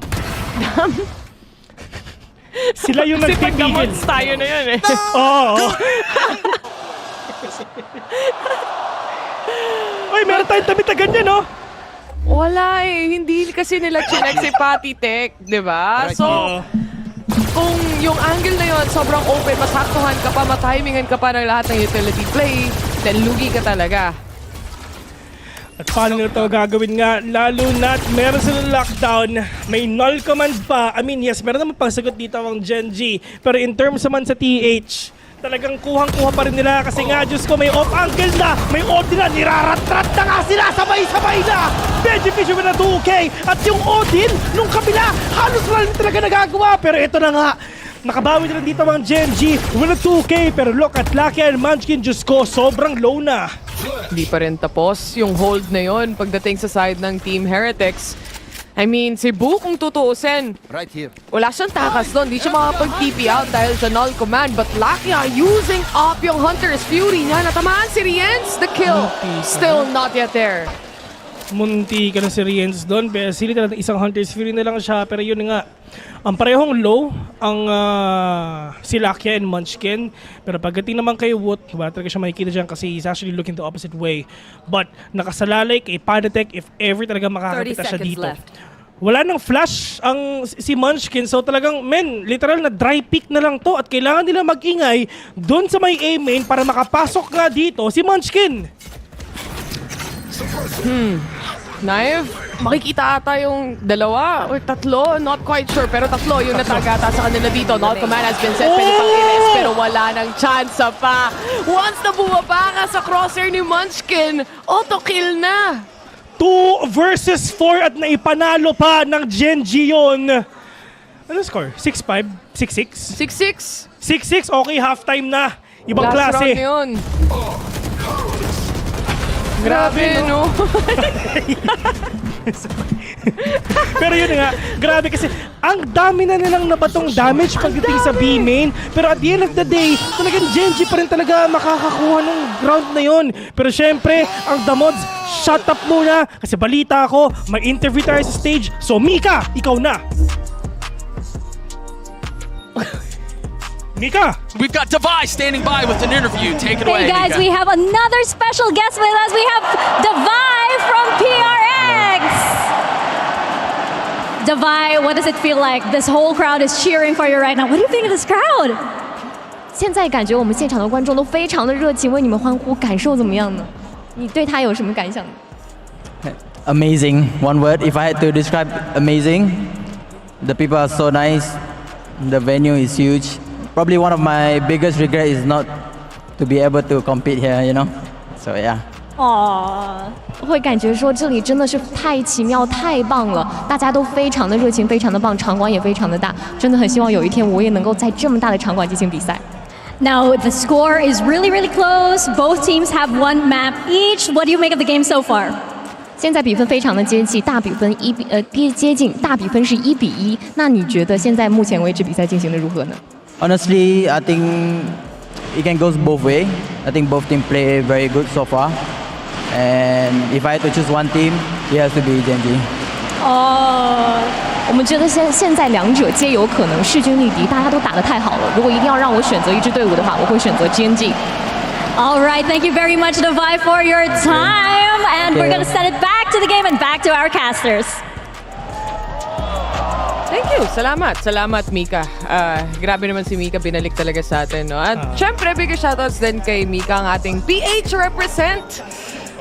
Grabe no, dati taga-tingin lang tayo, taga-nood. Tapos ngayon meron na tayong tropang nandun. Palakpakan natin si Mika kasi palakpakan natin si Mika. Pumalak pa kayo.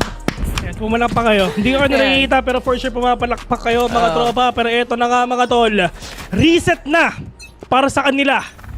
Walang may lamang.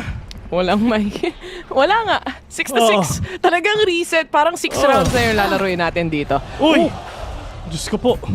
Lumipad yung ulo ni Texture. Hindi ko alam kung nakita pa ni Texture yun eh. Hindi naman. Mas mabilis yung reflexes ni Woot. Napahoot na lang siya bigla. Kapag binigyan mo ng space pa naman na mag-wild dito si Woot at magkaroon ng momentum, ang hirap niyang pigilan. Parang Forsaken ng Imea. Pero maganda yung pinaplano nga dito ng Genji. Para yung pagdating nga dito sa gitna, nakasalali kay Manchil, if ever talaga makakita nga siya, pero alam niya na meron tao nga dito, pero paranoia, medyo late niya. At least makukuha pa rin ito ni Caron, pero si Woot, super low na, pero alam niya na, meron pang tao dyan. Pero kita, 3 vs 2, lamang pa rin dito ang Team Heretics. Pasag doors muna tayo para sa kanila. At least Caron still has position when it comes to mid. Ang gaantay lang siya ng rotation na makikita natin mula kay Meteor as well. They still have to clear B main. Alam nila yon at si Woot ang nag-aabang dyan kung sakali. But Meteor already being pinned down. Caron heavily aware. 3 bullets remaining onto him. It's a 1v2. Doable. This is gonna be the biggest clutch na pwede nang gawin. Pero sabi ni Bu, hindi na. 7-6 already. And correct me if I'm wrong. Is this the first time nanalo ba ang TH sa pistol round? Yon! I think so. Dahil alam ko talaga. Oo, tama, Bes. Tama ka. Finally, nakahanap sila ng pistol round. Kasi each and every time, parating Genji yung nakakakuha ng mga pistol na to. And it's actually the important pistol pa, yung second pistol pa. And at least na pinapakita nga dito ng Team Heretics na nababawi na rin nila dito no matter what, despite of them having all these struggle. Pagdating nga doon sa game 1 and game number 2, tinatry nila na i-polish itong game number 3 nila with a one tap to the head onto Benji Fishy. That is actually one of the crispiest one taps na narinig natin ngayon. Tumba agad eh. Napaalis agad si Meteor dito eh. Wala siyang nagawa eh.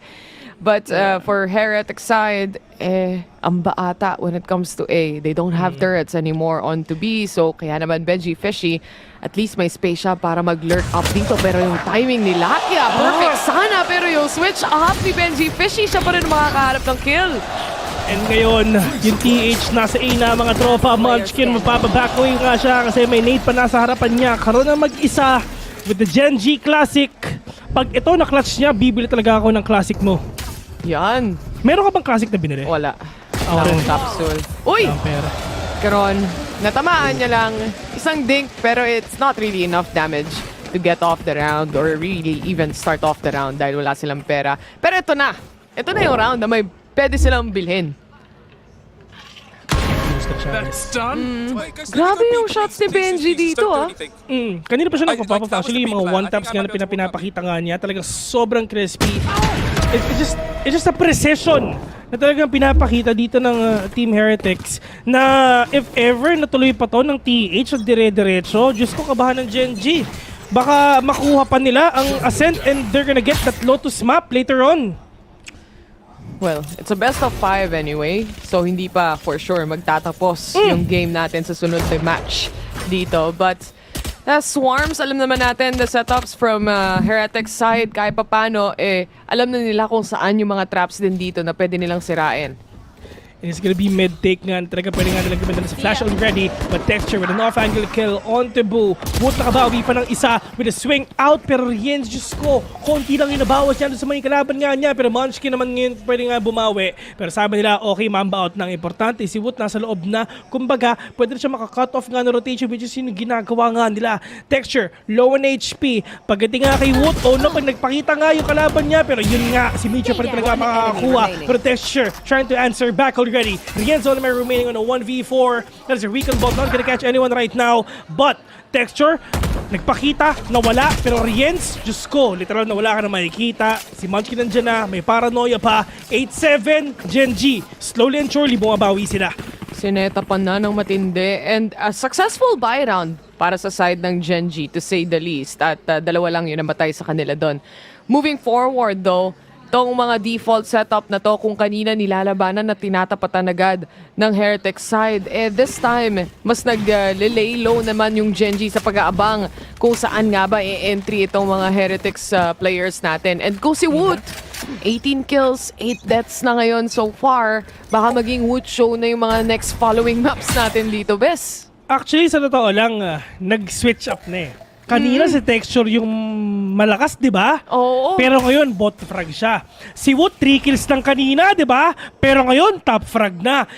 Yung time lang din talaga yung kailangan nga nila para malaman nila, just for them to understand their opponent fully in order for them to win. And ngayon, Bessie, fully downloaded nila yung capabilities ng mga kalaban nila at alam nila kung paano ka mababawi ito and maka-counter.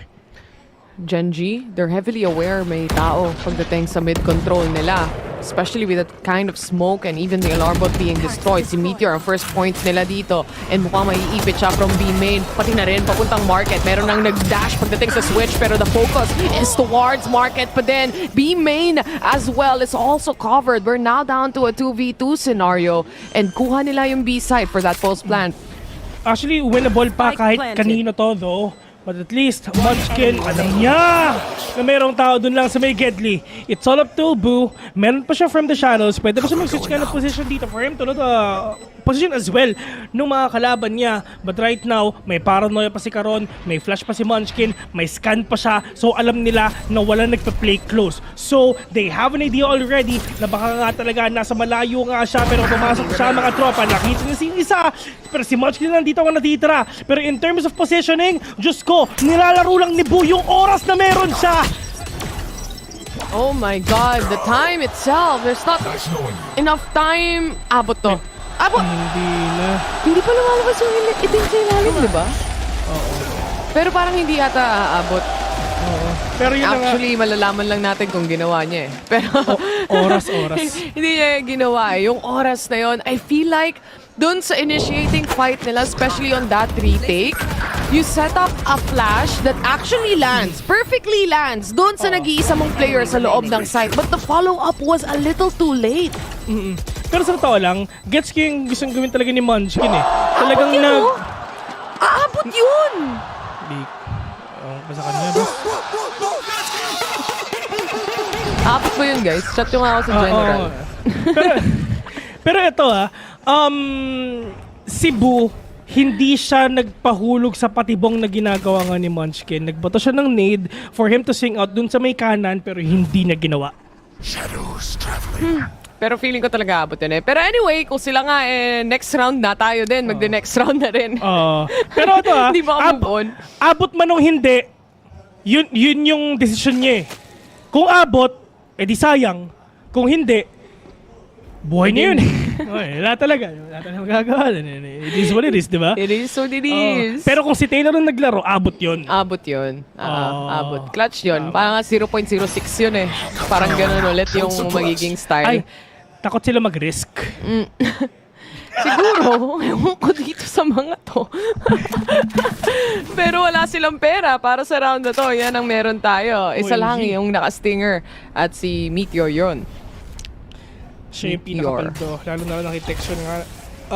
Nag-set up siya para sa operator nga mamaya. Aldrin is there already. Para na will settle in for themselves. Pero nasa loob na nga sila. Ano magagawa mo sa stinger na mga katapat mo kung bundle ang makakalaban mo? Pero sabi ni Karon, sige, Shelter na talaga itatapat ko. Pero Karon, 5 HP. Pero kamunti ka ng manalo ang Genji dun! Paano tayo napupunta sa 2v2? Ha? Bawat entry na meron tayo, paano tayo napupunta sa 2v2? Yung mga sheriff shots dito ni Karon, tumatama pa rin. Yung stinger na yon naka-forward ng sobra dahil alam mo kailangan mo mag-play ng close range angle. Alam mo na yung Jet, magsistay siya sa loob ng smoke until makahabol yung iba mong mga players sa loob ng side. They just played specific angles, certain angles na kaya nilang makapitas. And to be honest, that's not a bad eco. Na-delay nga nila ng konti kasi nga sa paranoia nga nabinito nga ni Karon, tapos swing out si Meteor with the stinger kill na he is actually doing, tapos with the pickups nga pa rin na ginagawa nga ni Karon. Pero pagdating nga sa Medjus ko, napakaraming nangyayari, pero tapos na yung round na yon. Dito ngayon sa game na to, yung Aldro nandiyan na, nag-aantay na, pero ito na nga Lakia sinampal si Woot sa ode ng mukha. Tama ba yun? Pero yun na yun. Hindi yata. Tama ba yun? Hindi ko alam kung tama ba yung mga... Hindi ko alam, no? Pero ito na, Hinunter's Fury na yung lockdown nila dito. At may nakatawid pagdating sa lane, naiwan pa yung spike sa looban. Wala nang atrasan to. Kailangan nilang pumasok. Ito na nga, pero wala na nakapasok dito. May nakapasok nga, pero pinatigil na agad ng Genji to. Ito na ba ang comeback of the century? Hello? Well, who knows? Lalo na itong mga setup dito, kahit na na-recon pa si Lakia, kahit na drone siya, he was still able to pull off a kill, and that's towards the duelist even. And the knife settling in, cancel talaga yung utility play ng iba pang mga players dito na na-drop pa yung spike sa loob. Kumbaga, ginawa yung round na yun para sa Genji. Good anchor, good hold na ginagawa nga dito ng Genji. At least panalo na nga sila mga tropa. Pero yung Blade Storm ni Woot andito na. Nagbabaga na. Wala na. Wala na.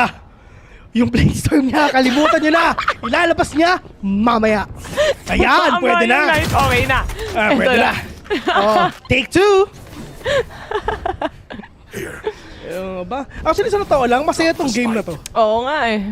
Galingan nyo lang, guys. Ito yung tanong ko sa'yo, Bes. Sa tingin mo ba, ano to, 5 games? Oo. 3-2? 5 games sa'yo? Alam ko na itatanong mo eh. Oo, 5 games to. Genji win. Ay, tama. Pero sana manalo ang Genji dito, di ba? Sana kasi Asia Pacific tayo eh. Hindi naman tayo naintindihan ng mga English casters. Hayaan nyo na sila. Wala, man. Oo. To all our viewers, we're really sorry because we need to cater for our Filipino fans right now. But at least, yung Woot, si Woot, papasok na ata sila mga tropa. Pero si Meteor nandyan na rin talaga, pero nalabas siya! Pero si Woot muna makakakita na sa kanya, naklase pa sa mukha. Tension nakabawi pa, si Karon nakabawi din siya ng isa. Si Bu, Diyos ko, super low na niya. Pero si Tension sinampal siya ng operator sa mukha. Si Patek nandito ang natitira. Patitek, literal siya ang natitira. What a good hold mula sa Genji. Ang bilis nilang rumesback utility-wise. Nandun agad yung nades coming in. Yung recon, lahat na ng pwede mong i-prep up para lang ma-delay. Pumasok at umentry itong mga players ng Heretics. Kompleto, lahat. I mean, the angle itself, kahit kay Karon, kanina niya pa to nilalaro. Kahit sa post-plant position nila dun sa attacking. And it just never fails to get him like multiple kills time to time. At least nasasagot na ng Genji isang malaking katanungan nila, paano kami makakabawi, at ganito lang yon mga tol. Pigilan lang din natin, pusuan lang natin, mamain lang natin, assert dominance. First date pa lang, akbayan mo na tol. Map number 3, mapapa-time out ngayon ang Team Heretics. 1 point away lang naman din yung gap at yung difference nila pagdating sa scoreline dito.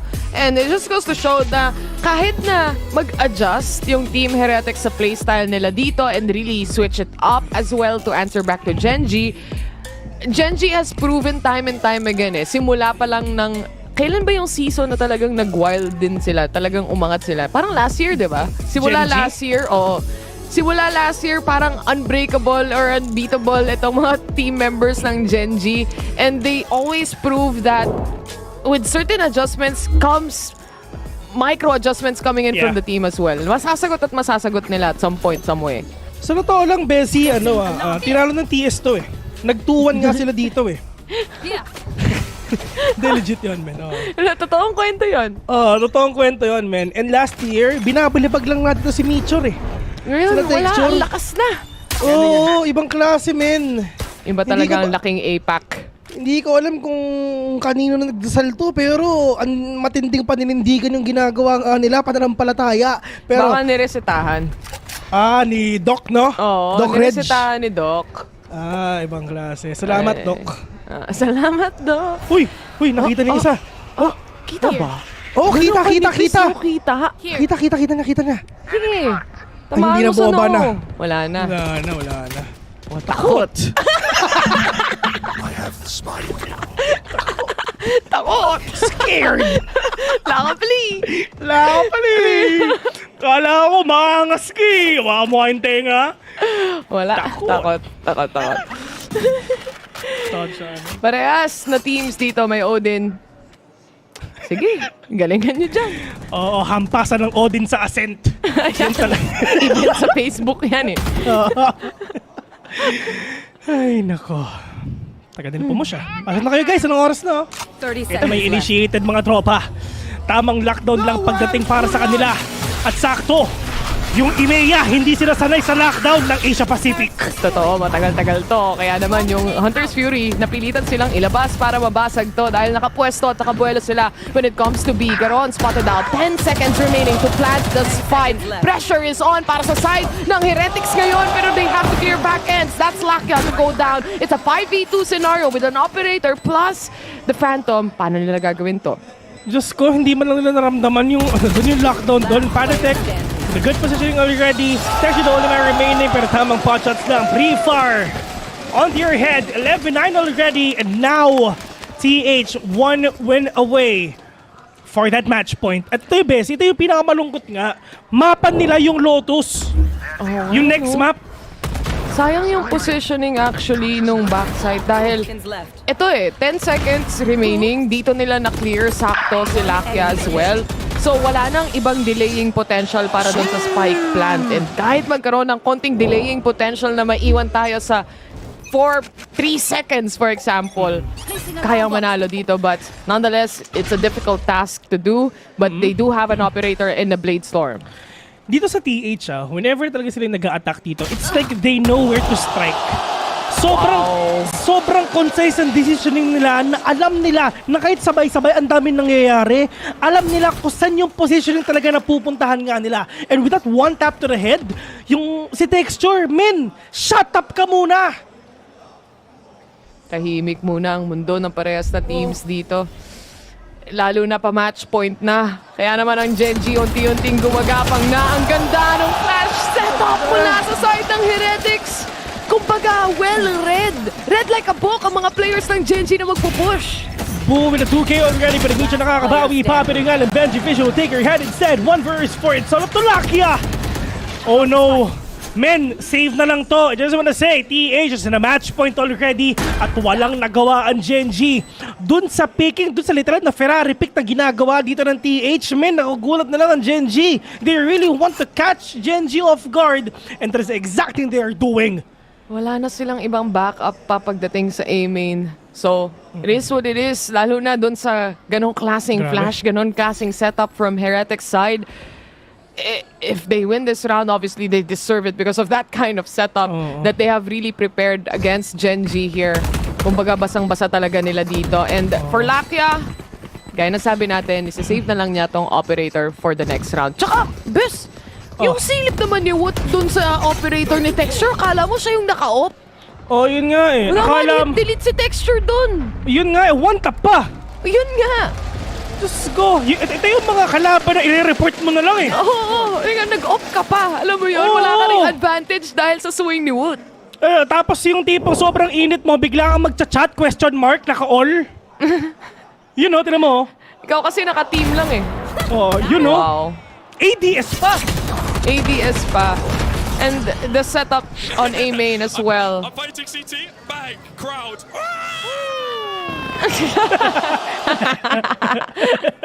No, at least nabuo niya yung storyline. Oo. Ito dun sa Red Like a Book na sinabi mo nga, Bessie, kumbaga, sila yung nagsulat ng storya, nire-enact lang na ginawa lang nilang live action. Yan. Pilit mo. Sige. Shoutout nga pala kay Hachiko. Oh. Naalala ko lang actually. Gusto ko lang shoutout, man. Shoutout pa si Hachiko.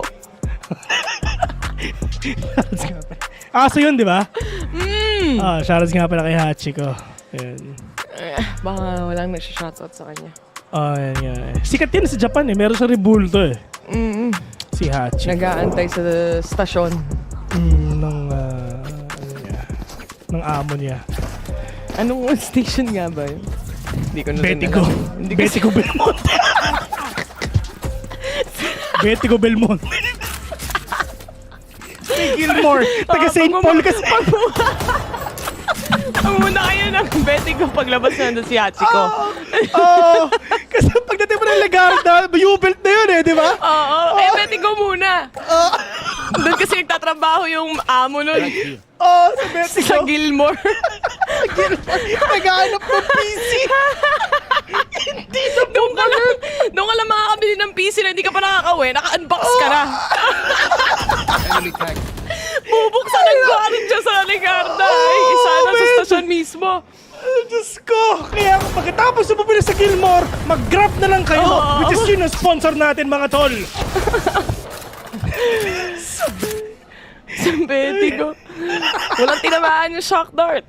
Hindi, grabe yun. Ay! Ayun na nga! Yun ang tinamaan nga ng magaling mga tol. Si Mitchor. Diyos ko! Si Bot na ano siya? Ay, hindi ko na alam kung ano nangyayari. Ang importante, 3 versus 3 tayo ngayon. Nating hindi tumawa ng ganito. Post plant para sa side ng Team Heretics dito right now. And syempre yung mga smokes na setup na rin nila dito. They do have from the shadows kahit papano, pero itong Blade Storm ni Texture napaka-importante para sa retake na to, Bes. Pero paano nila ito gagawin? Ito lang yung Blazer nga na binabit ito nga ng tension. Let's see if ever makakapunta siya. Pero ito na yung aggression din na ginagawa nga ng TH kasi yung oras nawawala na pagdating nga dito ng Genji. Texture inside the smoke already. Pero nga paano wala siya makukuha ngayon. Pero good flash already. At least madadiliti talaga yung aggression yung pinapakita nga ng Genji. Pero yung tao, actually hindi. Tatlo yung tao sa likod. Karon and Texture will catch one. Pero tingnan natin kung kaya pa ba. 1 versus 1. Nasa loob ng smoke. Boo versus Karon. Pero Boo ang mananalo doon. 2-1 na mga tol. Patitek, tumayo na siya! Was the knives! Nandun lahat nakasalalay. Yung clutch play na yon and Caron. Nilaro niya na lang sa loob ng smoke to just try and defuse the spike continuously kasi sino nga naman mag-isip na alam mo, i-half mo pagdating dito sa ganitong play. But Texture failed to really get that final blow, that final kill. Papunta kay Boo para ma-close off back, para makaabot pa sila. Heretics! 2-1 na? Ang lakas ng Heretics! Diyos ko! Ngayon, hindi na ako gulat. Ito this is the first time nakinas natin ang Heretics. I mean, this is just the year. Kasi back then kasi yung mga nakaraang Masters, ever since 2021, never natin silang nakita. Pero itong debut nga na pinapakita nga nila, at least, they're really starting strong sa game na to. Alam ko nag-Masters Madrid tong mga to, Bes eh. Kasabay nila yung Carmine Core kung hindi ako nagkakamali. Pero hindi sila nakas... hindi mo sila nakas. Yun sinasabi ko. Yun yung sinasabi mo. Anyway, itong series na to, 2-1 na yung scoreline natin. Alam naman natin na it's a best of 5. But again, if you have to really go back to the roots of this basic kumbaga composition that we have right now, yung performance na pinapakita nila dito is definitely way upper kesa dun sa performance nila last time sa isang Masters. Ibang klase yung turnaround of events talaga nakikita nga natin ngayon. Lalong-lalo na, buti na lang talaga nag-online na si Woot. Kasi si Woot, pag nag-online, lahat sila piece. Siya yung missing piece at doon na nga, kompleto na yung puzzle for the side of TH for them to win. At isa na lang ang kailangan nila for them to be the grand champions of Masters Shanghai. Grabe, no? Imagine mo, bumuo ka ng team, kailangan mong pagpahingahin muna yung isa mong player na nasa core mismo ng team na yon. And then, you have to play with Woot, filling in yung shoes na naiwan mo para sa team na yon, and still manage to pull off etong grand final na 2-1 yung scoreline and really pop off and make name for yourself. Team Heretics, ang lakas nila, pero yung Gen G, alam naman natin yung lakas din ng team na to, Bes. Oo. Pero yun nga mga tol. Pares tayo na. Instant teleportation technique lang mga tol. Pero yun nga, men, pupunta muna tayo ngayon on a very short break, and right after that, lilipat na ako sa kabilang kwarto. Kami nga pala ang The Mods. Break muna kami.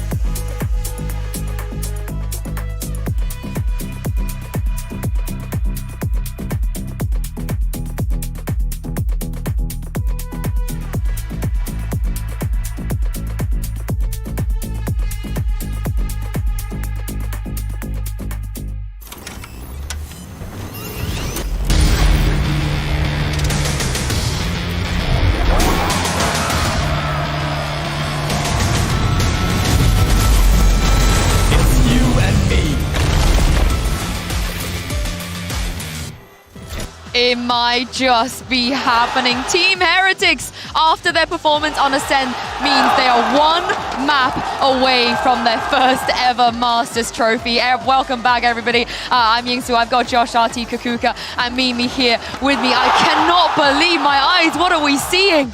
The momentum is back for this squad. They really looked like they could be out of it after that 6-6 half. Gen G putting together some great ideas on the attack, but the attack side from Team Heretics as well was great. Some massive calls in the mid-round from Boo and closing out some critical close rounds to keep this momentum with them heading into one map from this trophy. And hear me out, it's not been easy. Every single map, they started off with a deficit. They have to turn things around. And when we think about how especially started on the defense, they're able to turn things around, and the performance from Wood on this one, he's finally alive. Yeah, he's back. He's doing well again. Yeah, and I want to point out how great Heretics' like discipline and fundamentals were. I felt like the big thing about that game was Genji's lack of first kills. And so once Heretics were able to get into those 3v3s, favorable 3v3s, they were able to close it out. And that's a bit of a contrast to that first half too, where we saw Texture really coming online, getting some massive first kills, and also to that first map that Genji managed to pick up, where Woot was completely offline. This guy finding form in the perfect moment of the finals here, and playing against a guy in this form has got to be really difficult, especially for Genji. You can't help but remember that last finals against Sentinels. It feels really similar here, where they get a hot start and the players start falling offline, their opponents peaking at the right time. This is a really dangerous situation for Genji. And look at the comparison, right? The Wood on Icebox versus now on Ascend. The numbers are completely different. They tell a very, very different story. But I also want to give a shout out to Neilzinho, because I think that his timeouts are having a lot of impact, especially when they were on the attack. And we knew that it was going to be complicated, not only because you're against Genji, but because in the past you have already stumbled against, some things on the way. And I think that he had a massive impact also in the mentality of the Yeah, he did indeed. But this is the thing. If Genji don't pull it back, if they cannot win on Lotus, it will be a very similar story to Madrid. And Josh, are you at all worried now after what we saw on Ascent? Not at all. Not at all. For Heretics' sake, No, for I think Genji. for Genji, I feel like their mental might be booming a little bit. They always have a question of like mental resilience, and I feel like Heretics is now on an upward swing. I want to see like really strong A fights, Texture back online and getting his first bloods again, and I feel like that's their way to get back in. Yeah, I wanted to ask you also, because now that we're going on to Lotus, we saw Heretics yesterday in the lower final changing the composition and actually having a very good performance. Do you think it is something that they're going to be keeping up today? Because also Genji decided to start on the defense here on Lotus. Do you think there's some preparation coming specifically for that? Yeah, so like Genji, once they have the Odin and Op up, it's so hard to deal with them. Lockett gets the A line with his Odin, and you have Texture maybe at the C line. Heretics has a lot to solve going to this. They also do a really good job of like varying where Texture is going to be on the defense, kind of throwing in some of those forward defensive plays like we saw from them on Icebox as well. But for Team Heretics, I think a big point this whole event has been the momentum. When Woot and Benji start getting on that board, when they start yelling, getting up out of their seat, giving each other those special handshakes, the momentum continues to flow. And for this team that started out with literally everyone not believing they could go on a run with a sub in their squad, they have turned everything around. They have found their form. They have found their identity with this particular roster. And now with this momentum behind them, it really feels like this is their chance to lift that trophy. I just want to know if they've learned from their past mistakes. It wasn't a long time ago. In fact, it was yesterday when we saw them play their first ever international best of 5 on this stage right here. But remember, guys, Lotus is where in the past where they have tripped up, is where their mental resilience has fallen a little bit. And Josh, Genji are the kind of opponent where you cannot make mistakes because they will punish you for it. Oh yeah. Their openings are so strong and highly optimized. I think Heretics will have trouble trying to fight against that. So I hope that Heretics start moving away from their really strong opens and start playing out the macro from there. Yeah, especially also looking at the head-to-head between What's up mga tol? Siyempre, napakabilis lang. Palit muna kami ng kwarto. Ganun lang din talaga kadali yung mga pwede nga natin gawin. Pero best, may nahulog ata sa baba mo. May nahulog? Oo, kunin mo nga. Kunin ko lang. Oo, kunin mo lang. Hindi kita, best. Hindi kita. O, iusig mo yung ano mo. Ayan, nahulog. Okay na, napulot ka. May nahulog ata sa'yo, bes. Ha? May nahulog. Oh, wait lang ha. Baka naman yung itsura ko dyan, hindi... Huwag na, tama na. Ay! Wala man lang maayos na picture. Buti pa yung sa'yo, nakangiti. Sorry. Welcome back to Masters Shanghai. At syempre, nandito na tayo sa last round, last game, o may isa pa? Yun ang question mark natin dahil ito ang ating pang-apat na laro. Tapusin na natin to para makagame na tayo mamaya. Oo. Tigil nila to. Diretso. Enjoy na masyado. Tama na. Oo, masyado nang masaya. Pero pagdating nga dito, si Karon muna magbabantay dito sa may A. Tamang re-smoke lang din mula kina Karon. Of course, dun sa early na gusto nilang pwesto when it comes to Lotus. Alam naman natin, A-Rubble C. Yan yung mga nakikita nating places to be. Oh? Yeah! Bars yun, Besa! It rhymes. Flow G is shaking ah! Natakot si. Oo, kapatid ni HG yun eh. Same, si Flow G. Tapos pinsan nila si Sarah G. Yes, sir!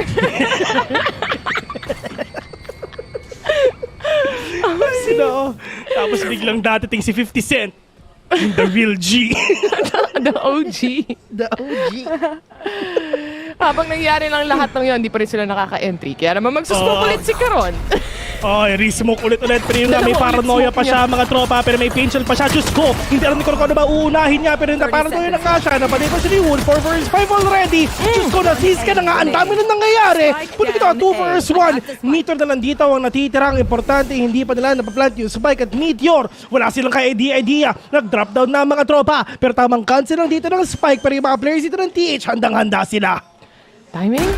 No timing at all for Meteor right now. Pero alam nilang drop on to side itong isang player na to. May chance pa siyang magpalit ng Ghost kahit papano. Headshot ang kailangan niyang makuha kung sakasakali man. Pero yung double swing, medyo nakakatakot din.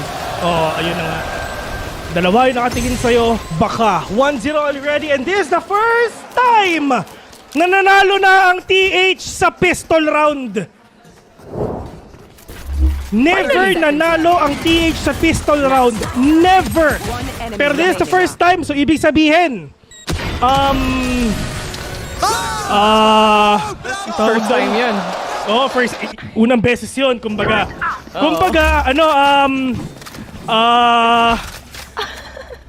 Yun na yun! Okay na mag-choke yung caster, wag lang yung player. Tama. That's the mindset na kailangan nilang makuha talaga dito, Bessie. Dahil syempre, buy round para sa side ng Team Heretics ngayon. And so far, orb control, meron ba from the side of Team Heretics? Mukhang wala. Gusto talaga nilang maging play for contact itong sinila. Uy! Iniisip ko pa rin hanggang ngayon, pero kakalimutan ko na. Tama na yan. Tama na yon. Ama ka na, kumbaga. Kumbaga, si Patitek matindi ang paninindigan niya, mga tropa. Kanina nakita natin siya, tumayo eh. Si Patitek, gigil na eh. Pero yun nga, serious sa kabawi pa, may seize pa. At tulad nga sinasabi natin, ito yung gustong matutunan ni Taylor. Ang fade sa Lotus. Totoo yan. Alam nila yan.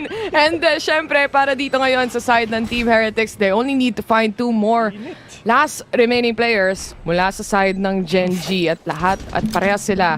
Syempre, isang Sheriff, isang Classic ang meron. They wanna play for the trades or maybe even an exit frag here. Wood super low in HP. So, siya yung pwedeng sumilip dito, pero hindi, naka-bulldog siya. But it's all up to the players of TH on how can they stop the aggression of their enemies.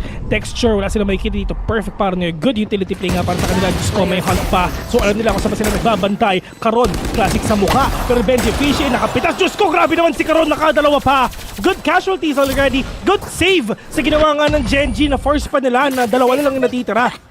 Yun nga diba? So, at least, do the damage, destroy the economy kahit papano para sa side dito ng Heretics, and at least you've done the job para dun sa makukuha mo maximum value sa isang eco round nga. But this is now the buy round. Kanina marami tayong maps or games na nakikita na nagiging or nako-convert pa rin yung mga nagiging bonus round natin dito from the following teams. And if they can convert that coming in here, especially sa Lotus na may Odin na, then magiging maganda yun. Na-damage pa si Texture dito. Pero nga ginagawa nila, Diyos ko, may pincher pa, may seize pa, mga tropa yung paranoia nga tumama pa sa kanila, pa si Karon dire-diretso na, mamamatay pa siya, pero hindi, makakapatay pa siya. Pero on the side ngayon ng Gen G, 2 vs 2 already. Si Rienz, may libreng baril siya. Ang daming nangyari dun sa route na yon. Grabe utility play nila, pero nag-end up pa rin tayo ng 2v2. Lahat sila may pera pa. Si Rienz, Diyos ko, kanina sheriff lang yan, pero ngayon, Odin na. It's a fight on a rubble. Trees, alam din nila with that Prowler being initiated. Pero alam ba nilang dalawa? It's a double swing coming in, and Rienz to get that double kill even. Kahit si Patitek siya na surprise. Nagulat sa ginawa nung kakampi niya. Pero Ano ito pa yun? dun sa wall bang na ginawa nga dito ng Killjoy ng TH, at least low na si yung raise ng Gen G, and for themselves at least nakuha nila yung mga utility play na tumama, yung seize, yung paranoia, yung pain shell, na nagulat na lang sila na sila pa yung pwedeng manalo dun sa round na yon. Naka-line up din pala yung last two remaining players ng Gen G. And like what we were talking about earlier as well, conversion na naman. Pagdating sa isang bonus round ang nakita natin para sa side ng Heretics dito, available na yung kanilang Nightfall para kay Riens as well, making it a lot easier to take a site if they have planned to do so.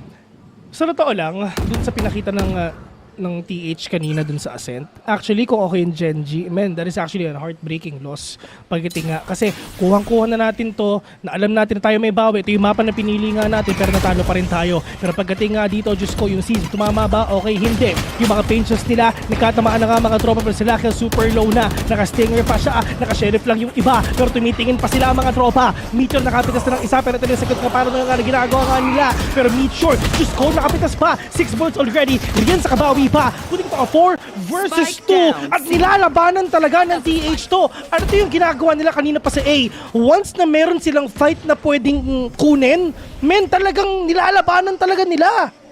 The thing is, parang ayaw bitawan ni Benji Fishy ito dahil sa dami ng baril na naiwan mula doon sa mga namatay na players from Heretic side. But they do have a big space, a lot of space going towards A, pero hindi nila alam, naka-crossfire na rin dito si Munchkin. Tama lang yung timing niya, tama lang yung dating niya. Ito na. Si Patitek, naka-Odin na mga tropa. 4 pa ang katapat niya. 7 seconds in, at sabi nila, ayoko nang tumingin sa inyo, men. Sisave ko na lang to, but Gen G is on a hunt. Thrifty round even. At libreng upgrade mula sa Silong dun sa kills na nakuha nila kanina. Parang labanan talaga ng aim duel when it comes to Silong, and you know, Gen G won that round in getting those kills. Lalo na mula kina Meteor. Ito yung nakakatakot na parte. Parehas na team, ang lakas nila sa mga eco rounds. Yun nga eh. And talagang, yun din sasabi nga natin, TH talagang nilabanan talaga nila.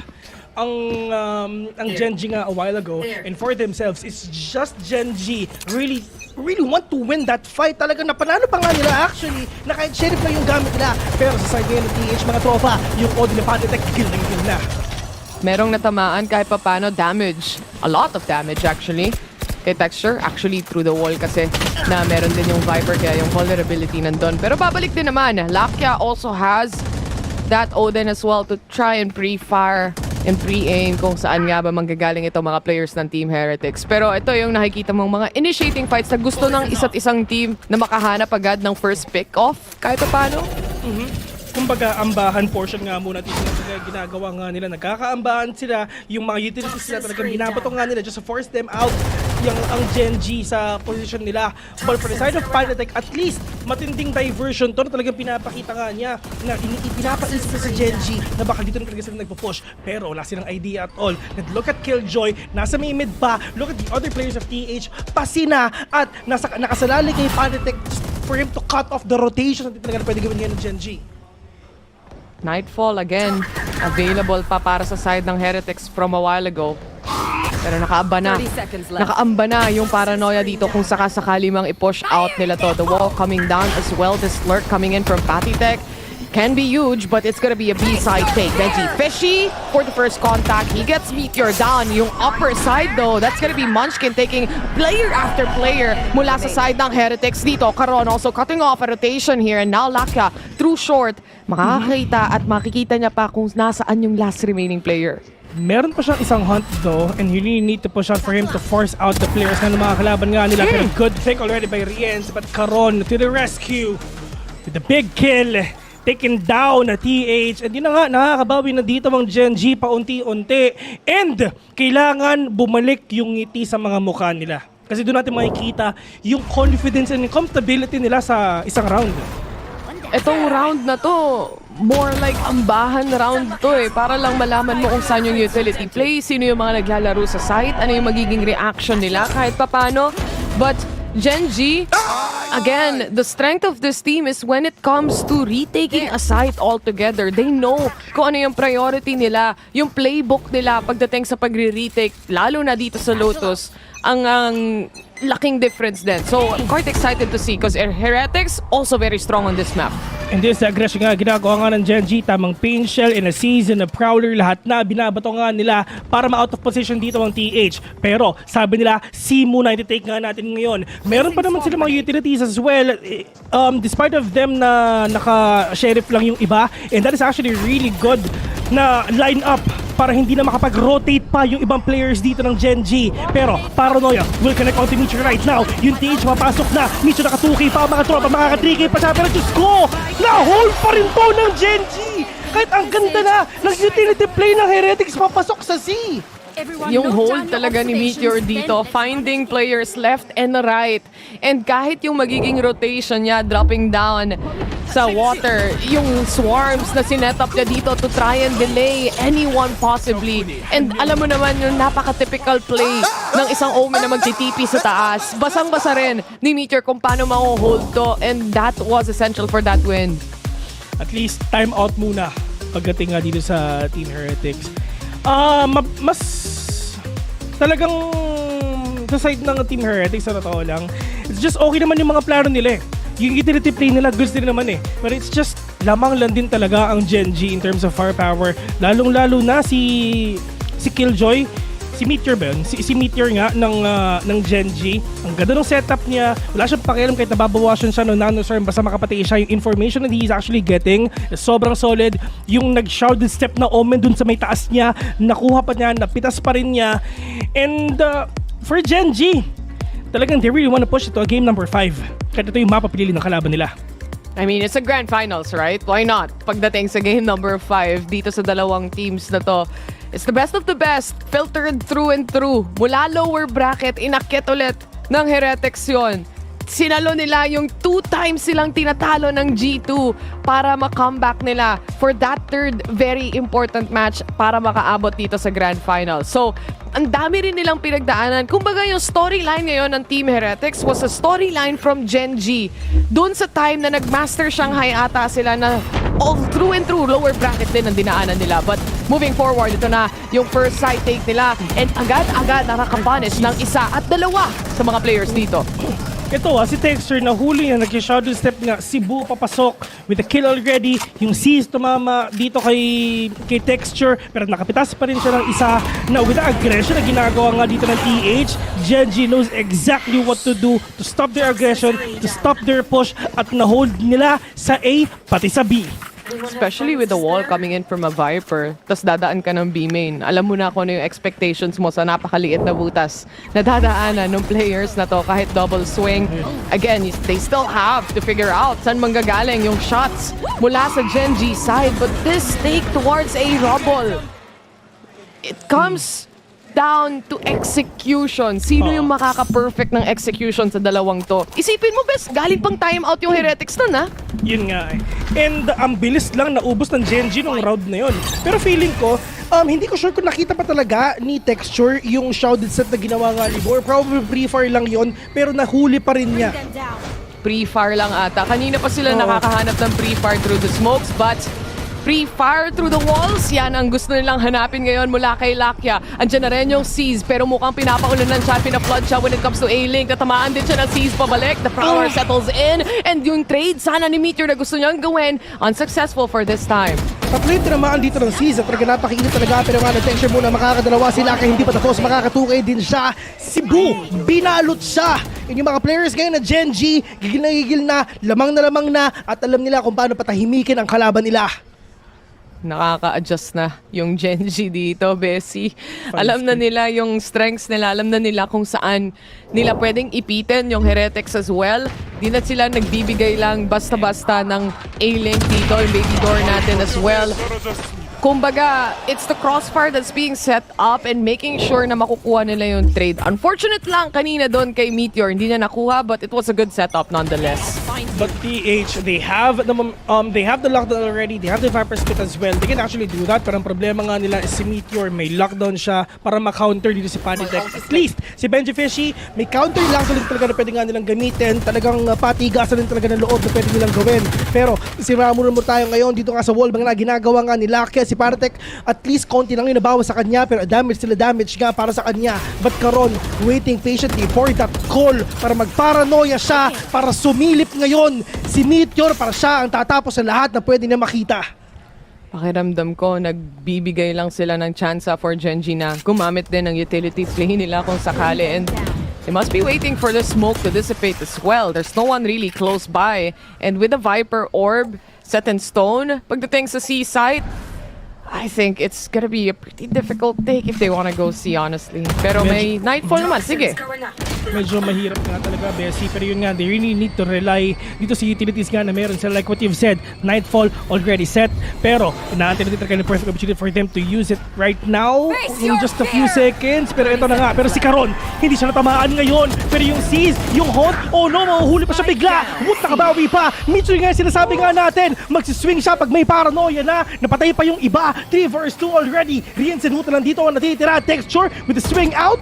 Nakita niya, alam niya na safe plant siguro ang pwede nga nilang gawin. Pero that is a Seize!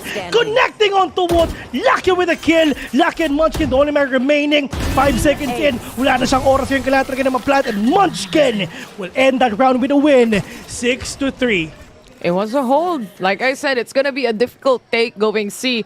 Lalo na yung Nightfall na yon, hindi matatamaan una sa lahat yung Omen. Nandun yung paranoia na isa-set up nila and yung trade na gustong gawin, syempre nung Killjoy na si Meteor. And if that happens, knowing Karon managing to pull off 1 kill already towards Boo, magpa-flood na lang din yung ibang mga members dito ng Genji para ma-retake yung site. Yung Seize tatama perfectly sa kung sino yung nagpa-plant or gusto mag-plant sana or gusto mag-push. And everything just falls into place in the hands of Genji at that point.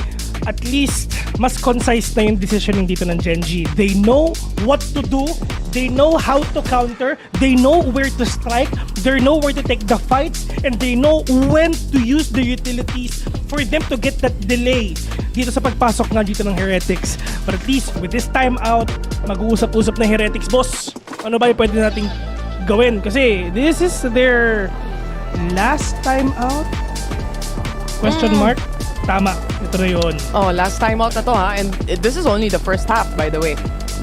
Na nakikita natin ngayon. And kumbaga, para sa Heretics kasi, series point nila, di ba? They wanna make sure they get this win. If they win this match, they're the grand champion of Masters Shanghai. So, kung anong pwede mong i-adjust ng early on, parang gusto na ata nilang i-adjust. Lalo na ang dami nilang ultimate dito plus the Stingers. Invest talaga. Kumbaga sa coach boss, pa-PMS mo na. Pa-PMS mo na. Change oil na muna. Oh. Delikado yung mga change oil na yan, Bessie. Lalo na pag motor. Pero Lakia, ang dami mo makikita dyan, boss! Ayun na nga, binato na, tinamaan lahat ng Seize! May painful pa! And it's a disaster na ginawa nga dito ng TH, mga tol! Lahat nagkakasabugan na! Lahat na binato nila! Diyos ko! Anong nangyari sa TH? May lineup na ako ulit. What a disaster indeed! The Seize just perfectly connects para sa Pain Shell setup! Okay lang makagat ako ng Prowler pero yung Seize hindi mo kayang iwasan, hindi mo kayang barilin. Texture! Ang tagal niyang pinractice to, finally nagamit niya na! Oy, tinuturo-turo niya. Kasi kahit ako kung ma-pull off mo siya sa isang Grand Finals. Oo! Hindi mo nga magawa yun sa isang rank game eh! Hindi ko nga magawa. Diyos ko! Tapos gagawin mo sa Grand Finals na lahat nanonood? Ang makati doon, 4 yung nahuli niya. Yun nga! Tapos may pain shell pa! Diyos ko! What a round! Bes, grabe si Texture pa nagbato, sasabog talaga! Kumbaga kahit Pidea kakatok sa pintuan ng B-site at that point. Ganun kalala. Available na yung showstopper na dito. And syempre para kay Lakia, it's more of a hold knowing na doors ang hawak-hawak niya and Odin din ng kanyang baril. Oh my God! Ganda. Diyos ko, ang ganda nun! Gets ko si texture ba't ang saya niya Oo, lahat na dinuro na niya mga tropa. Pero ito na, hampasan ng Odin sa Lotus mga tol. Op, wood, sumilat, hindi tumama. At dito nagsimula ang nasira yung aim ng TH. Oo, totoo. Medyo nami-misalign na yung iba sa mga shots dito ng iba nating mga players from Team Heretics right now. Meteor has a lockdown here as well. So kung sakali man, they play for retake, big possibility. Patitech, super low. Gonna be caught off guard by Lakia. And yung seize na to, kanina pa yan. Hunt pa sa mukha, lahat na. Kompleto para sa side ng Gen.G. Nag-ult siya pero hindi pa to last round. Oo, nag-nightfall siya. Hindi ko alam kung bakit nag-ult si Lakia. Mali siya Sorry doon. akin. Sorry Mali akin, siya men. doon. Oo. Na-realize yan, tagal na gumalaw. Sabi niya, ha, hindi pa ba yun last round? Sabi na, sorry guys. Yun yung sinabi niya. Sorry, pare. Sorry pare, sorry akin, Lods. You know. Nag-ult siya doon, pero hindi pa last round yun. Well. Tingnan natin dahil ang daming ultimates netong Team Heretics para sa susunod na round. Kompletos regados to, bes. Yun na nga ang pinakamahirap mga tol.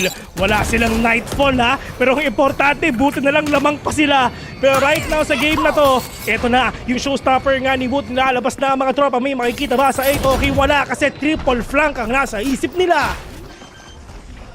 Lockdown? Inaamba ni Benji Fishy siguro sa post plant na meron sila dito. Lalo na meron pa silang Viper Spit na pwedeng iset at lalabas na yan ngayon. Meteor to pull out, of course, the lockdown for the rest of the team. Kailangan niya ipagtanggol to lockdown na to, though. Kaya naman, he's gonna hold on to the position. Attacker lockdown is also gonna pop anytime soon. They go on to positions para sa kanila magiging retake. Oh no, Munchkin will catch one. Wood nakabawi pa. Expect na to, pero sobrang sayang kasi hindi nabasag. Napakadaming detained. 3 ang detained sa DH, mga tol. At wala silang nagawa. Lahat sila naninigas na. 9-3 already. Yung ginawa ni Lakia kanina, kalimutan na lang ngayon. Buti na lang, panalo sila. Totoo. Ang dami. Si Lakia ngayon, natawa na siya kasi okay na ang lahat. Nagawa niya na ang trabaho nila. But the round itself, after talaga nung Seize Facials combo na yon, Bes, I feel like simula nun, medyo naging messy na ang lahat. Hindi na ata rin nila napansin na itong lockdown na to, madedetain majority sa kanila. Yun yung mga hindi mo magawa sa rank game pero magagawa mo sa grand finals eh. Yun at yun eh. Pero syempre, shut up muna tayo. Mika, ikaw na. Get his thoughts on what he's seeing around him. Hey guys, we have another halftime interview for you, and guess who's here? Yo, 大家好，我是 FALORANT Live. Hello guys, I'm FALORANT Live. Live, thank you so much for being here. Now you went up against Team Heretics and Gen.G. What is your opinion of both of these teams? 其实现在来福都跟今天的两支队伍 Gen.G 和 Heretics 都已经交手过了，那你对这两支队伍作何评价呢？我觉得 GNG 它是一个战术非常充足的队伍，以及教练组非常强劲。然后 TH 的话，我觉得是偏个人实力一点，然后对战术储备可能没有那么充足。对。I think for GNG, actually they got a lot of strategy and really strong coach stuffs. And for TH, I think they played like powerful individuals, maybe not that much strategy compared to GNG, maybe. Who do you think is going to be MVP of this series? 你觉得这张地图的 MVP 会是谁呢？我觉得这张地图 MVP 会是 TH 的 Ryans。 I think it's gonna be Ryans from the Heretics. Oh, that's very, very spicy, and I totally agree. But do you have a special message for our audience? 有没有什么特别的话想要对我们的观众们说的呢？我想说大家，电子竞技的魅力就在于翻盘，翻盘的游戏才有意思。我们一起为 TH 加油！ Thank you so much, and thank you to Luna for helping us with some translation. We're going to send it back to our casters and we're going to get back into the game. Back to the game indeed dahil syempre 9-3 yung scoreline natin dito, Bessie, lamang ang Asia Pacific. Yun inaantay nga natin. Pero sa mga nanonood nga dyan, Dajiaha Women Yo, without the VCT Shanghai, Women Shita Mods. Ni hao sa inyong lahat mga guys. Sa yun na nga, akala nila siya lang yung magaling mag-Chinese eh. Hindi na alam, marunong din ako mag-Mandarin eh, no? Oh, grabe yung seminar mo, bes. Copy-paste lang. Salamat, Google. Salamat, Google. Indeed. Pero ito na, simulan na natin ang bakbakan. Siyempre, sabi nila, bes, attacking side daw tong mapa na to. Bes, alam mo ba, si Woot tsaka si Rienz, inggit sila. Bakit? Gusto rin nila gawin yung ginawa ng Genji kanina. Oo. Sabi nila, gusto ko rin makahuli ng 4 sa seed. Oo, tas pain shell.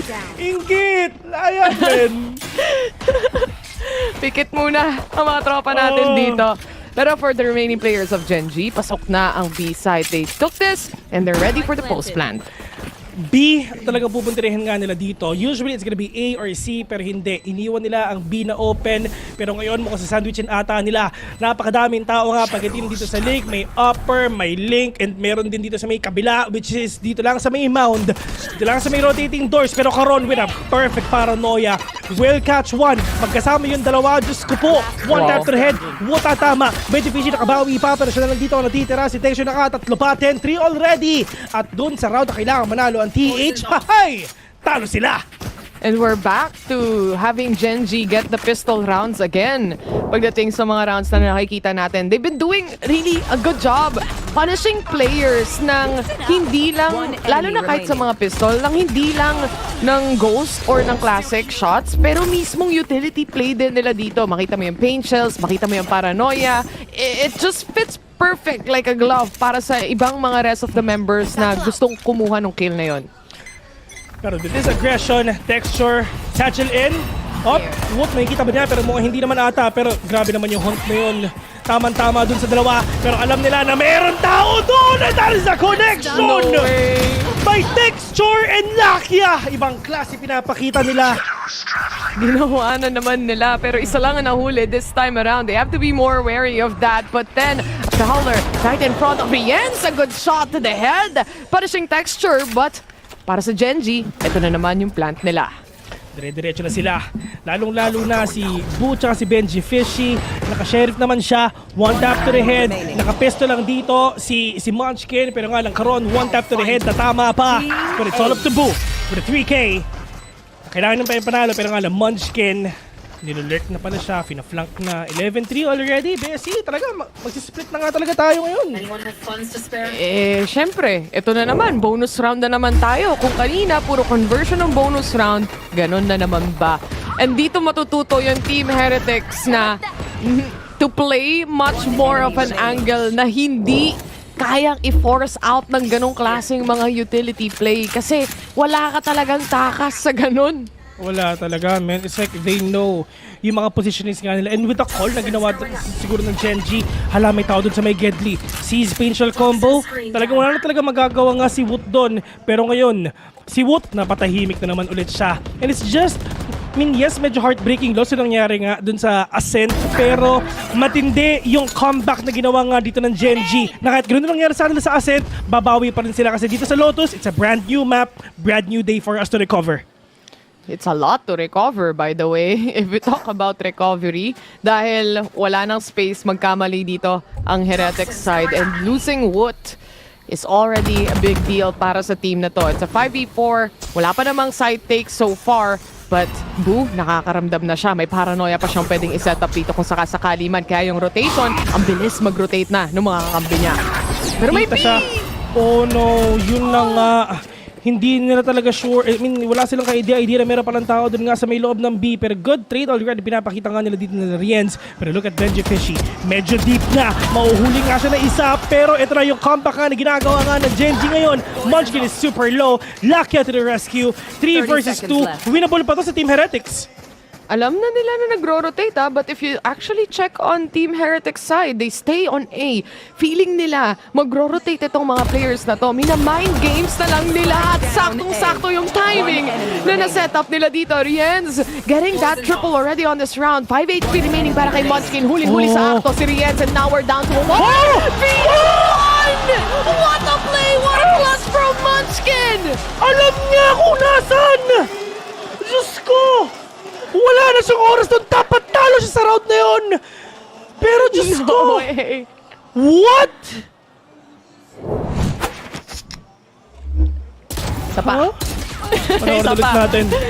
Well, to be fair, nung naglaban sila sa A-main kanina, alam na nila yung isa ay nasa stairs. But not exactly like this kung saan si Munchkin, nagulat din siya na nakuha niya yung kill. Oh, wag ako pre! Wag ako pre! Wag ako pre! Wow! Tapos ka na yung Lotus pre! Lotus 2 na Lotus dapat 2. ako pre! Nasa Valorant 2 na ang Gen G. That's the match point we're looking at right now. And for Team Heretics, Guardian, yung iba sa kanila, lalo na yung mga walang pera. Outs. Outs. I felt that. Felt that. Pero ito Careful at here. least si Riens dito may Nightfall. Maganda yung positioning na dito, mahuhuli niya ang Gen G if ever talagang ginamit na niya. But for sure, Sound Fusion talaga yung inaantay nga nila. Mind games, nagpaparinig lang sila. Pero pagdating naman dito sa Gen G, at least hindi pa nakakapitas, hindi pa nananalo dito ang TH kahit isang beses dito sa second half. Ang ganda ng Pero Nightfall na to. with this Nightfall, men, a minimum of 3 yung pwede niyang mahuli nga dito. Pero nag-aantayan lang sila, nagkakabatuhan nga ang mga tropa. Eto na, nilalabasin nila. Walang marinig yung 4! Ay, hindi 3 yung nahuli nga niya. Benji Fishy will catch 1. Nakikita na yung bullet trace pero lahat nila kalmado lang. Pero pagdating dito sa B, tamang snakebite lang din talaga for that delay. Pero si Wood with a kill, Diyos ko, lumalabang pa ang TH dito, Bessie. Alam nila na meron ng B-site link dito at nakaabang na mga players ng Team Heretics. It's gonna be 3 players looking at Caron just in case. And kung makukuha nila yung trade-off, maganda para sa kanila. But Lakia fighting for his life when it comes to upper. Caron already spotted 1 already here. Lakia on the other hand, nakakuha na rin ng kill. Tig-iisa ang mga players dito ng Gen G. And Meteor also securing 1 pull from the upper as well. It's a 1v1 scenario. A play for the win and bro! Buhay pa! Classic lang ang kailangan niya para manalo ang mga tropa at may isa pa. At despite of them na talagang nahuhuli nga sila ng Gen G, pero kamuntikan na yun, Bessie. With that Nightfall na ginawa nga ni Riens doon, men, ang dami nilang nahuli doon. Nagsagutan din kasi sila ng Nightfall eh. So medyo naging ceasefire yung dalawang teams doon dahil neutral grounds para sa kanilang lahat na walang marinig. But this 1v1, the one who wins is the calmer one and it was Boo. At least si Coach, hindi nagagalit. Alam nilang lamang sila ng isang mapa eh. Oh, di ba? May split pa naman, di ba? Nakangiti lang sila. Pero the aggression of Gen G is here again. Makikita nga ulit natin yan. And for sure, wala nang pupunta doon sa Gedli kasi baka ma-seize pain sila ulit sila. Tama na daw. Wala na pupunta dyan, man. Takot na sila. Yung alarm bot though, at least na-trigger na. So alam nila na baka papasok na ng site. And Benji Fishy, siya ang taga-hold dito. A double kill for him already. Yung isa nasa stairs na si Munchkin is spotted out din. Nagkakahuli na nga sila. They still have the lockdown already by Meteor, Benji Fishy as well. Pero in terms of positioning, ang Gen G lumalabang na. Para katabaan pa ng Seize. Yung parang papunta na nga sa kanya. Wala siyang marating dito kahit isa. Lakia! Makakapitas. Pero hindi. Si Riens nandito pa. Nag-drop down siya mga tropa. At alam nila to for sure kasi nga nakita nga nila. At si Riens know where to move nga. Talaga stuck siya dito, step bro. At paano na ito makakaalis nga dito. With the fact na yung TH, papasok na rin talaga. At yun na nga, buti na talaga na-cancel niya. Pero alam nila na meron pang tao dyan. Wala siyang choice kung hindi lumabas dito kung gusto niyang mabuhay. Pero alam na ng players ng Gen G kung saan siya magagaling. Up above, eh syempre magagaling din si Nabu. But this is already a clutch that he has to make yet again. 1 versus 2. Lucky gonna plant the spike already. Spike planted. Bo trying to wrap around their opponents one by one. Pero with that Viper's Wall, oh no, ginagamitan lang nila. Hindi alam ni Bo kung nasa po yung mga kalaban nila. At yun na nga. Ladies and gentlemen, got yourself a series. This is actually Game 5. Pupunta tayo ngayon sa Split. Split! Yung next map natin. Alam mo, kung tutuusin, Bessie, itong map picks natin, pabor sa Gen G, no? Yung decider map is gonna be split for that 5th game. Team Heretics, they have the advantage sa isang series point na kailangan nilang makuha na lang. But here in Lotus, pinakita ng Gen G kung sino ang may-ari niyan. Like I said, it's one of those maps na malakas ang Gen G, especially when it comes to retakes, and we've seen that. Actually, ito nung nagtapat sila ng Fnatic, natalo ng Fnatic ang Gen G sa mapa na to.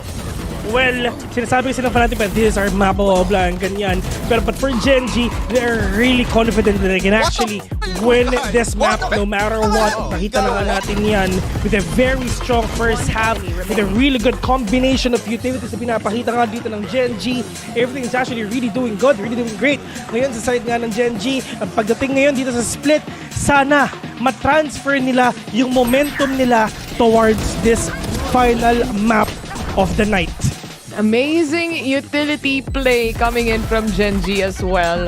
You have to recognize it. Yung apat na C's plus Pain Shell combination, the cheapest kill of your life. Di mo kailangan ng baril. Bumili kang Pain Shell. Ay, hindi ka binibili yung Pain Shell. Yung C's lang bibilin mo. Nakaapat ka pa. Sa importanteng mga rounds pa. Sa second half yun, di ba? Oo. Yung ano? Yung first half. First half. Pero doon na sa mga final rounds ng first half. Final rounds ng first half. Well, at least gagawa pa rin nila ng paraan to. And pagdating naman dito sa last map, actually, we are really hoping for the transfer of momentum towards the last map. To be honest, malakas ang Gen G dito, pero hindi pa namin sinasarado ang libro para sa TH kasi for sure, kayang-kaya pa rin nila to. Definitely. I mean, we've got a series in our hands. Kaya nga na sabi mo, we're going to the 5th map. But beforehand, pupunta muna kami sa very short break. And when we come back, malalaman na natin kung sino ang magiging champion para sa Masters Shanghai. I'm fake proof. Every time I'm lit, I don't get bit, cause I'm snake proof. Headed to that sin, I can shake it. And I told Goliath, it's a 30, I can take it. I came too far from living dirty. Ayy, gave me no respect. Lonely on me neck. Zeros on the checks. What did y'all expect? Been round, homies kept it holy from the lobby to the penthouse. Blessings coming ODI. I need a list now. Cause it's more on the way. Made a lot of hits and it's more on the way. I done caused a lot of fits and it's more on the way. Yeah. Oh, you like that? It's more on the way. Yeah. OMG, look what God did. 9 to 5 was putting in the work when I was jobless. Couldn't get the Ray-Bans and it hurt, but now my optics. Can't believe I take a look around, they sending options.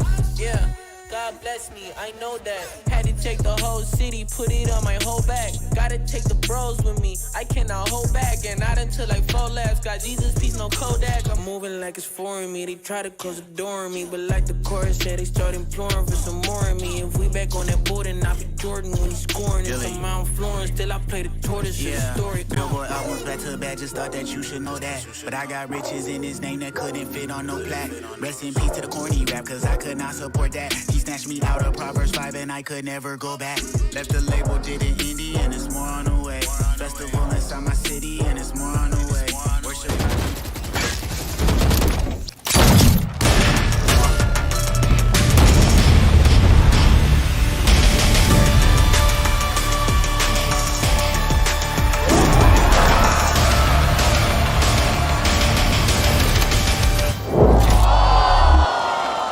After that tremendous performance on Lotus, we are heading to a map 5. This grand final is gonna go the distance. I'm your host, Yingsun. I'm back here once again with Josh, Mimi, and Kakuka. Who would have thought that we were gonna get to this point? I mean, it's ridiculous, Literally right? anyone? No. I thought that Gen G looked a little out of it after that map. Team Heretics had so much momentum behind them to recover, but on Lotus, this map continues to be such a stronghold. They have such great ideas on their defense, and they've proven some mental resiliency to take us to map 5. Yeah, let's talk about some of those great ideas we saw as well, Josh. I knew you wanted to talk about the way that Gen G were able to funnel Heretics into places that they wanted them to be. Yeah, it all starts here, where they demand respect to their A fight here, and you can see Heretics never could get out of this spot with these 3 players fighting for this. And so once Heretics realize, like, oh wow, they can't go A in the beginning of the round, they start going towards C, and they run into Meteor and Karen's defense there. So this is a round where they got stuffed at A, went back to B, and now this is when Heretics try to force their way into their full setup at C.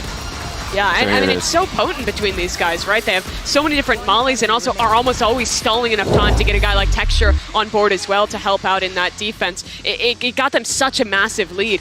it almost felt like a formality to close out on their attack as well. Yeah, and Kakuga, let's talk about Lakia. And Lakia and Solar as well, because they were there from the beginning. They were the OGs on the international stage. Yeah, exactly. And some of the amazing plays that we have seen just in this map, all this coordination was thanks to Lakia and Texture. Those combos that we were seeing being so effective time and time again, all those A-holds and, you know, all the progression from these two people coming into today is massive, Mimi. And the history is there for these two. All the way back in Reykjavik, Solo was a player, Lakia was with him along his side, and they made it to top 3, but they fell apart at that point, went down, and then Lakia kind of disappeared from the top for a while, was benched by DRX, had a stint down in Tier 2, but now he's back on a top team, made it to a final in Madrid, and has a chance to hoist a trophy now in Map 5 in Shanghai, especially if he could keep up a performance like he had on Lotus. Yeah, and I can't wait to see it because this guy has been around for so long. Like Mimi said, he's been grinding. He had his opportunity in the beginning of the game. We thought he was going to do huge things at DRX. It wasn't meant to be. But this is the thing. Looking on the other side of this, there is similar stories as well. Josh, your boy Panatek was talking about how he was considering retirement before he joined Team Heretics. And what a story it would be for him if they're able to bounce back on Map 5. I think it'd be insane. And like, in their final map, they made a player swap, a role swap with Patatek onto the Viper and Root on Duelist. So I think that this will come down to the defensive play calling. I thought the defensive play calling from Genji was excellent. Heretics needs to do the same thing here.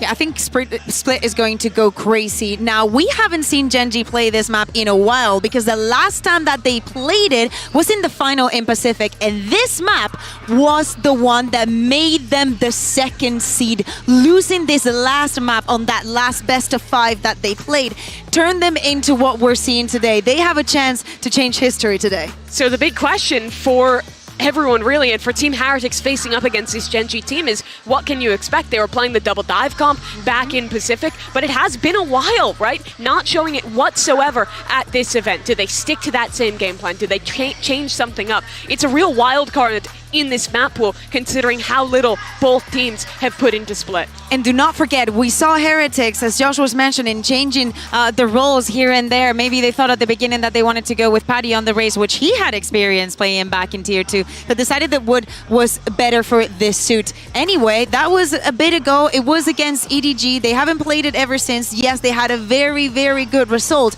but not that much practice, and I don't think Genji is going to be the kind of opponent where, you know, it's going to be just easier, especially if we think about the mental of Heretics right now. In that Lotus, they started with 3 rounds in a row, and then Genji comes back to life and gets all of the rounds on their defense. Right now, their mental cannot be the same as they had when we were back in EMEA on that last map. Well, let's take a look at Agent Select here and see what we're gonna get. And yeah, what do you guys make of this? It's a mirror comp. Yeah. Both teams are running double lurk. I find that like it's really easy to work attack here, even though there's a lot of defensive agents. The Viper's able to lurk B, Cypher can put some question marks at A. Genji's gonna have a tough time, I think. That they may, but Lakia locking in. Game number 5, mga tropa. Ang laki ng upuan mo, Bessie. Welcome back nga pala. Ito na, oras na para malaman natin kung sino magkakampyon. Yun ang Hindi tanong. ka makagalaw, no? Yun ang tanong. Hindi ako makagalaw, pero yun ang mga tol. Big shoutouts nga pala. Napakadami kong, napakadami kong kwarto. May pusa ka rin pala. May pusa ako. Yun nga pala si Mingming. Pero, si Mingming. Yun na nga, tol. Split is a place to be. Talagang dito natin makikita talagang sino pa talaga ang magkakampiyon nga dito sa game ito. Pero shoutouts nga pala kay Doc Gina, kay Doc Rich na pinapunta niya ako dito sa Oo nga, yung bilis kwarto mo niya. makalipat. Siyempre, tech issues. Alam mo naman, kailangan mo agad ng place to be. Kaya dinala ka dyan, di ba? But right now, heading into this matchup, Bes, Genji or Team Heretics? Genji ako. Talaga? Bakit? Kasi Pacific. Kasi Pacific. Kasi ang init nila eh. Ang init na nila, di ba? So ituloy na nila, men. Huwag na silang lumiko-liko kung saan man. Kumbaga, diretso na. Kumbaga, ito yung focus. Ganoon namin. Iwan kahit pamilya mo pa. Sim. Hay nako, kaya pumunta na tayo sa split dahil ito na ang final game of the day at final day of Masters Shanghai. Oo. Ay, mag-BBCTPH split 2 na. Ayan na, malapit na. Kumbaga, makikita na natin yung mga idolo nga natin. Pero si Boo, Diyos ko po, makakapitas na. Medyo nakabawi pa. Pero pagdating nga dito si Genji, si Texture, medyo duguan na. Pero andyan naman si Lakia para sa kanya. Malayo naman daw si Bituka yan, Bessie, so pwede pa. Di ka dito, baby boy. Heal kita, kaso nakagat pa. Pero okay lang, ito na si Texture. Back to 95 HP on the pistol. Very important, I would say. It's still a 4v4 so far. And with 56 seconds, marami pa silang chance mag-rotate, lalo na may control sila sa mid from the Omen.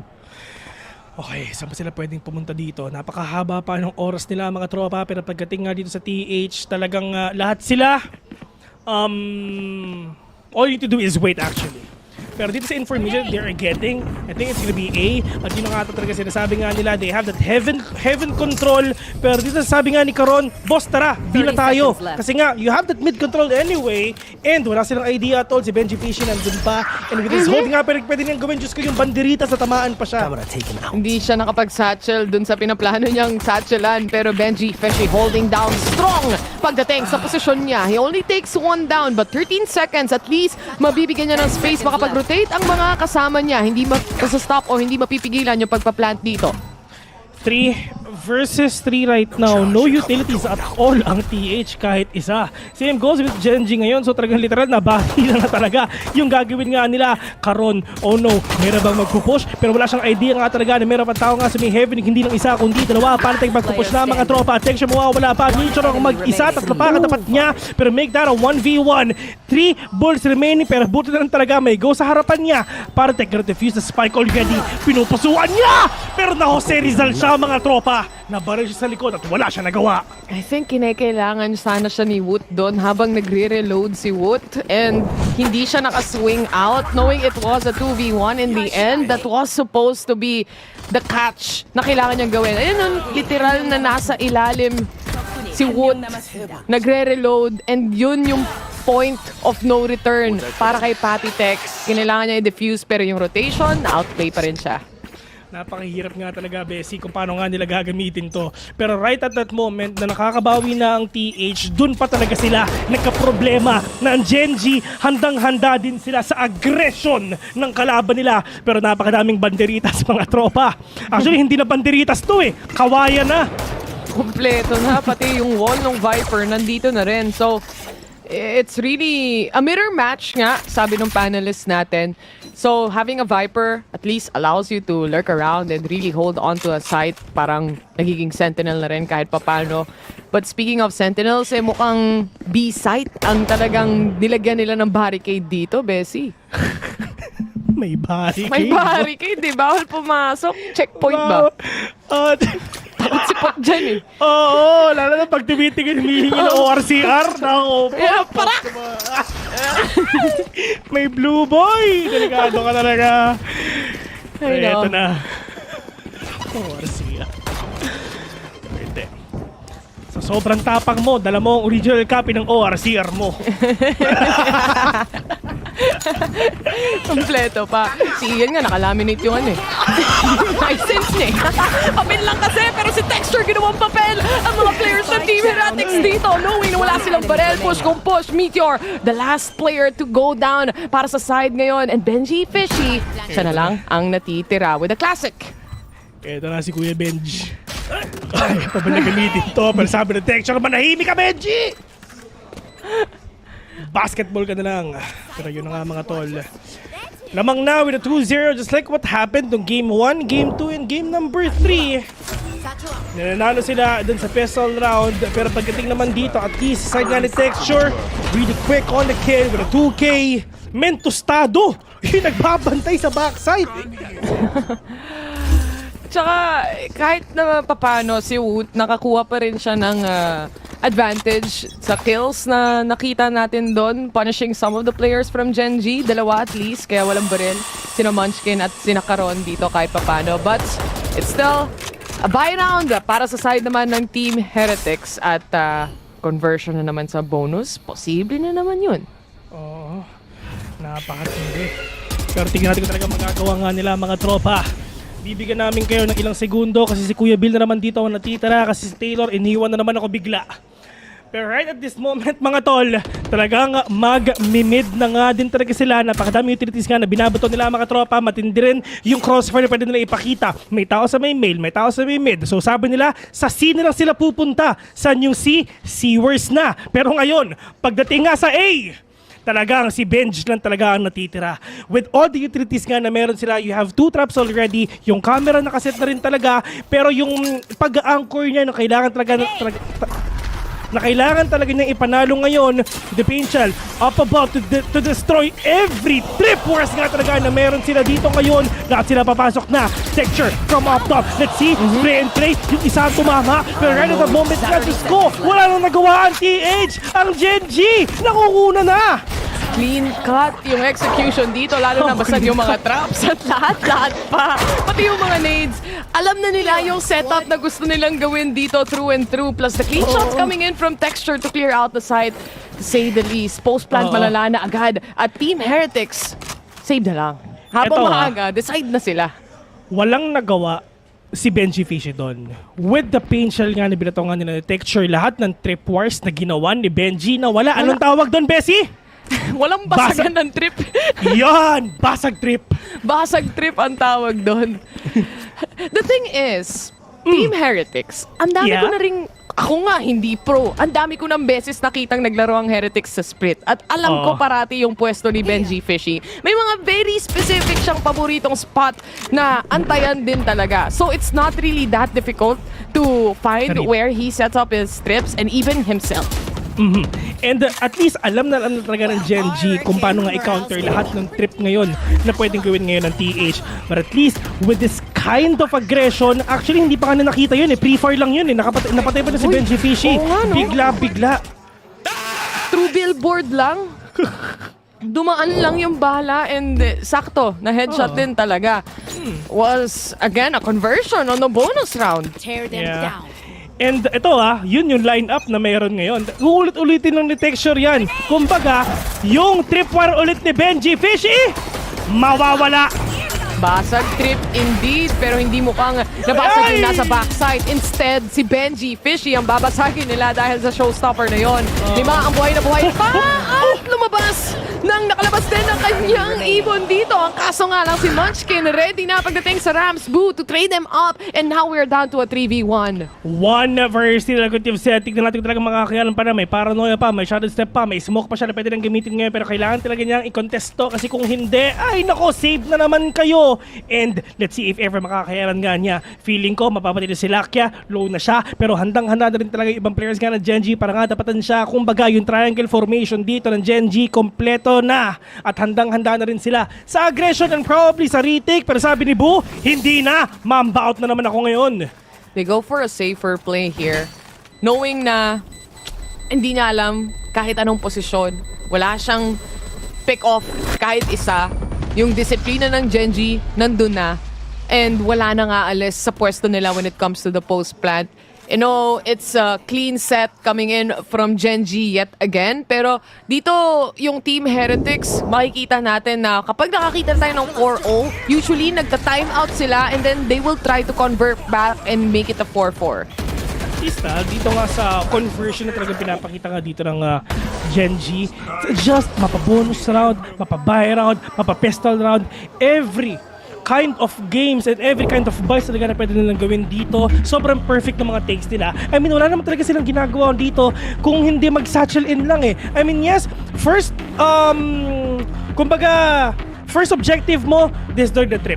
Right after that, satchel in, pasok na tayo. Because there's no way na mapipigilan mo ang aggression at pag-entry ngayon ng Gen G. Nag-call na nga ng time out. Talagang dito sa 4-0 natin nakikita yung first time out ng Heretics, which is very reasonable, to be honest. As much as early as possible, gusto mo nang ayusin yung kung ano yung gusto mong take pagdating sa site. Especially kay Benji Fishy kasi wala talaga siyang space so far. Parang null and void yung isang cipher dito sa mapa na to just because of how Gen G entries. Sipin mo, dalawang tripwire, burado. sa isang paintshell lang na libre ni Texture. Yun lang yun, men. Tignan mo yung score niya, 6-1-0. Talagang Texture, Meteor, and Friends. +3 ang pinapakita nila dito. Kasi lahat din ang posibleng mag-rotate dun sa site na gusto mo nang puntahan, ika-cut off din ni na Meteor eh. Again, it's about the trades that they're setting up here. It's about the sandwich play that they want to play out on.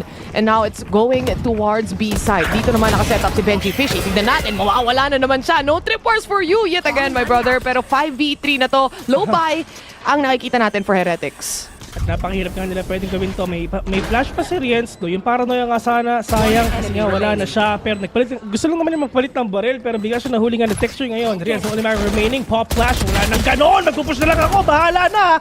Pero yung kalaban nga nila nasa harapan niya, pop flash, will connect onto Caron, pero repick.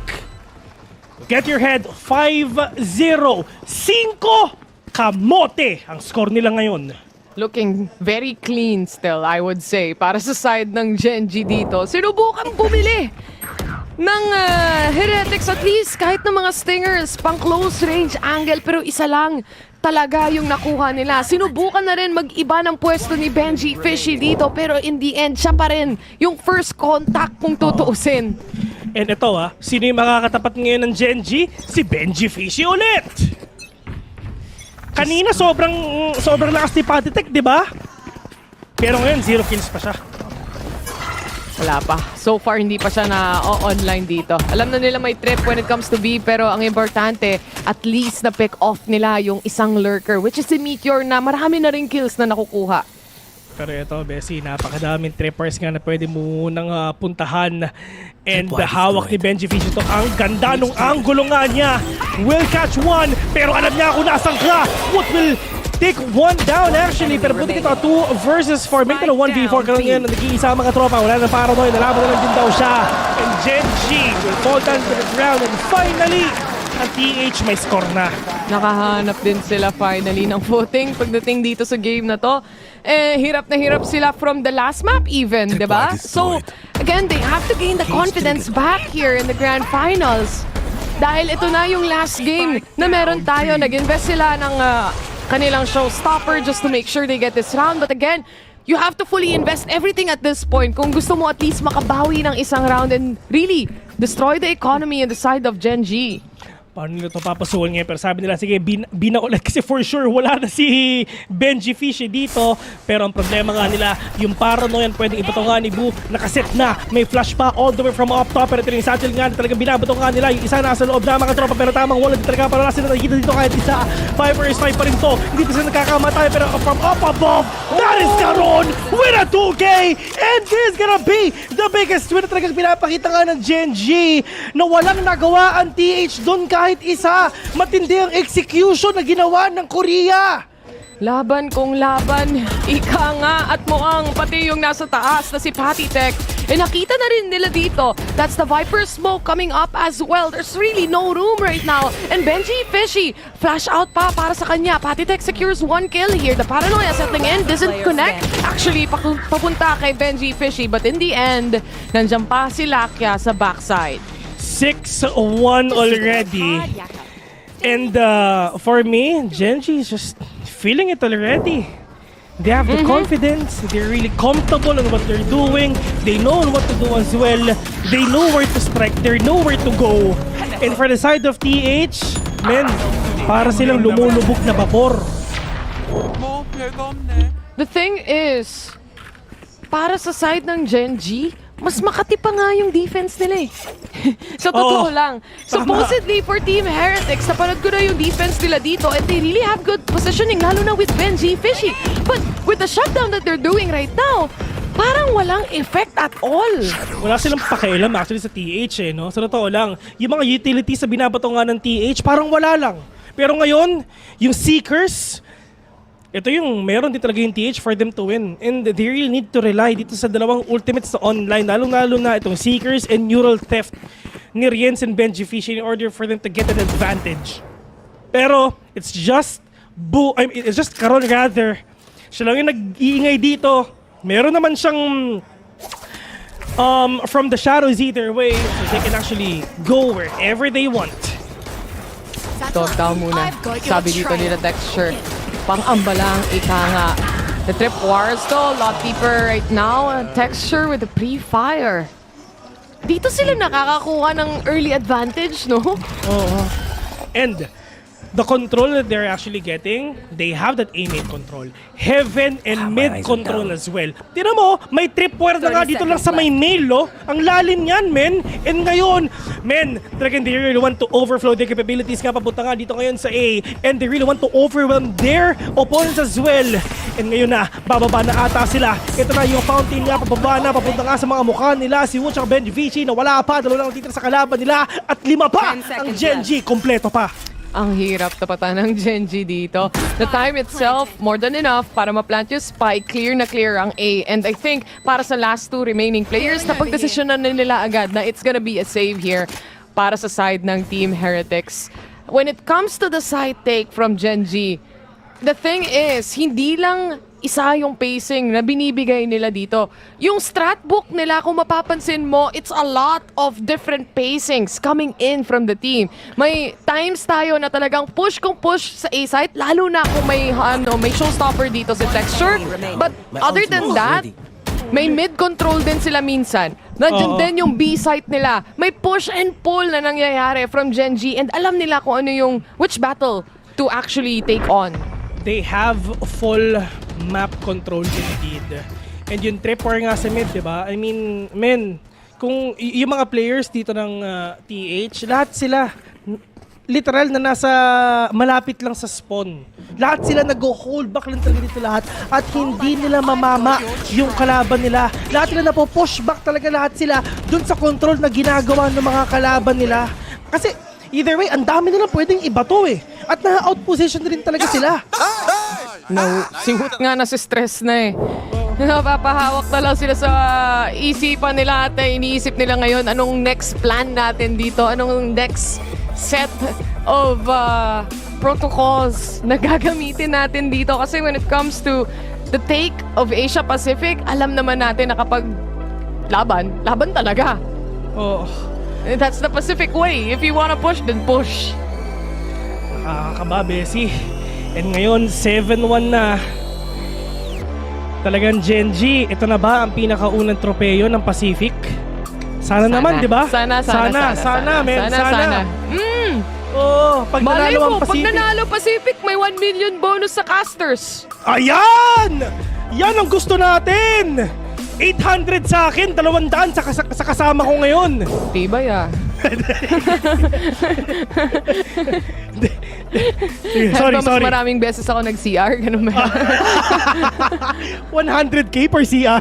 Oo, may bawas pala yun. Oo. Ito yung dahilan ko bakit may Arenola ako sa tabi ko ngayon. Noted. Anyway. Taylor Panot ah. Vil Panot. Oo, sige. Pagpunta tayo ng Bulacan, pabaga, ano tawag doon? Panorth yun eh, Panorth. Panorth. Okay. Ay, nako. Eto, Bes! Oh! Showstopper. Showstopper si Texture, alam mo na. Lalaban na lang daw sila ng mid kasi wala na daw pag sa site lang. Ay, nako. Eto na nga. Yun na nga yung kailangan nilang gawin. Kailangan nilang labanan kasi kung hindi, makukuha nila yung momentum, makukuha nila yung control at walang magagawa yung TH kundi mag-back na lang naman sila at wala. Ma-overpower sila ng kalaban nila. Flash to the face, pagdating kay Wood. Pero sabi nga nila, di ba, kung pistol round, stack together as a team. And that's exactly what they're doing towards A site. A quick rotation from the players here mula sa mid-control nila kanina. And speaking of mid-control, same old, Meteor is ready to take on the action pagdating sa lurk. Pero right now, dito nga sa pinapakita dito ng Team Heretics, this is gonna be a really difficult round. Kasi nga, 3 na lang sila natitira. May From the Shadows ka nga, pero yung counter utility nga pwede mong bigay, wala. At kung 4 natitira nga sa Genji, ito yung malaking problema nga nila. May paranoia pa, may snakebite pa, may pain shell pa, kompleto pa doon sa retake. Sila pwedeng gawin nga nung kalaban nila. But Paratech with the Viper Spit. Gagamitin ba niya? Yun ang tanong. Kung makakuha sana sila ng barel, pwede sana. Pero Texture, waiting patiently sa hill.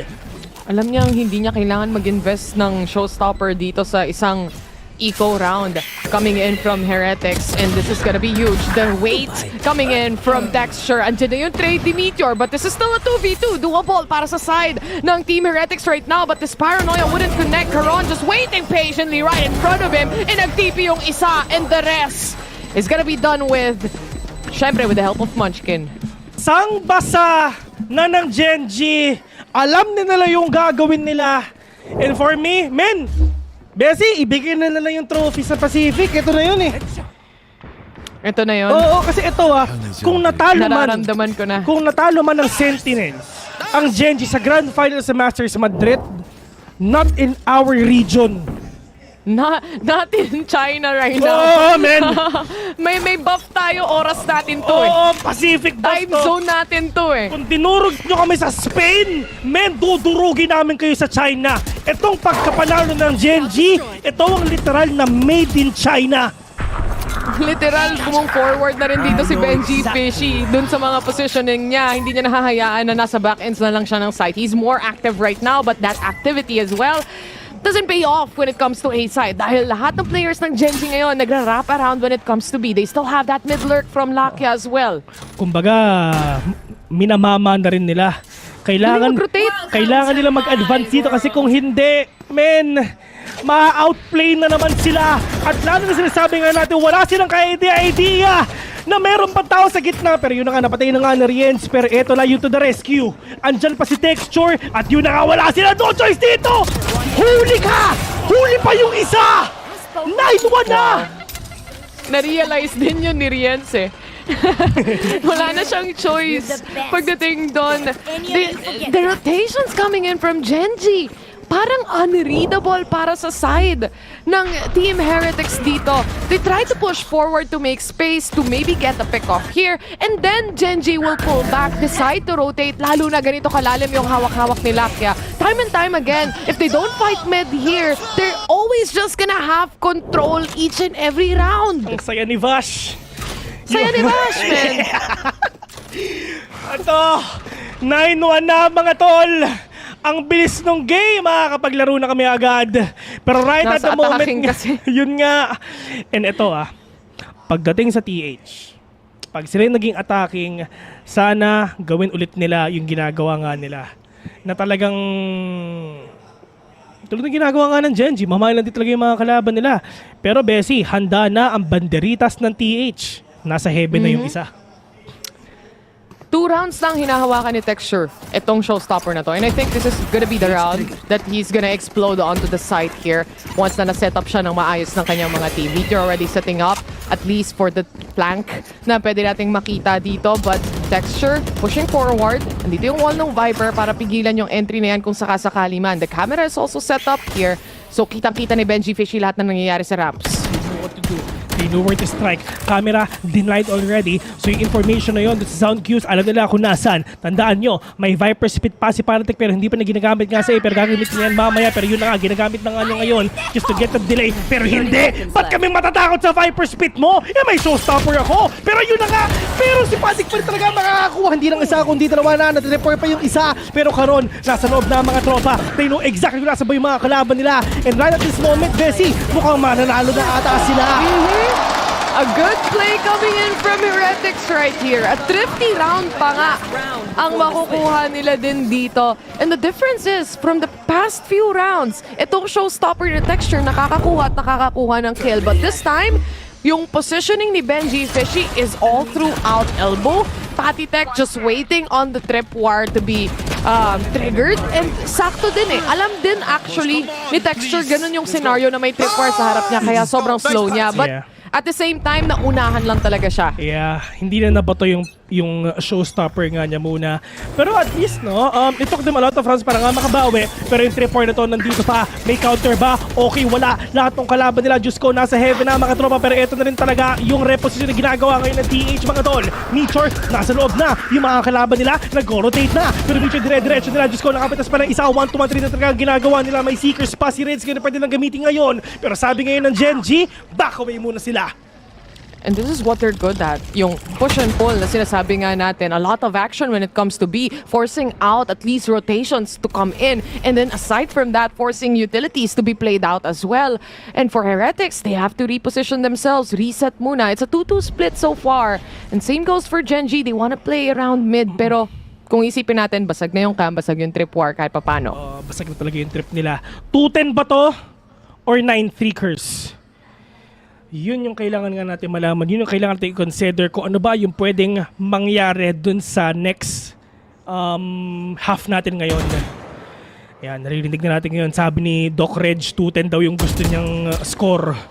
Pero si Woot, kamunti ka na mga tropa. Pero pagdating nga dito kay Texture, mawawala pa siya. Si Book, Diyos ko, nakaka-2K pa. 2 vs 4. Bessie lamang ang TH ngayon sa round na to. Kailangan lang nilang kumalma and calm as it seems. Benji Fishy successfully takes down Caron here with 11 seconds to plant the spike na nasa loob at naiwan pa. This is gonna be troublesome para sa side ng Gen.G. It's a fight for their life. And there's not a life that will be spared para sa side ng Heretics. 9-3. Okay. Not bad actually. Pero they need to win this pistol round no matter what. Ouch! They need to desperately win this pistol round no matter what, Bessie. Yun pala yung perfect word, desperately win. Pero, yan. I think yung mga first initial rounds kasi dito ng Gen.G, syempre it takes a lot of time to adjust to a playstyle. And ang Gen.G kasi kapag binigyan mo sila ng paulit-ulit na rounds na nakukuha nila, they're willing to play as aggressive as they can and make sure na, syempre, kung gumagana pa rin, then why not? Let's pull it off again and again and again. And dito lang nasolusyonan sa last few rounds ng Heretics yung situation na yan. It took them a lot of rounds to understand what the hell is going on sa mapa. I mean, sa side ngayon ng Gen.G, like what you've said, why fix something that is not broken? If it's working, just do it! Words of wisdom. Oh, grabe naman yun. Kinis nila. Laki ng hahabulin ng Heretics dito. Boss. Lalo na kung yung pistol pa na so far, lamang yung Gen.G sa percentage, win percentage. Pagdating sa pistol rounds. This is a very important pistol for them. 9-3. Ito 9-3. Ito yung nangyayari usually mananalo ang Gen.G, so 10-3. Tapos matitriftihan ng TH. Pagkatapos mananalo ulit yung Gen.G. So score is 11-4. Tapos makakabawi yung Team Heretics.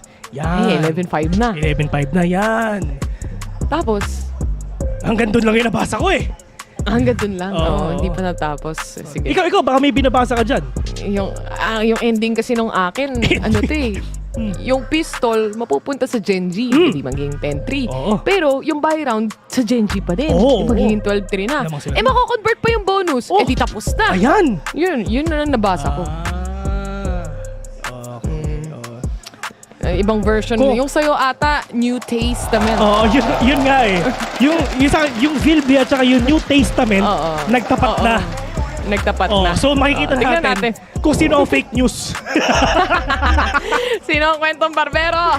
Ayan na. Nakita natin to mga tol. Tapos nanalo yung Team Heretics sa sa pistol round. Mali pala tayo sa parehas. Ay nako. Oy, nasa C sila. Seawers. Ewan ko na. Ay, nako. Ewan ko namin. Pero walang nagbabantay ng mid so far. Si Lucky ang nakahold ng cross dito. 3 ang pumapush sa kanya at nakakaramdam na siya. Simulan niya with a Trailblazer or a flash. Nagde-decide pa siya pero with a Trailblazer out, hindi naman siya na-stun ito kahit papano. Pero Munchkin fighting for his life. Wood to get the first kill here. A trade after trade pero it's a 2-1. Pero mga tropa, si Mitchell super low na. Pero ito na yung Painchel. Lahat sila nagbabato na, nagkakasabog na mga tol. Pero nga lang Caron nakabawi pa. Mitchell nakapitas nga ng isa. Si Wood ang dito natitira. Pero sabi ng Texture, malahimik ka! 10-3 already at Gen.G ang panalo doon. Tulad nga sinasabi nga natin, TH, they need to win this round. Desperately win this round para makabawi nga sila. Pero, Double digit na ang geng-geng mga tropa. I wonder kung magpo-force buy sila para dito sa susunod na round. Dahil, syempre, kailangan nila maghabol ng puntos. Pero tingnan mo naman si Jessie Basho. Sayo nyo. Kala mo champion na. Wala pa yan, ha? Kala mo nag-champion na, oh. Pero kailangan nila yon. Yung pistol round na yon, napakalaking bagay. Double-digit scoreline na to. Walang force buy na nagmumula from Heretics. Hindi sila nag-force, boss. Hindi sila nag-force. Okay, play sila sa sa gun round, sa buy round nila mamaya. Okay, kung gusto nila lumaban, pero yun na nga yung gusto nila mangyayari ngayon. Munchkin, nagbabantay. Swing out already, may nakatingin. Wood will catch one. Protection nakabawi pa. Texture with 2K already. Nasaan ba yung follow-up nila? Pero dalawa yung nakikita nga nila. Pero Riens muna, makakapitas nga muna dito. Nakabawi pa. Naku, expect nyo kalaban nila mga tropa. 3 versus 2 already. Meter, maganda yung position niya. Pero Boom, magpapakita ba? Okay, hindi na. Pero hinahabol siya yung Meter. Nasa likod na niya. Nawanta pa nga siya. Bulldogi lang yung gamit nila. Ganda ng mga rotations ng Gen.G dito. Talagang walang takas kahit gusto mo mag-hyper-rotate pa. Malalaman nila yung key positioning dito. And aside from that, may trip wars pa sila pagdating sa A. Pretty much, iiwan lang nila tong bukas and magsasama or magko-cross na lang ang natitirang players dito ng Gen.G. And remember, it's a pistol for TH. Hop out mula sa isa and Caron for the double to close off the round 11-3. New Testament ang mananalo mga tropa. Diyos ko. Nabilang ko na yan eh. Nabilang mo na. Kumbaga na isusulat yan sa New Testament.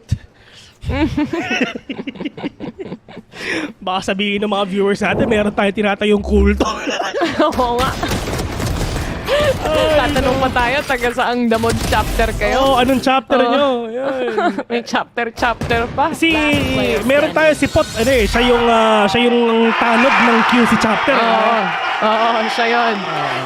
Pero syempre, ang mga nagwa-watch party sa Korea, masaya ito na ba? Masaya na sila. Pero hindi pa tapos ang labanan. Wala pang match point para i-close talaga to na mag-sure mag-OT kung sakali man. Pero Texture, moving further behind. Orb control, orb contest, yan ang gusto nila. Kapal ng mukha niya. Talagang kinuhanan ng orb yung kalaban niya. Harap-harapan na.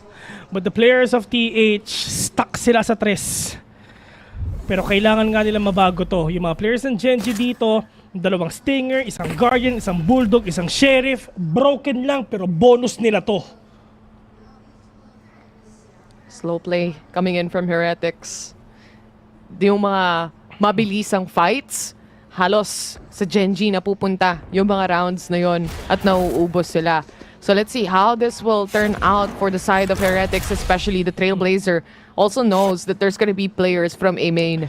Nakakatakot, hindi ko alam kung sino panalo dito. Lakia playing close. Sige, wag kayo. Oh my God, hindi sila nagpa-flash or any. Dahil sa flash nga na ginagawa nga nung kalaban nila. Pero Lakia not gonna contest that even further. Pero Caron, sobrang lason nga talaga na pwede nang gawin. Page Shell, tatama nga para sa kanila. Si Woot mawawala. Pero nasan ba yung iba? Yung follow-up, hinahanap nga natin ngayon. Pero sabi nila, tara, heaven na lang tayo. Ngayon na talaga yun ang pupuntahan nila. Pero Munchkin will catch one. Si Benji Fish pa, nahuli nga niya. Lakia, makakapitas pa. 3 versus 2, Bessie. 10 seconds remaining to plant the spike right now. Naka-hold pa dito si Texture and mukhang makakancel niya ba? Hindi. The positioning itself, Meteor secures the first kill and now it's down to Patty Tech to hold this post plant. 8 bullets remaining para sa kanya. The double swing from Gen.G to get to match point. Gen.G, ladies and gentlemen, match point na tayo ngayon.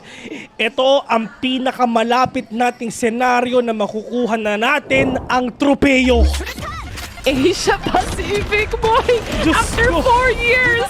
Ang tagal nating inantay to, pero ngayon isa na lang yung kailangan natin na tayo na ang mananalo. Best. Kailangan talaga mag-event sila sa Asia ng mas marami. Tama. Sa Pilipinas!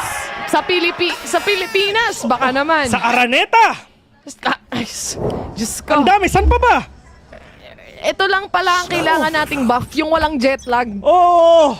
Sabi ko nga sa Gen.G. Best yung champions. Saan? Korea, Korea. diba? Ay, no. Alam mo na. Kabahan na kayo. Not in our region, boy. Not in our region. Pag nasa Pacific kayo, kami ang mananalo. Well, tingnan natin last round that they have. to make do in Team Heretics. A lot of perfect rounds to play.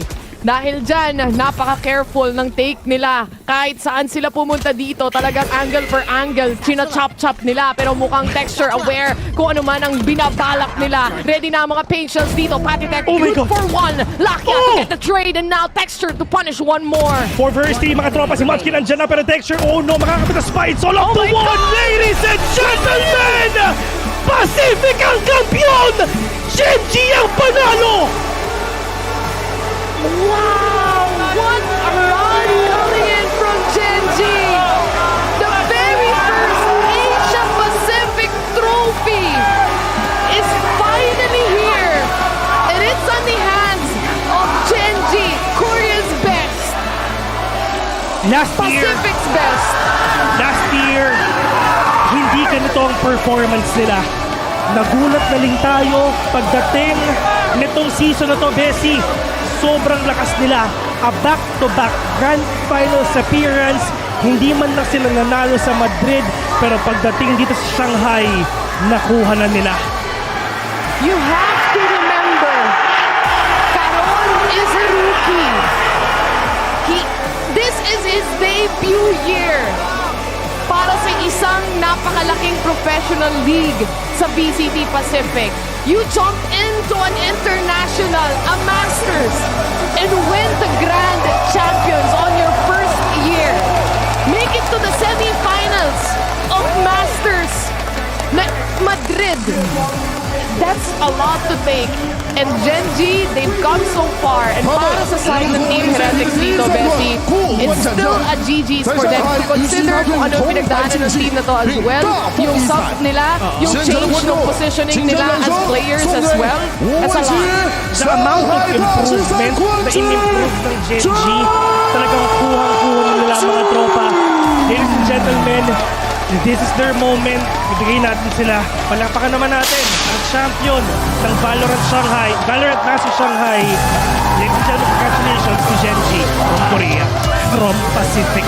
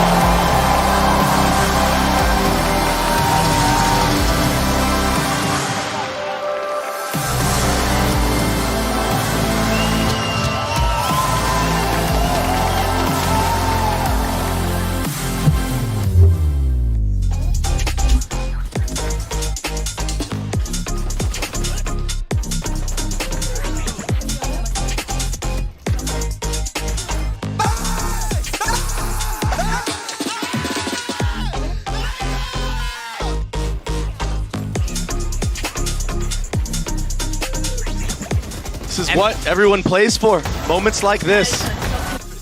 And they did it their way. A stomp on the last two maps. They accelerated when they wanted to. They slowed down when the situation demanded it. Down B. Let's go, boys. They went to show that Heretics might be the future, and the future might be knocking, but for now, it's the old guard who stands tall.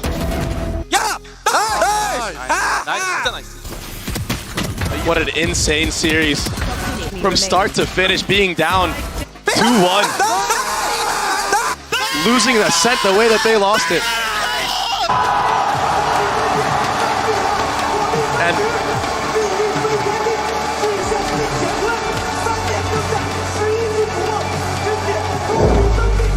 sweet moment. And the biggest sigh of relief, they finally have done it. And they did it here. They did it their way. They got pushed. They got sent the distance. We're going to throw it to the Verizon post-match interview for the very last time. Gen.G, they have done it. Back-to-back grand finalists, and this time they are the champion, guys. Give it up one more time for the champions of Masters Shanghai here.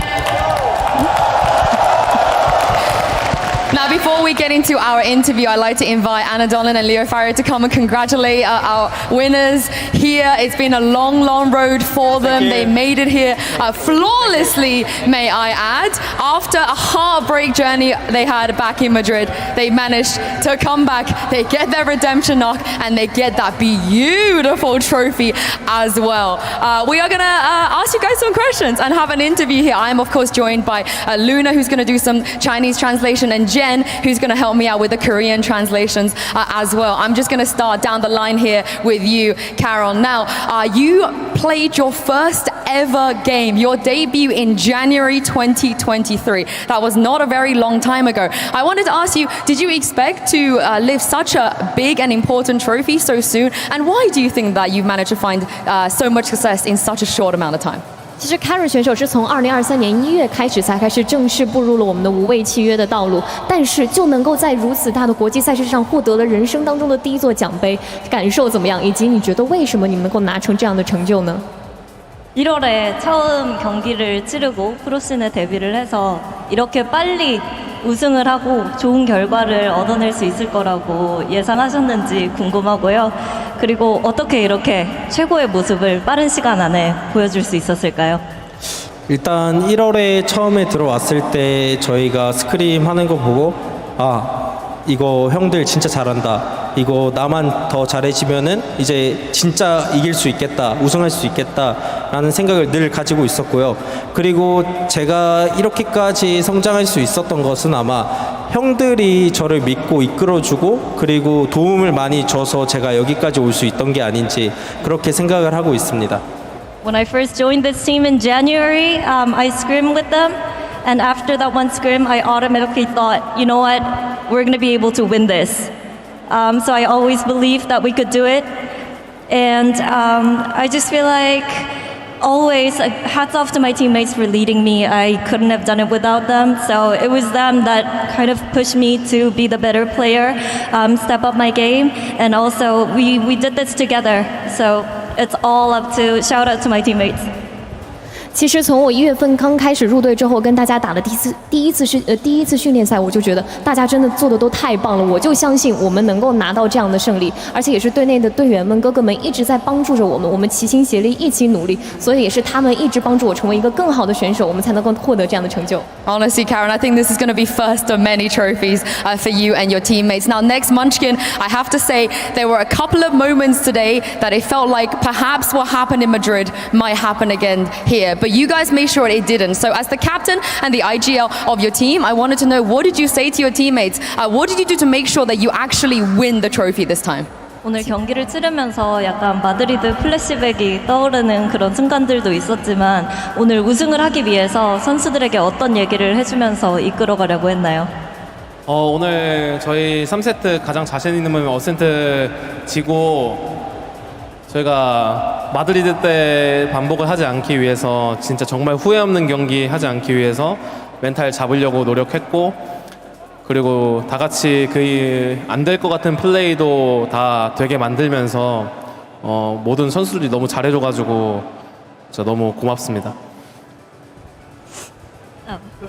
It's okay, Jen, take your time. This is a big moment. After dropping Ascent, which was the map that we were most confident in and the map that we thought we were the strongest in, we tried to, rally the troops and keep the energy up because, we didn't want to repeat what happened in Madrid. And it was just us, a group effort to make sure that we create those plays that weren't, that we thought weren't possible, and we pushed through and finally lift the trophies.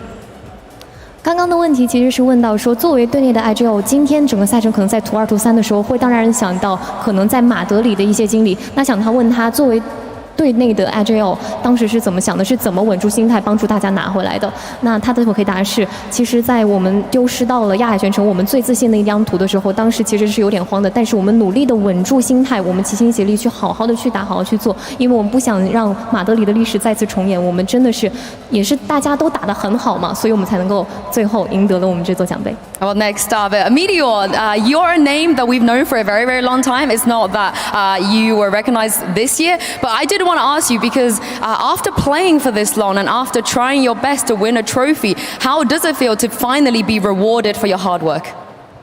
메테오 선수 여기까지 오기 정말 오래 걸렸고 정말 힘들었잖아요. 오늘 드디어 우승이라는 타이틀을 해냈는데 지금 소감이 어떠신가요? 일단 우리 팀원들이랑 감코진들 너무 감사하고 그리고 제가 여기 있기까지 이제 바일 감독님 때문이라고 생각해서 드디어 약속 지켰습니다. 우승으로. 그리고 이제 한국에서 보고 계시는 분들 그리고 세계 각국에서 응원해 주시는 분들 다 감사합니다. 더 노력하겠습니다. I would like to thank my teammates and the coaching staff, of course, first. And I would like to give out a shout out to Coach Bio, who made me the player that I am today. So to Coach Bio, I kept my promise by finally winning the trophy and becoming the champions. And also thank you to the fans who are cheering us, supporting us all the way through thick and thin. I really do appreciate it.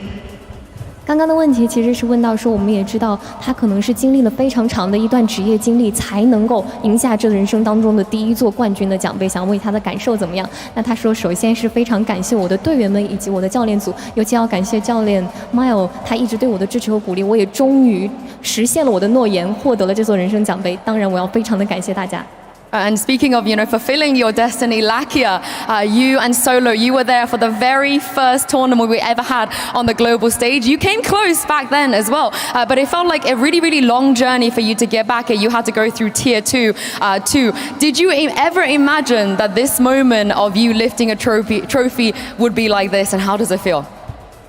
라키아 선수 솔로 감독님과 함께 발로란트 최초 국제대회에 출전을 했고 그리고 그때도 너무너무 우승과 가까이 있었는데 지금 이렇게 다시 국제전에 출전을 해서 우승 트로피를 들어 올릴 때까지 정말 많은 일들이 있었고 또 감내해야 했던 부분들도 많았잖아요. 지금 이 순간 어떻게 느끼고 계신가요? 제가 프로를 시작하고 이 트로피를 향해 달려왔었던 게 이루어져서 말로 없이 행복한 기분이고 지난 힘들었던 일들이 다 스쳐 지나가면서 결국에는 해냈기에 너무 행복하고요. 그리고 솔로 형에게 너무 감사하다고 전하고 싶고 저의 최고의 멘토이자 감사합니다. 사랑합니다.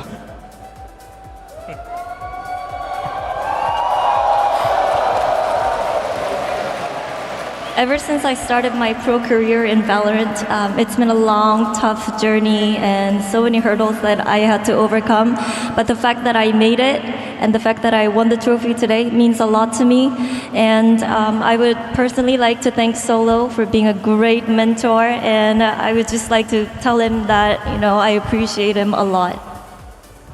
其实刚刚的问题是问到说，我们也知道他可能在第一次和 Solo 教练一起出征的时候，出征国际赛事的时候就获得了非常不错的成绩。可在那之后，他可能去了次级联赛，经历了非常漫长的一段时间的沉淀。那今天获得了属于他们的冠军奖杯，感受怎么样？那他的回答是说，首先我觉得可能在我漫长的职业生涯里面，我经历了非常多的困难，但是我非常高兴，我终于克服了他们，以及现在能够达成这样的成就。我还是非常想到感谢 Solo 教练，他是我这个无畏缺人生道路上的一位导师吧，非常感谢他的帮助，然后我们也能终于走到这步，我们也获得了奖杯，真的非常感谢。Now to Texture, I think you've captured a lot of people's hearts with your personality, with your smiles, and with your crazy gameplay on the server as well. I think no matter what's going on stage, you're always smiling, and that attitude is very infectious to all of the fans here as well. So I gotta ask you, just how happy are you right now? How big of a smile are we gonna get out of you? 텍스처 선수 그동안 인게임에서 플레이도 그렇고 또 텍스처 선수의 평소 때 재미있는 모습 덕분에 팬들의 마음을 많이 훔친 것 같거든요. 지금 이렇게 드디어 챔피언이 됐는데 얼마나 기쁜지 들어보고 싶습니다. 와, 이게 뭐 말로 어떻게 뭐 표현도 못하겠고, 와, 트로피 저놈 저거 잡기 진짜 힘드네요. 예, 와, 진짜 힘들었고, 그만큼 너무 기쁜데 뭐 어떻게 표현을 해야 될지 모르겠어요. 그만큼 좋아요.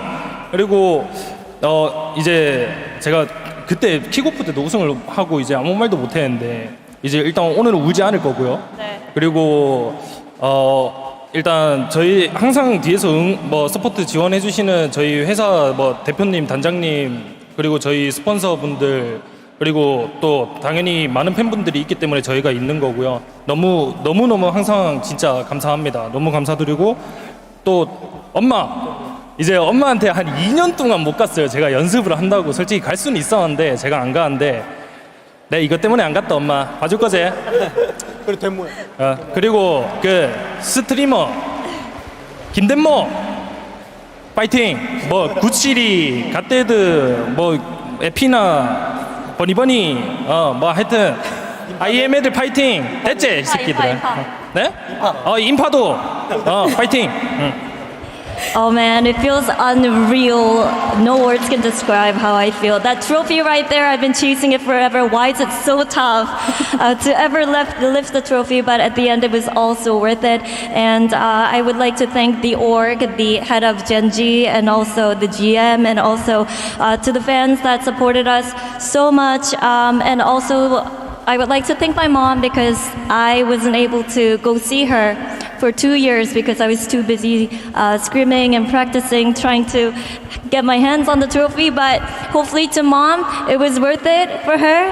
It was definitely worth it for me. And I didn't get to thank a lot of people in kickoff when we won. So there you go. But no tears will be shed tonight. I won't cry today. 刚才的问题其实提到，我们知道 Tax 选手以他的非常灿烂的笑容和非常迷人的性格，收获了大家非常多的喜爱嘛。不管是游戏内还是游戏外，所以想让他表现一下自己现在究竟有多开心呢？首先他会说，他觉得不知道该用什么语言来表达他现在的心情了，真的非常的开心，非常的激动。看着那座奖杯，他好像突然明白了自己一直以来经历的这些努力都是为了什么，但是他觉得非常的值得，即使这个过程非常的辛苦。但是首先呢，他还是想非常感谢一下队内的，不管是他的队员啊，还是他的教练以及赞助商等等的各位帮助过，以及各位粉丝。还有呢，他非常想要谢谢他的妈妈，因为他一直在非常的努力训练，可能已经有2年之久没有见到他的妈妈了，也非常感谢他们，以及还想很多感谢从 kick off 开始就一直帮助他们的人。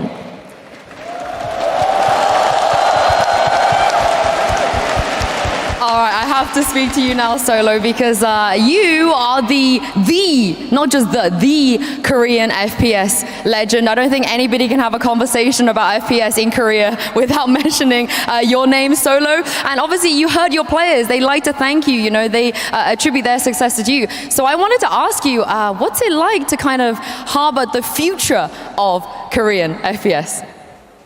솔로 감독님, 한국 FPS의 레전드이자 거장이시잖아요. 그리고 선수들도 이제 굉장히 감독님께 감사하다는 말을 많이 하고 있는데, 이제 이렇게 감독으로서 한국 FPS계를 끌어가고 또 이렇게 선수들을 양육해 나가면서 미래를 준비하는 기분이 어떠신가요? 사실 뭐 제가 뛰어서 게임을 못하지만 뭐 저의 능력이나 뭐 저희 HSK 코치의 능력이 뭐 좋으면 더 좋겠지만 그냥 선수들이 대회 때 잘하는 거 보면은 너무너무 기분이 좋아요. 선수 때랑은 다른 기분, 약간 그런 기분이라 그냥 계속 잘했으면 좋겠습니다. 저희 선수들. 네. 그리고 좀 다른 말 해도 되나요? 좀 긴데? 제가 세계 대회를 딱 14년 만에 14년에 중국의 항저우에서 대회를 했었거든요. 그때 대회하고 우승하고 이제 14년 만에 이제 선수가 아닌 감독으로 우승했는데, 그래서 약간 전 멤버들이 좀 생각나는 것 같아요. DRX의 뭐 터미, 글로우, 페리, 바일 네, 이렇게 좀 더 많이 생각이 나는 것 같고 그리고 저희 덴지 아놀드 대표님 감사하고 폴님 감사합니다. 에릭님 감사하고 영철님 그다음에 종민 PD님 감사합니다. 그리고 마지막으로 저를 믿고 저희 감독직에 맡겨주신 이지훈 단장님께 감사드린다는 말씀하고 싶습니다. 네, 감사합니다.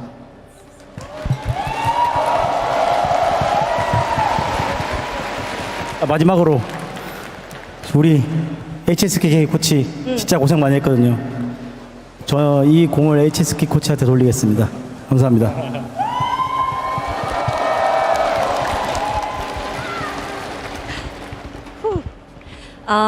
Although I'm not competing as a player, it's just so wholesome to be able to make history in Valorant with these players. And, of course, we have great coaching staff with HSK and myself trying to help the team a lot. But when I watch our players compete on the stage doing incredible things, it just makes me feel so good and so elated. And it's just a completely different feeling than when I used to compete. But I would also like to add that the last time I competed in an international tournament and won the international tournament, that was 14 years ago in China, Hangzhou. And this moment really makes me miss and think of all the players that were with me, Perry, Bio, Galo, and Termi. So I would like to say thank you to them. And also thank you to the org, Arnold Ha, Easy Hoon, and everybody, the manager, the social contents creator as well. And it's just such a great feeling to be able to do this all together. And I would just like to say thank you to everyone. 刚刚的问题是，可能之前 Solo 教练也是提到 FPS 不得不提的一位传奇人物。那他现在可能不是以选手的身份，而是以教练的身份，能够帮助这么强的一支队伍获得冠军，感受怎么样呢？那他的答案是，可能是现在我不是以选手的身份站在舞台上，但是能够看到他们夺冠，我真的感觉到非常的开心，非常的兴奋。有时候和我们的教练组一直看着他们在舞台上打比赛，我会觉得这是一种完全不一样的感觉，但是我同样的感受到了那种兴高采烈、那种兴奋的感觉，以及说我可能还想要再去感谢非常多的人，因为这次旅程可能让我回想起了14年前我第一次来到杭州去打一次国际赛事的时候那种感觉，我非常要感谢那时候的非常多的队友，以及我很想感谢现在队内的不管是经理还是运营，感谢你们的支持和帮助。And last but not least, HSK, I have to ask you a question as well because I feel like you are such an underappreciated member of this team. You deserve every bit of success they have as well. So I wanted to ask you, after all of the effort you put in, the sacrifices you made, what does it mean to win this trophy alongside your boys? 감독님 옆에 계신 HSK 코치님, 이번 우승에 많은 공이 있는 것 같아요. 좀 이렇게 팀원들과 그리고 솔로 감독님과 함께 드디어 우승을 하게 됐는데 코치님께는 어떤 의미일까요? 일단 이렇게 한국팀에 와서 딱 전부 다 간절한 사람들만 왔다고 생각하거든요, 젠지에는. 그래서 더욱더 뜻깊은 것 같아요. 사실 이 선수들 전부 다 예전부터 알고 있었는데 이렇게 한 팀에 한 번쯤 모일 수 있을까? 이 생각은 하긴 했는데 실제로 이렇게 모이게 됐고 그리고 모이고 나서 연습도 정말 열심히 하고 이렇게 이루게 되어가지고 정말 너무 기쁩니다. 감사합니다. When I first joined this Korean roster, all of us, we were just a group of people who were desperate to have a chance to prove ourselves. And that made us push more and work really hard. As we said, we don't slack off. And it just means a lot to me to be able to do this with the guys alongside me because I know we've been pushing ourselves and putting in a lot of work just to prove a point and show the world what we can do. So it definitely does mean a lot to me. 想要问一下，就是能够跟大家一起赢下今天的这场比赛，赢下冠军奖杯，感受怎么样？那他的回答是，其实我们整个不管团队里面所有的人，我们都非常的渴望能够获得这场比赛的胜利，拿下这座奖杯，所以我们真的是非常非常努力，夜以继日的去练习了。那今天也终于证明了我们向全世界证明了我们能够达到什么样的水平，我们有什么样的能力，最终赢了下来。Thank you very much, Luna, for your translation. Thank you very much, Jen, as well, for yours. Everybody, one more time, your Masters Shanghai winners. It is HSK, Solo, Texture, Lakia, Meteor, Munchkin, and Karen. 谢谢 Thank you. 谢谢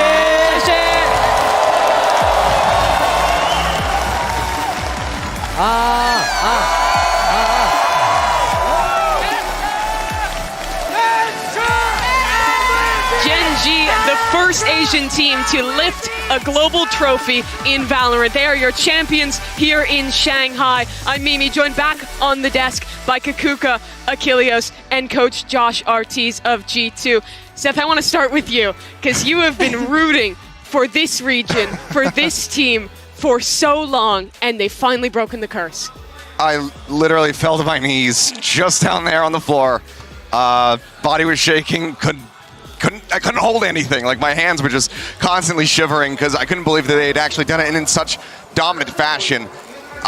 To see Gen G be a team who was incredibly underrated at the start of the year, have very little expectations put on them, be doubted because HSK comes over to this squad after an absolute tragic year on DFM, to see them go into another grand final and then be able to close it out to get the first win for an Asian team, for a Korean team, I'm beside myself.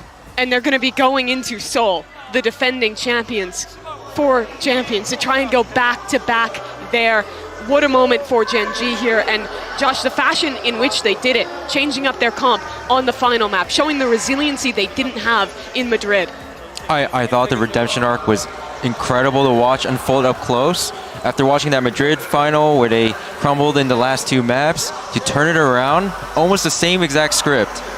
They really close it out in a 13, what is it, 13-3? 13-4? Oh my God, insane. Well, one thing that the first seeds had in common, and they all agree with, this was the team that everybody wanted to avoid after the performance that they had regionally, after what they did in Madrid. They were just set to do the same here, but what they showed today, especially we were here in the interview, after losing Ascent, after losing a map that they were so comfortable in, Heretics with 2 chances of sending them home, of putting them again on the same position, almost getting that trophy, but nothing for them.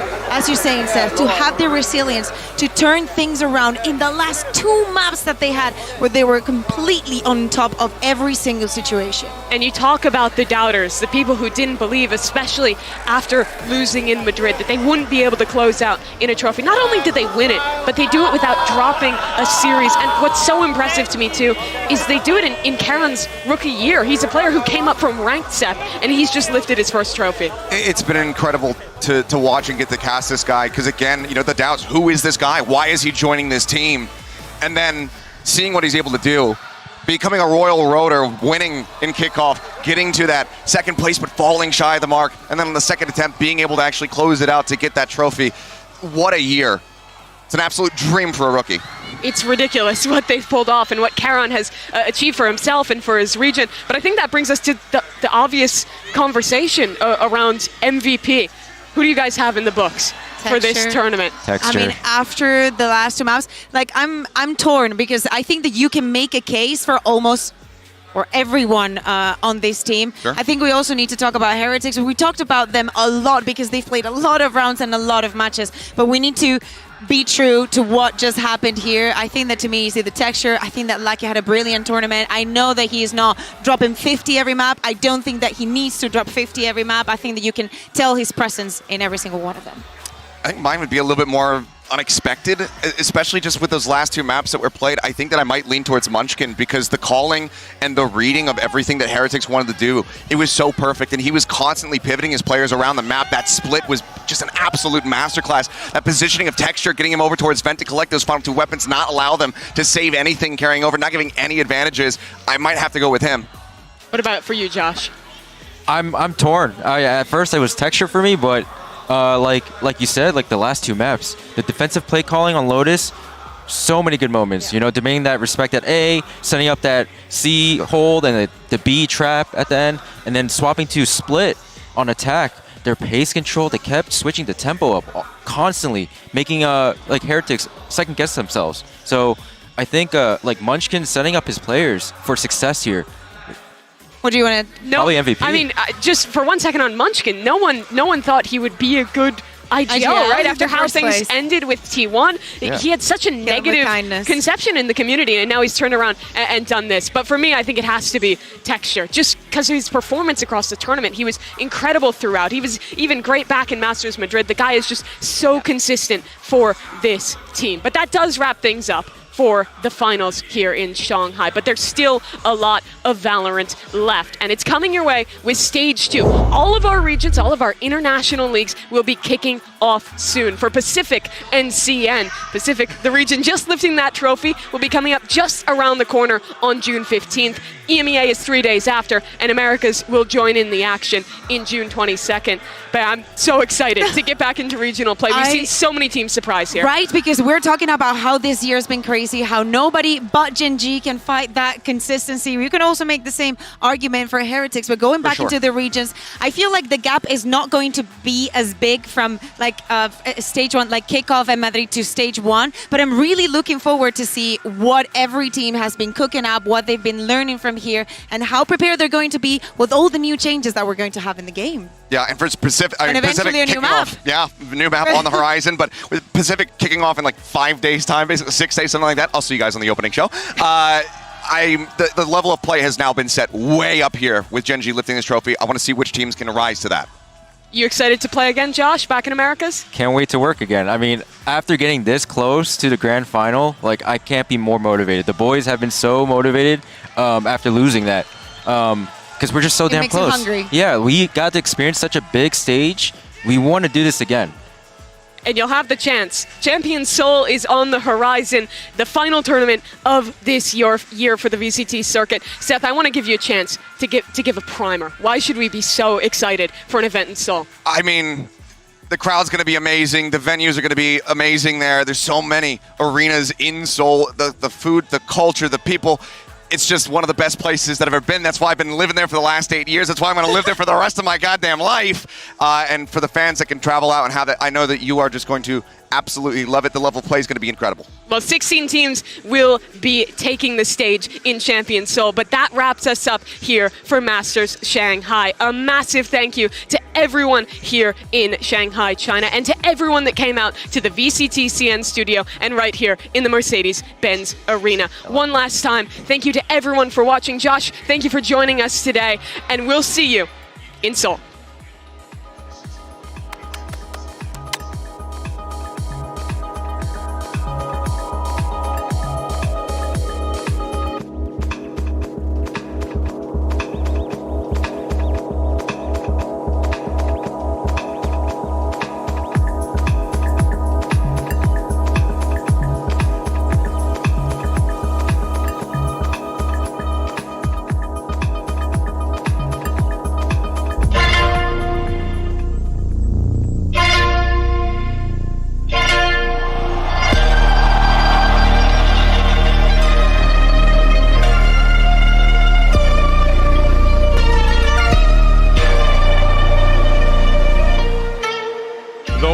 is finally over. 12 teams, 4 regions, 1 trophy. We've got 2.5 weeks of awesome and intense competition ready for you lovely people back at home. Win 2 games and you're through. Lose 2 games and you're out. Are you guys excited? Really? My brother. Come on. my brother. Yes, it is excellent to be here. All the great food, all the great fans. It's already electric. Dug and paper thin on Swissology. I'm really happy for them because I miss them so much. That was too wholesome. I need like diss tracks. I need it's like I trash left them across and the now I want to be stage. better than them. I'm come gonna, on. send them Some home. spice. I give you one routine, okay? Before match, go drink.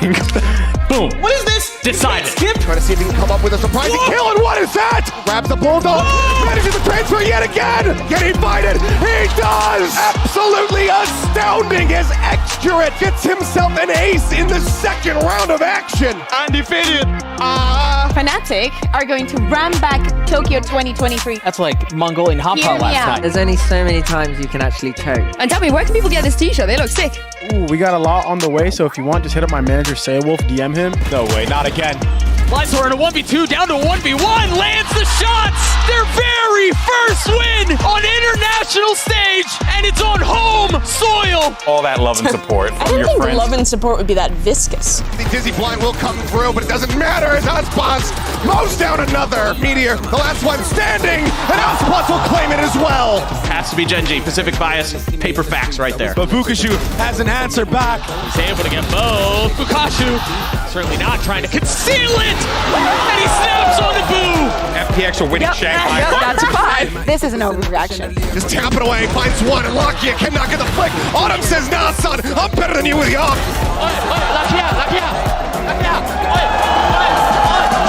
I'm a realist. Negative I'm the only one here who's real. Can he pull it off? They're both right there. The spam onto the first. They're both weak. He's gonna connect it all!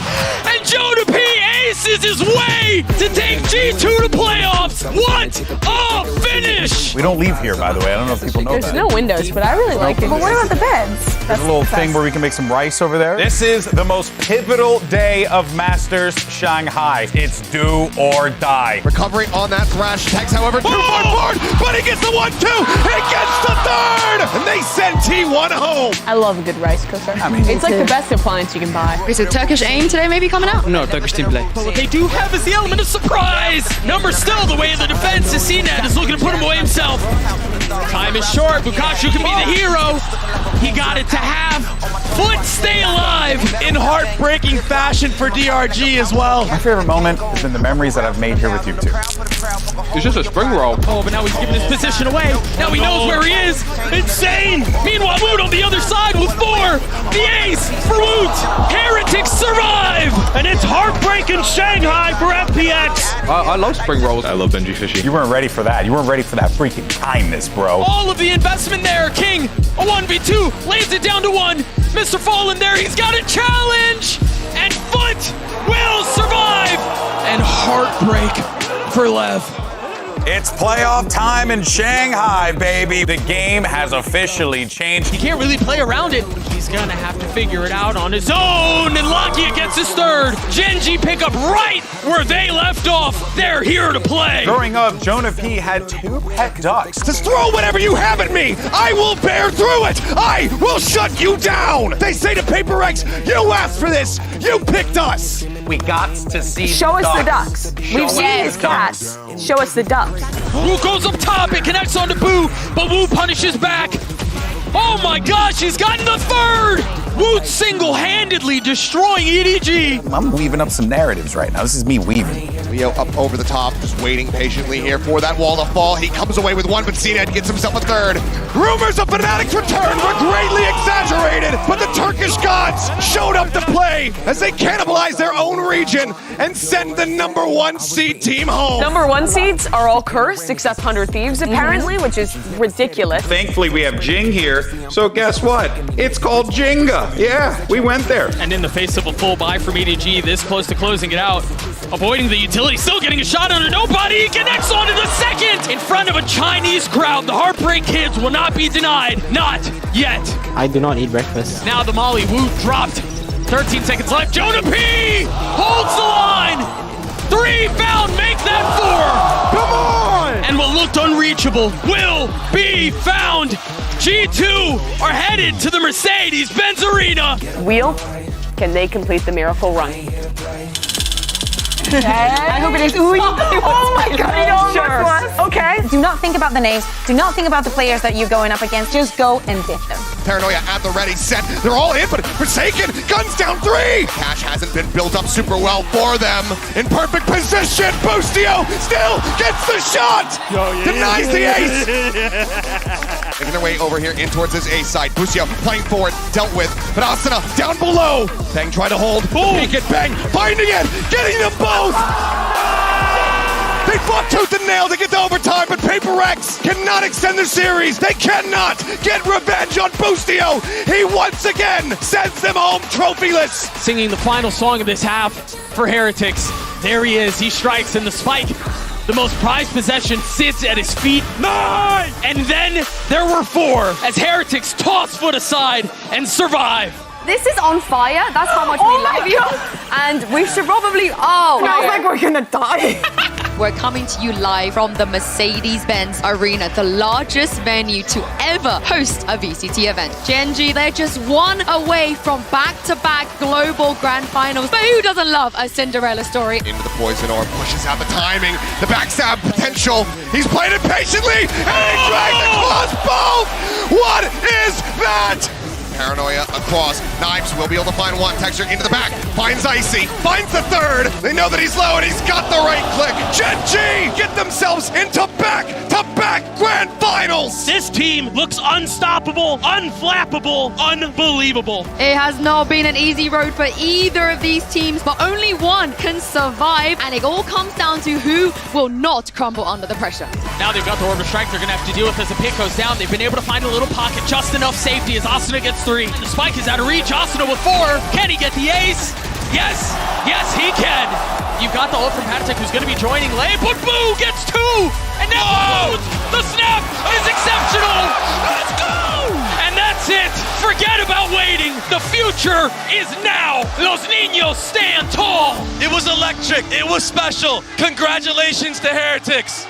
The script has been flipped. Today, 2 underdogs will face off for a chance to make history. Jonah P, completely and utterly unaware. The knives coming out as he drives the blade into his back. Back-breaking round to win here for Heretics to try to shut down G2 and Woot. He finds himself a second. He gets the third. What is that? To try to slow things up. Push in. No! He manages to collect 2. 1 HP. Certainly impossible, but no. Patek looking for the ace clutch. Jonah P, the slow crate forward. How does he do it? And the hopes and dreams of G2 have come to an end. Lightning will not strike thrice in Shanghai. G2 are the ascended ones, but Heretics refuse to bow at their altar. Today, the Masters Shanghai trophy is up for grabs, but before that happens, we've got something fun in store, as we often do. We're gonna have a show match between 2 teams of international content creators, and they'll be playing on the brand new map Abyss. The Masters Shanghai Grand Final starts right now.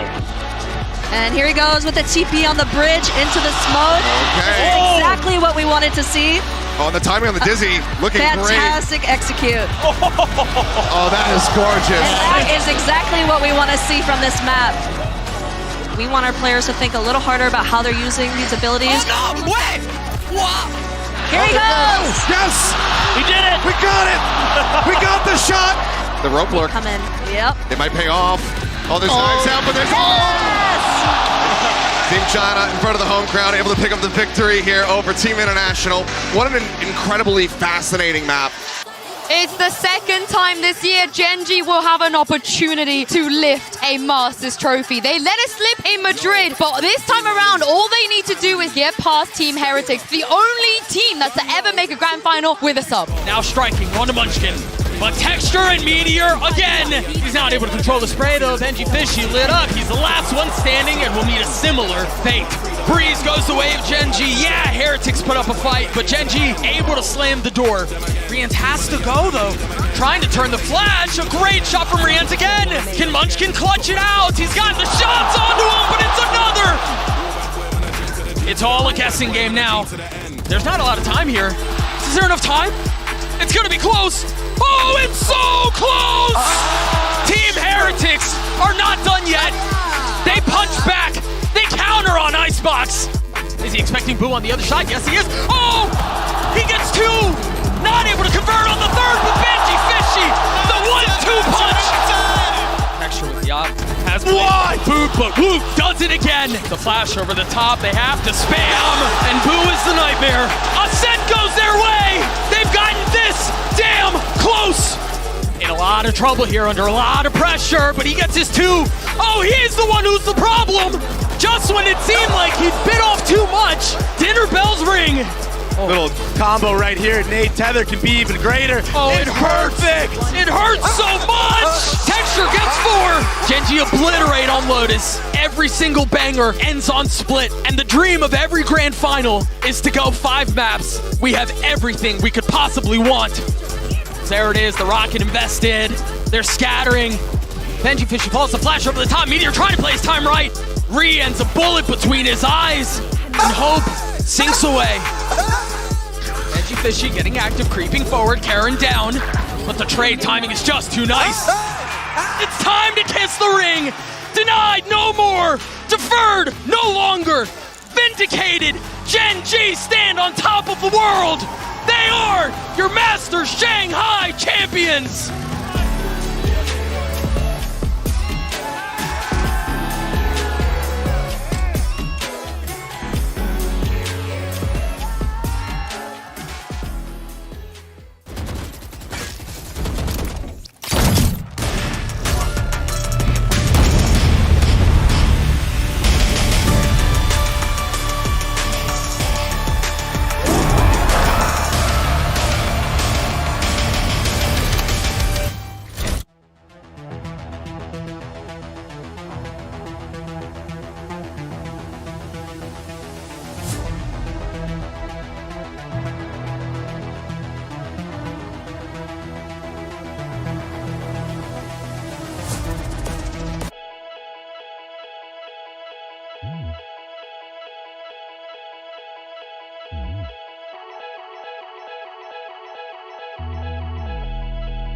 Took a dive in the ocean well,